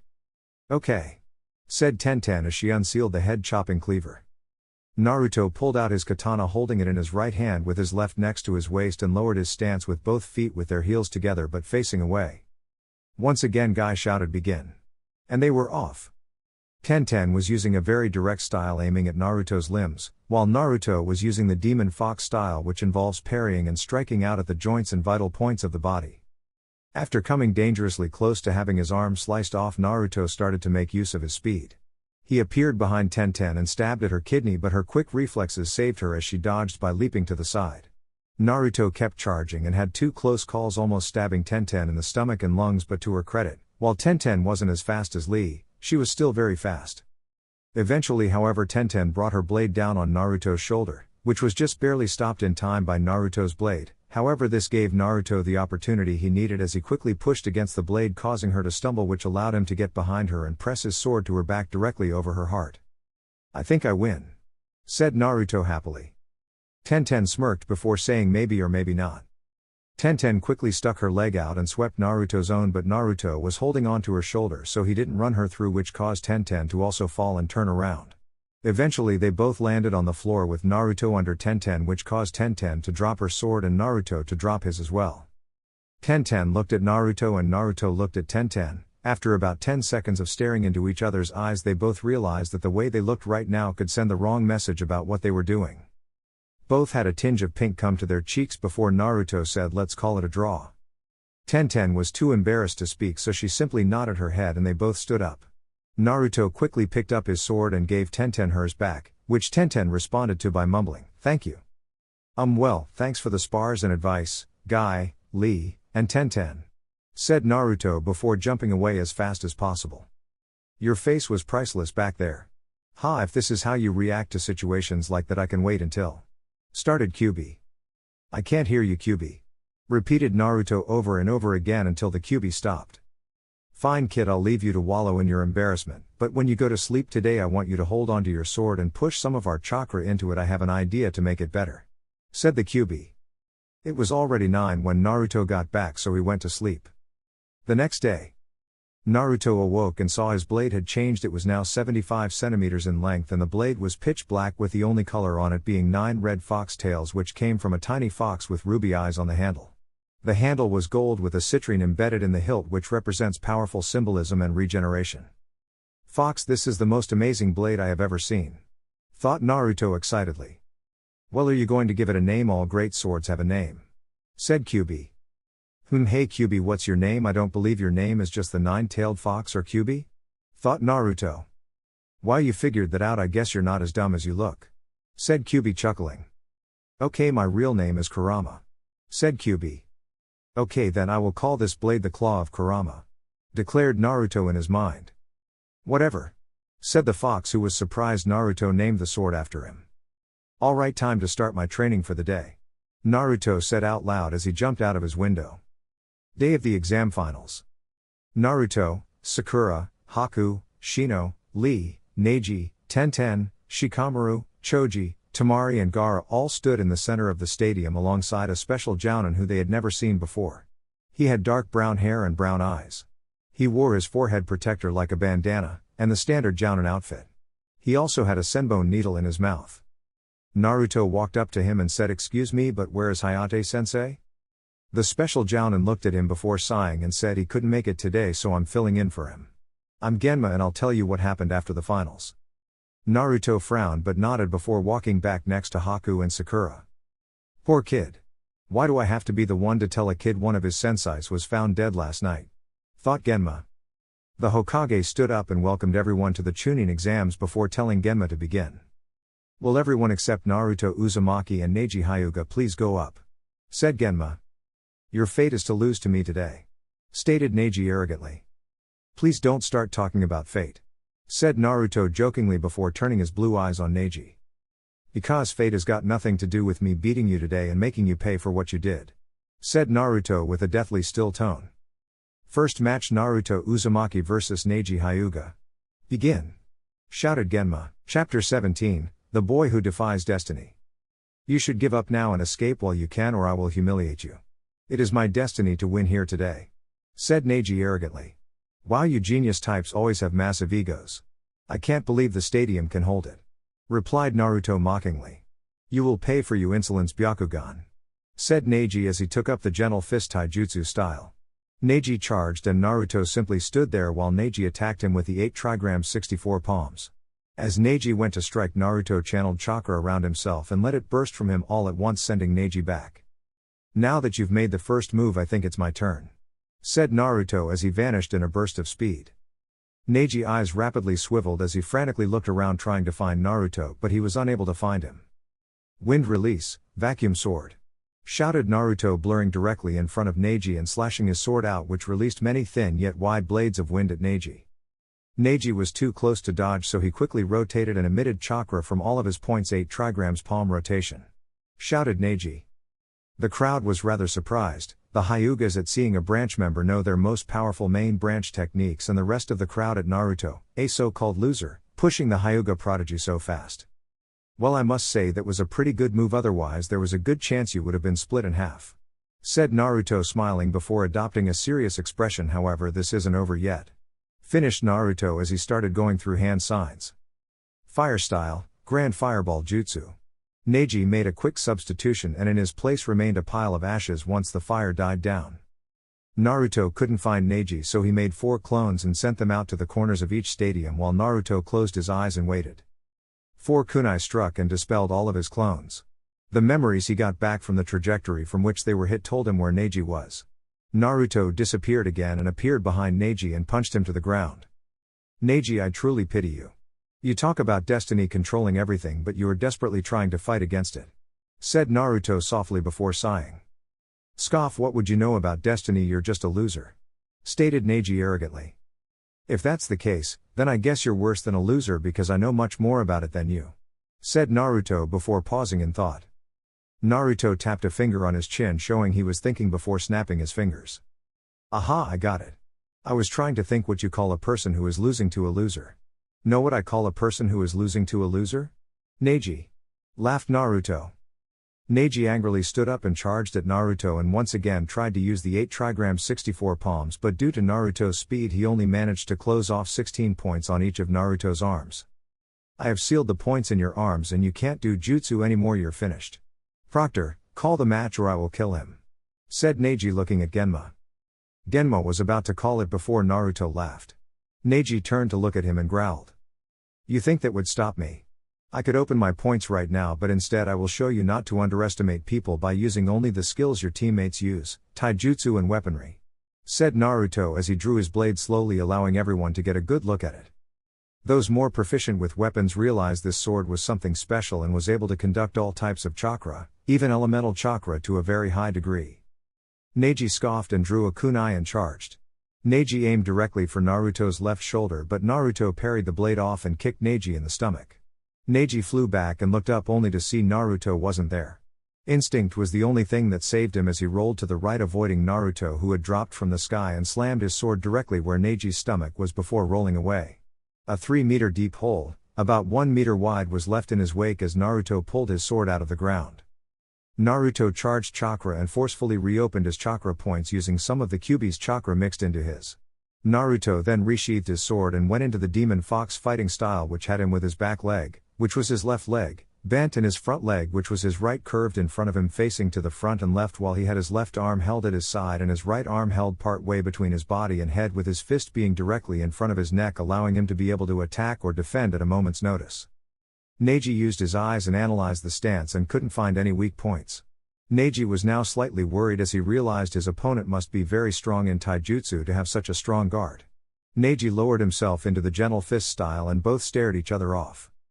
Wow, Naruto is doing pretty good, don't you think, Shikamaru? Asked Choji. Sai so troublesome, replied Shikamaru. But he was also watching the match with a keen eye and couldn't help but wonder how Naruto became so strong.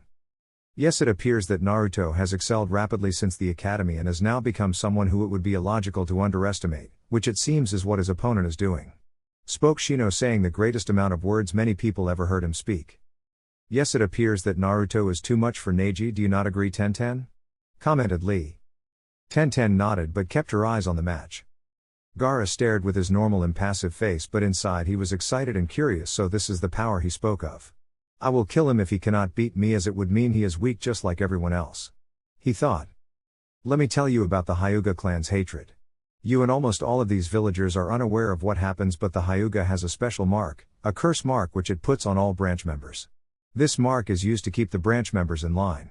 You and everyone here have no idea what it is like to be branded with a mark that controls your life. Said Neji angrily. Naruto gave a small smile of understanding before speaking. Neji, listen to me now. You are the one who has no idea about me. You may choose not to believe it, but I have a mark that has singled me out my entire life. This mark has been the bane of my existence for almost my whole life until I changed my view. I realized that while I may be isolated and looked down upon by others, but there are a select few who do care for me. While that number may be small, it is where my vast strength grows from. If I had never had anyone, said Naruto as his eyes drifted to Gara in the stands, who simply stared back. If I never had anyone, I would have fallen into despair and darkness much like you have, and I probably would have tried to place the blame somewhere, much as you curse destiny. The difference is, I was not happy to simply fall into the darkness and descend into madness, and that is why, as hard as it is for you to believe, I am able to defy destiny, which is also why I will win here, because I make my own destiny. Finished Naruto. Neji was stewing in rage, unable to fathom Naruto's audacity to speak such things, and as such he charged and shouted 8 trigrams 64 palms. Naruto spoke as Neji approached and said to him, now let me show you how perseverance and hard work makes one capable of defying destiny. Naruto got into his stance and parried every strike Neji tried and threw 50 shuriken at Neji, 10 at a time in rapid succession 3 seconds apart. Neji used the 8 trigrams palm rotation to deflect the waves of shuriken and kept spinning as he saw Naruto charging at him. Naruto gathered chakra in his right hand and quickly formed a sphere of chakra and slammed it against Neji's defense while shouting Rasengan, shocking almost every jounin and anyone who knew of the 4th Hokage's legendary technique. The jutsus both grinded against each other before Naruto began to push through. With one last push of chakra, Naruto broke through Neji's so-called ultimate defense, the discharge of which sent him flying back into the stadium wall, which he hit and slumped down. I failed the Chunin graduation exam 3 times. I could never do the clone jutsu, said Naruto. However, I found a way around that and learnt the shadow clone jutsu instead. Don't come whining to me about this destiny stuff and telling me you can't change who you are. I did it and you can do it too, because after all, you're not a failure like me. Finished Naruto. Winner Naruto Uzumaki, announced Genma. Everything went silent until after a while some clapping begun, which soon increased in volume. Naruto helped Neji up as the medics came out, and Naruto smiled at the crowd before walking away. Naruto Uzumaki, the boy who defies destiny, thought Neji as the medics took him away. Naruto walked up to the contestant area and received a fair bit of congratulations from Lee and Choji, a lazy thumbs up from Shikamaru before he mumbled troublesome a wary eye from Tamari and an excited one from Gara. You did really well, Naruto, said Sakura. Yeah, it seems I'm really going to have to step up my training to beat you, said Haku with a small smile. Naruto, that was amazing. I don't think I've ever seen anyone beat Neji, and you absolutely dominated, commented Tenten. Naruto, I will win my match and then I will fight you in the next round, said Lee excitedly. At this, Naruto gave a small frown. Lee, be careful, I know you are strong and want to prove yourself, but, said Naruto as he lowered his voice slightly, your opponent is very dangerous and you need to watch yourself in this fight. Finished Naruto seriously. Lee nodded but all the same replied, do not worry about me, Naruto, I won't lose. Naruto took a seat and got comfortable as Lee and Gara walked down to the center of the stadium. Lee stared at Gara with determination and Gara stared back impassively. Second match, Lee vs Gara. Begin, shouted Genma. Chapter 18, Gates vs Demon. Gara immediately took out the cork from his gourd and let his sand pool around him while Lee raised a hand up and got into his normal stance. Lee charged and swung a kick at Gara's head, but it was blocked by sand. Lee then tried to punch Gara in the stomach but was once again blocked by sand. Is that it? Asked Gara stoically. Watch this, shouted Lee. Lee then ran as fast as he could and attacked with a barrage of punches and kicks, but none penetrated the sand.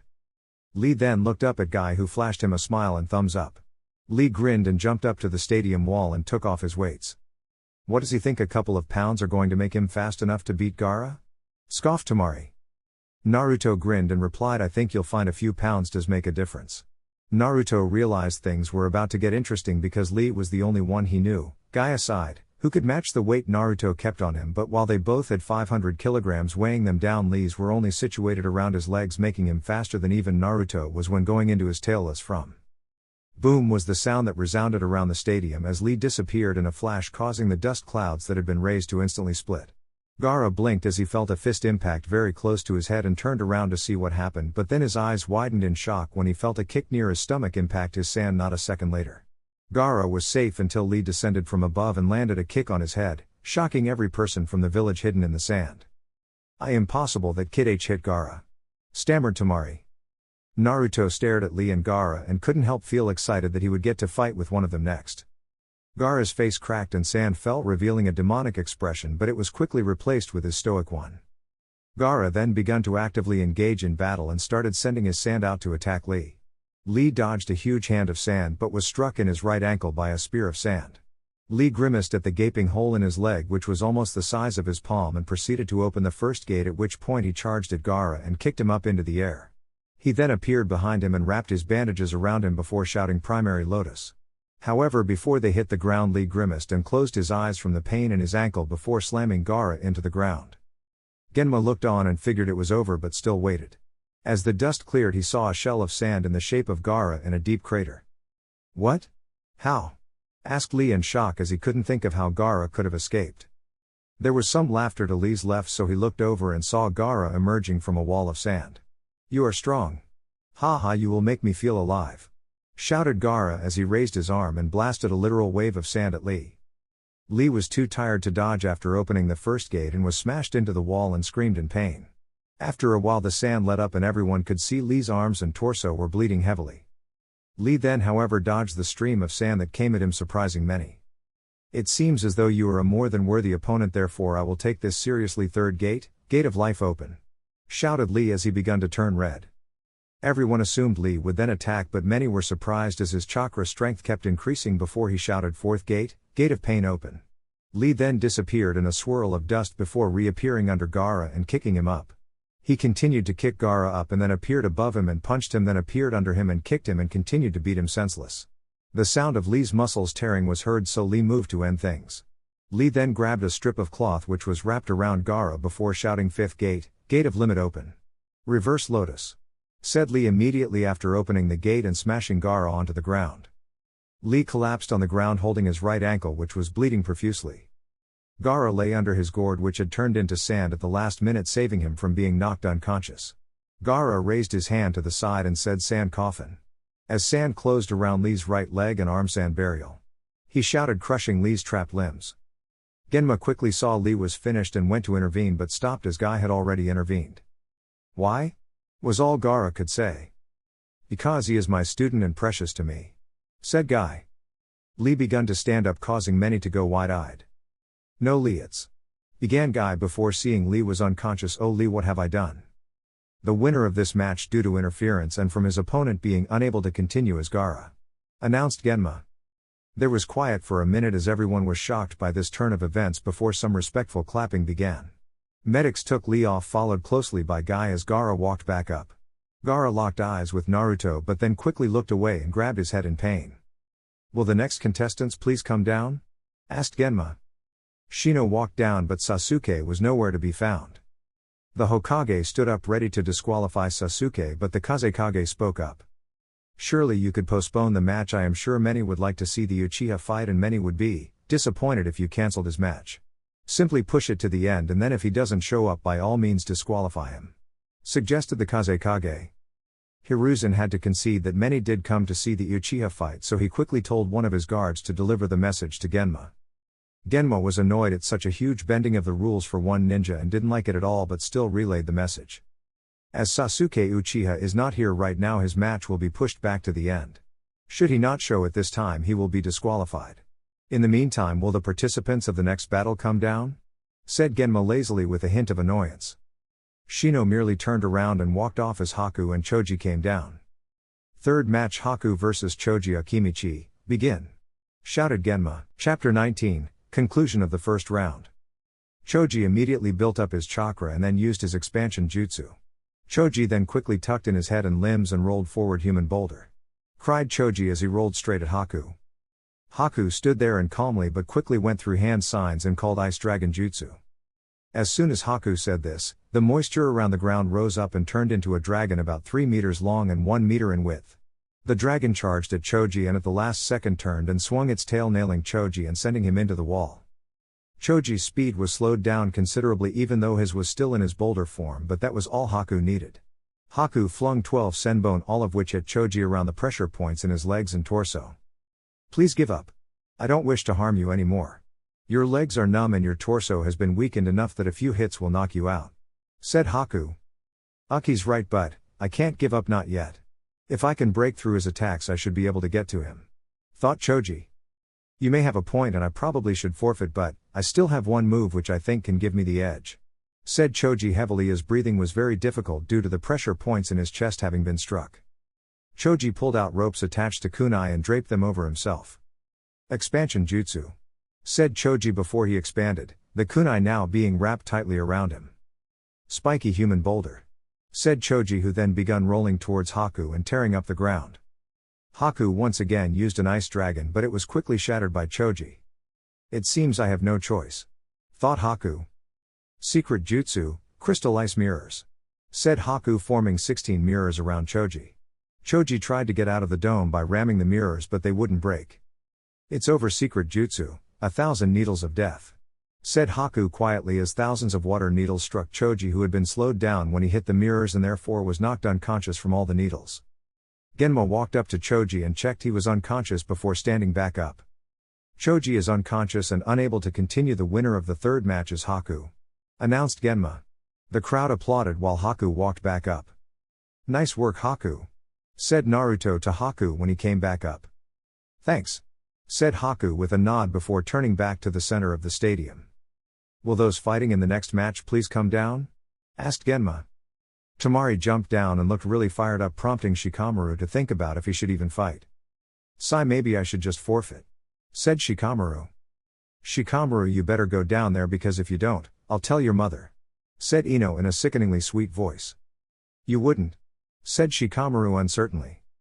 Oh come on Shikamaru, even Choji went out there and tried his best, you could at least do the same, said Naruto. That wasn't enough motivation for Shikamaru, so Naruto gave him a little push, literally, which sent him over the bar and down to the ring. Darn troublesome blondes, muttered Shikamaru. Genma blinked before continuing, okay. The fourth match, Tamari vs Shikamaru Nara, begin. Shikamaru lay there while Tamari charged at him. Sigh, I knew this would be troublesome, said Shikamaru. Shikamaru jumped to the side away from Tamari, who had just swung her fan down. Well, I might as well end this quickly, thought Shikamaru. He threw 2 shuriken at Tamari, which she blew away. Really, that's all you can do? That's pathetic, mocked Tamari. Yes, I'm definitely finishing this early, thought Shikamaru. Shikamaru threw a kunai, but it wasn't aimed at Tamari. In fact, it was aimed on the wall near the crater that had been created during the previous match. Shikamaru then walked forward and made a seal before calling shadow possession jutsu. Tamari jumped back in the direction of where the crater was until the shadow kept chasing her. She kept dodging backwards until the shadow stopped, at which point she used her fan to mark that point. So it seems you can't go any further than this point with your shadow. I guess that's bad for you, wind scythe jutsu, said Tamari, which ended with her swinging her fan, sending a tornado of wind at Shikamaru. Shikamaru jumped behind the trees, which had deep slashes carved into them by the jutsu. Time to end this, thought Shikamaru. Tamari waited for Shikamaru to emerge, knowing that getting closer was a bad idea. After about 5 minutes, a kunai was flung at the kunai already embedded in the wall behind Tamari, angling it up slightly. Shikamaru then threw 7 shuriken to distract Tamari while he stayed behind the trees and made a makeshift parachute with his jacket and a kunai, which he then threw up in the same direction as the kunai he threw earlier. Shikamaru began to charge at Tamari, who then retreated into the crater, to keep her distance from him. Shadow possession jutsu, said Shikamaru as his shadow began to rush at Tamari. Tamari noted the distance and was fairly confident that it wouldn't reach her and therefore was shocked when she had to jump back to keep it from reaching her, all the while failing to realize she was getting closer and closer to the wall. Almost there, thought Shikamaru. Huff shadow possession jutsu complete, said Shikamaru, grinning slightly. How? Asked Tamari in shock. Here, I'll show you, replied Shikamaru as he turned his head behind him and up to the right, which caused Tamari to do the same. Tamari's eyes widened as she saw the kunai he threw at the start was creating a shadow behind her, and she saw his jacket being suspended near it. I used those 5 minutes behind the tree to set this all up. The kunai angled the shadow of the sun near you but needed a bit more time to be in position. I then threw my jacket attached to a kunai up in the air to create another shadow. Once the two connected, I was able to split my shadow off from the mainstream and attach it to the shadow they created together, enabling me to catch you from behind, and now you're trapped by my shadow right near the wall. Normally this would be the point I forfeit, but my teammate worked hard for this opportunity to be in the finals and I don't want to waste this chance when he tried so hard to get here, explained Shikamaru. Not to mention there is also a really troublesome blonde up there who would give me hell if I forfeited. It seems all blondes I meet are troublesome, this chick, Naruto, but then again Naruto is more manageable to deal with ever since he graduated. It must just be the women, yep, that must be it, troublesome blonde women, thought Shikamaru. Elsewhere, a certain gambling Sanin sneezed. So now you can give up or I will smash your head against the wall, your choice, said Shikamaru. Sigh, beaten by a lazy Jinan, I'll never live this down. Proctor, I forfeit, said Tamari. Genma almost smiled but refrained himself before announcing Tamari has surrendered, therefore the winner of this match is Shikamaru. Shikamaru released his shadow and the crowd clapped happily. As they walked back up, Tamari looked at Shikamaru. You know, one day I'll get you back for this, she announced. Shikamaru just shook his head before mumbling, darn troublesome blonde women. Will the participants in the next match please come down? Requested Genma. Tenten walked down and so did Sakura. Fifth match, Tenten vs Sakura Haruno, begin, announced Genma. Tenten pulled out 6 kunai and Sakura pulled out 5 shuriken. Sakura threw the shuriken and Tenten threw all of her kunai except one. Sakura then started running at Tenten, but Tenten threw out her kunai, stopping her in her tracks. Sakura then made 4 clones in an attempt to confuse Tenten, but Tenten just threw a weapon at all of them, revealing the real Sakura, who got hit in the arm. Sigh, this really isn't what I expected. I thought you would be much better than this. Although normally I would say it's due to the fact that you're a rookie, there are also 4 other rookies who aren't anywhere near as pitiful. I respect you enough for trying, but really give up now and save some face, said Tenten. Sakura didn't know what to do. She had been outclassed from the very beginning and it didn't even look as though Tenten was serious. She's right, I can't do anything. I have hardly any jutsu outside the basic academy jutsu and my taijutsu isn't enough to beat her, but then again I can't even reach her to try. Sakura thought helplessly. Well, I still have a few moves I can use, but thanks for your concern, said Sakura before making a hand sign and calling demonic illusion, death mirage jutsu. To Tenten it appeared that Sakura vanished in a swirl of leaves. Tenten looked around but couldn't find her until Lee, let your flames of youth explode and run into the sunset, said a familiar voice, prompting Tenten to turn around and see a sunset with Lee and Guy hugging and crying. No, not this again, thought Tenten, beginning to panic. Luckily Tenten knew what would happen next, so she shut her eyes and quickly stopped and flared Hi chakra. That was so uncool, said Tenten, turning around to face Sakura, who was behind her drawing a kunai. To force me to relive what I already had to endure for a whole month. You'll pay for that, said Tenten angrily. Tenten pulled out a scroll and begun summoning weapons at an alarmingly fast pace.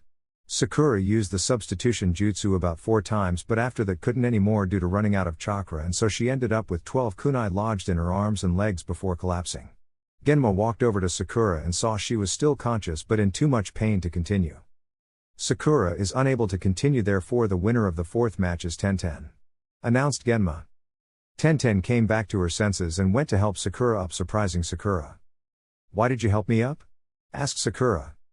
Well, aside from the horror you just put me through, you did try your best and that's nothing to feel bad about, replied Tenten. If you don't mind me asking, what did you see? Asked Sakura curiously. Tenten blinked before replying, Lee and Guy's sunset genjutsu. Sakura blinked before shivering, sorry about that. That move even creeps me out, said Sakura, mortified. As Sakura and Tenten left, Tenten to go upstairs and Sakura with the medics, a swirl of leaves appeared in the center of the ring. In the swirl appeared Sasuke and Kakashi. "Hi, we aren't late, are we?" asked Kakashi. "No, you're just in time," said Genma. "Will Shino Aburame please come down so we can begin the 6th match?" requested Genma. Shino complied and walked down while Kakashi walked up to find out how the matches went. Kakashi wasn't too surprised to hear Sakura lost but was significantly surprised that Naruto had won, and even more so at hearing how he had won. He didn't even have to use the 9-tailed fox's chakra. "I wonder what he did in this last month, and to learn Rasengan in a month is ridiculous. It took me almost half a year and even Jiraiya needed 3 months. Thought Kakashi before turning his attention to the stadium floor. 6th match, Sasuke Uchiha vs Shino Aburame, begin," said Genma. Shino raised his sleeves and let his bugs flow out. Sasuke activated his Sharingan and observed that all the bugs were slowly trying to creep around him. "Sorry Shino, but your bugs won't be getting near me," said Sasuke as he breathed in deeply before shouting fire style, Fireball Jutsu. Shino leapt back and his insects followed suit, but the ones nearing Sasuke were incinerated, causing Shino to frown. Shino then pulled out 6 shuriken and threw them at Sasuke. Sasuke leapt back to avoid them, but his eyes widened when he saw that they were made up of bugs. Sasuke pulled out 4 of his own shuriken and threw them at Shino, who promptly exploded into a cloud of bugs. Fire style, Phoenix Flower Jutsu, called Sasuke, which caused 20 small fireballs to burst from his mouth and hit Shino's bugs. Sasuke saw Shino leap near the trees to avoid the flames, which caused Sasuke to smirk. Sasuke then threw a kunai, 2 shuriken and a windmill shuriken in rapid succession, all of which Shino dodged before they embedded themselves in the trees. Sasuke then pulled his head back slightly, which caused the strings attached to his weapons to tighten around Shino. Fire style, Dragon Flame Jutsu, called Sasuke before flames traveled down from his mouth and ran along the strings which were attached to the weapons he threw earlier and soon engulfed Shino in a fiery blaze. The Shino which was burned was merely an insect clone. The real Shino then appeared somewhere off to the right before speaking up, "Proctor, I forfeit. It would be illogical to continue when more than half my bugs have been destroyed, because even if I win here I would lose in my next match." Genma nodded, seeing Shino's reasoning before saying, "Shino has forfeited the match, therefore the winner of this match is Sasuke." The crowd cheered as the first round concluded. And everyone took a 15-minute break before the second round begun. Naruto and Gara walked down ready for their match. As they faced each other, Gara spoke, "Mother wants me to kill you. Gara, the Shukaku may want you to kill me, but I will beat you here and now and show you that true power comes from fighting for people you care about," replied Naruto. Genma waited and seeing they were done spoke. The second round of the Chunin exams, first match, Naruto Uzumaki vs Gara, begin. Chapter 20, Fighting to Protect. Gara quickly released the cork from his gourd and let the sand pool at his feet. Naruto pulled out 4 shuriken and threw them before making hand signs and calling his jutsu wind style, Gale Palm. The shuriken were sped up by the gust of wind that was formed when Naruto clapped his hands together, speeding them up to significant speeds. Gara stood there impassively as his shield of sand rose to protect him, but slightly furrowed his brows when they slammed into the wall of sand and nearly broke through.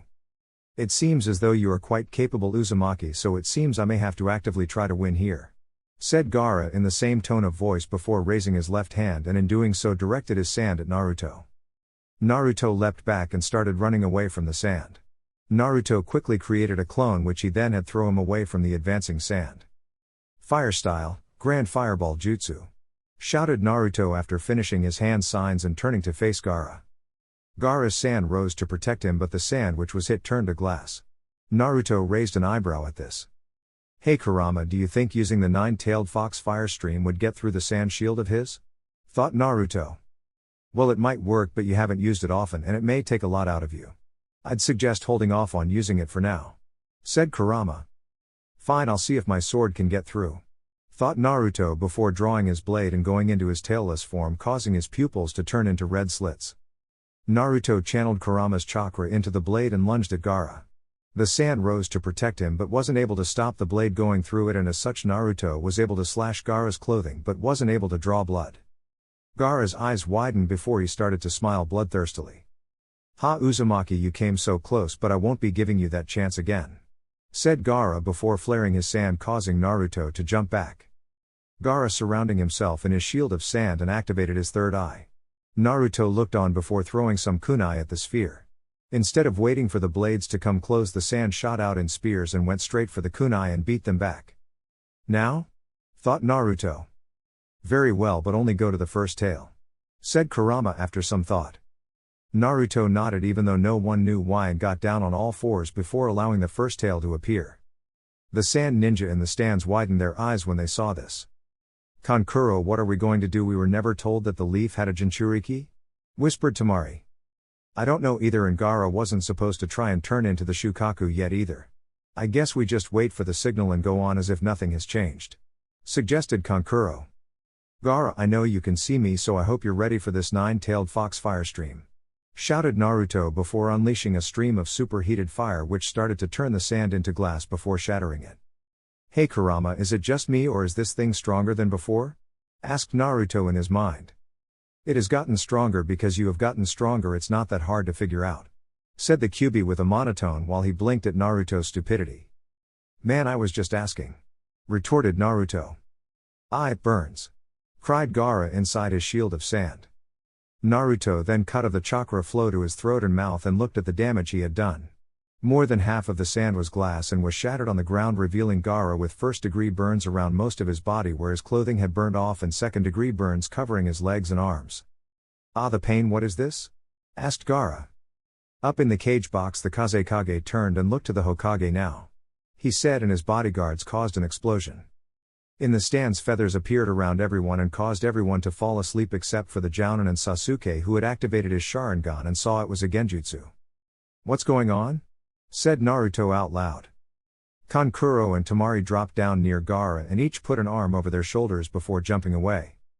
Wait, said Naruto as he jumped after them, but Baki, the sand Jounin, charged at him, forcing him to dodge and jump back. Genma then jumped near Naruto and spat the needle that was in his mouth at Baki, causing him to jump away from Naruto. Uzumaki, the Chunin exams are over. However, I have a mission for you which is probably only one you can do. You need to go after Gara and either capture him or ensure his isn't allowed to transform and rampage in our village, said Genma seriously. You got it, said Naruto, nodding before charging after them while Genma stalled Baki. Kakashi and Guy were fighting off Sound Ninja, who had been disguised in the stands when Kakashi saw Naruto leave. Kakashi looked around and saw only Sasuke had been able to break the Genjutsu. Sasuke, I have a mission for you, said Kakashi as he threw a kunai at the head of a Sound Ninja, killing him instantly. A mission, now? Asked Sasuke. Yes, the first A rank since the Land of Waves, but you'll need a team, said Kakashi as he looked around and saw Tenten and Shikamaru nearby. Go break the Genjutsu on Tenten and Shikamaru and come here and I'll give you the fourth member for your team, said Kakashi.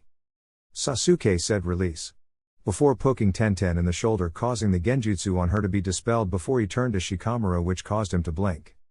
Shikamaru, have you been awake this whole time? Said Sasuke with a deadpan expression. As he said that, a small dog came and bit Shikamaru on his ankle. Ow, what was that for? Asked Shikamaru in pain. Huh, what's going on? Asked Tenten, waking up.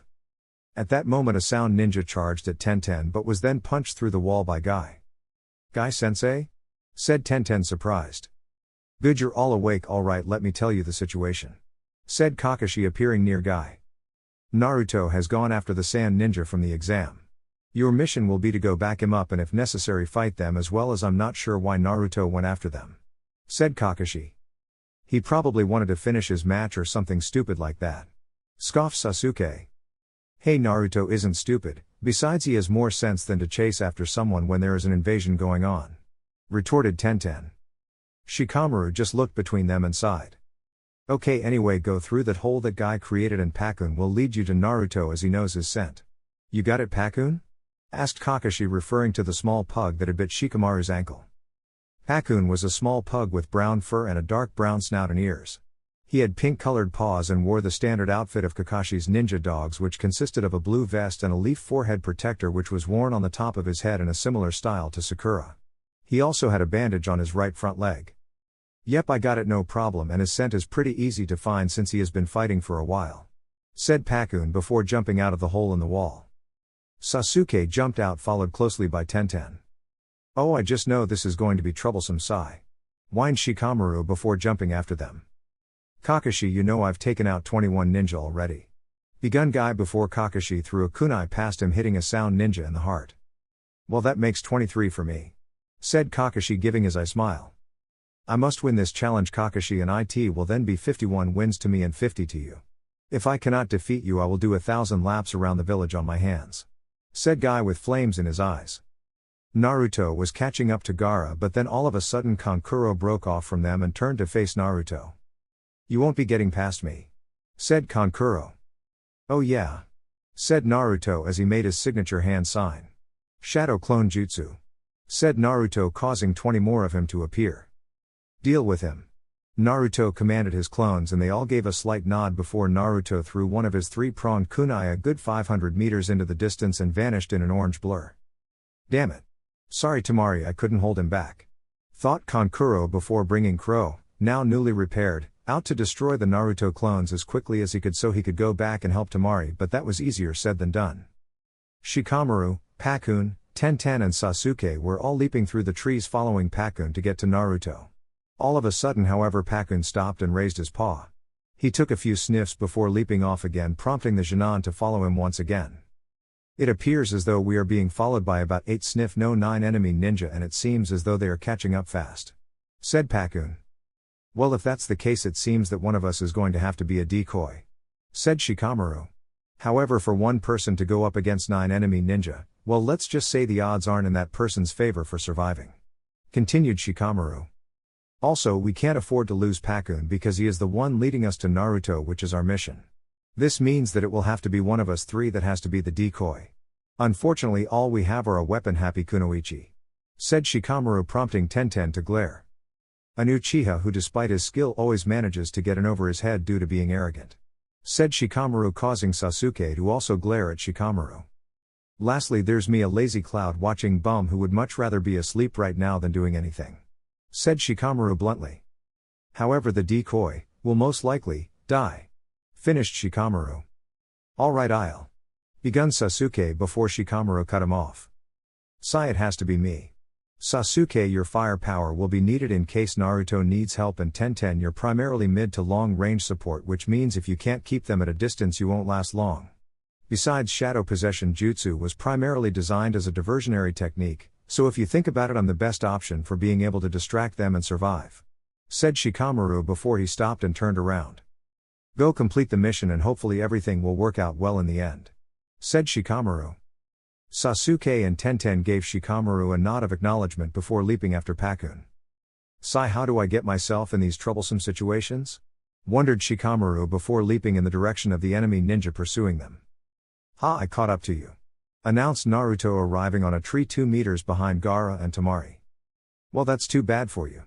Begun Tamari before Gara lashed out and hit Tamari, sending her into a tree, causing her great pain but not enough to knock her out. Uzumaki, what are you doing here? Have you come to prove my existence? Asked Gara. No Gara, I can't let you go, not until I help you get out of the darkness that I came very close to falling into. Said Naruto softly. You are a fool, Uzumaki, I already told you that fighting for others won't help you when it will simply bring your destruction. Said Gara, beginning to channel Shukaku's power. Mark my words, Gara, I will show you that fighting to protect others is the way to win. Said Naruto, beginning to go to his first tail. Okay, we are getting close, but there is some serious demonic energy building up ahead. Said Pakun before taking another sniff, but it appears we are still being followed. Said Pakun, surprising Tenten and causing Sasuke to frown. That lazy bum better not have run away to go sleep or something, or he is going to get it later. Said Sasuke. 8 sound ninja dropped down into a clearing. The leader walked forward and saw the tracks vanish. All of a sudden all of the ninja were stuck frozen in place. Shadow Possession Jutsu complete. Said Shikamaru. Wait a minute, I only count 8, where is the 9th ninja? Thought Shikamaru. The leader looked ever so slightly to a tree about 5 meters from Shikamaru, which caused Shikamaru to realize where the other ninja was. I see, you have one ninja stay behind the others to assist if you get ambushed. Very clever, but there is a reason why you should always be mindful in a battle, because you looking up into the tree gave me his location, and thanks to that I caught him as well while I was talking. Said Shikamaru. I have never been so happy I wasn't lazy. To think if I drew out my battle in the Chunin exams I wouldn't have had enough chakra to pull this off. Thought Shikamaru, clearly amused. Just then the 9th ninja fell out of the tree. What? Wondered both Shikamaru and the sound ninja. Asuma then dropped down behind Shikamaru. Asuma. Said Shikamaru. Nice work Shikamaru, I guess you're finally overcoming some of that laziness of yours. Said Asuma. Asuma held his trench knives and charged at the leader and nailed him with a punch to the face, knocking him out cold. He then proceeded to kick another ninja into a tree. In Shikamaru's shock, he let go of the sound ninja.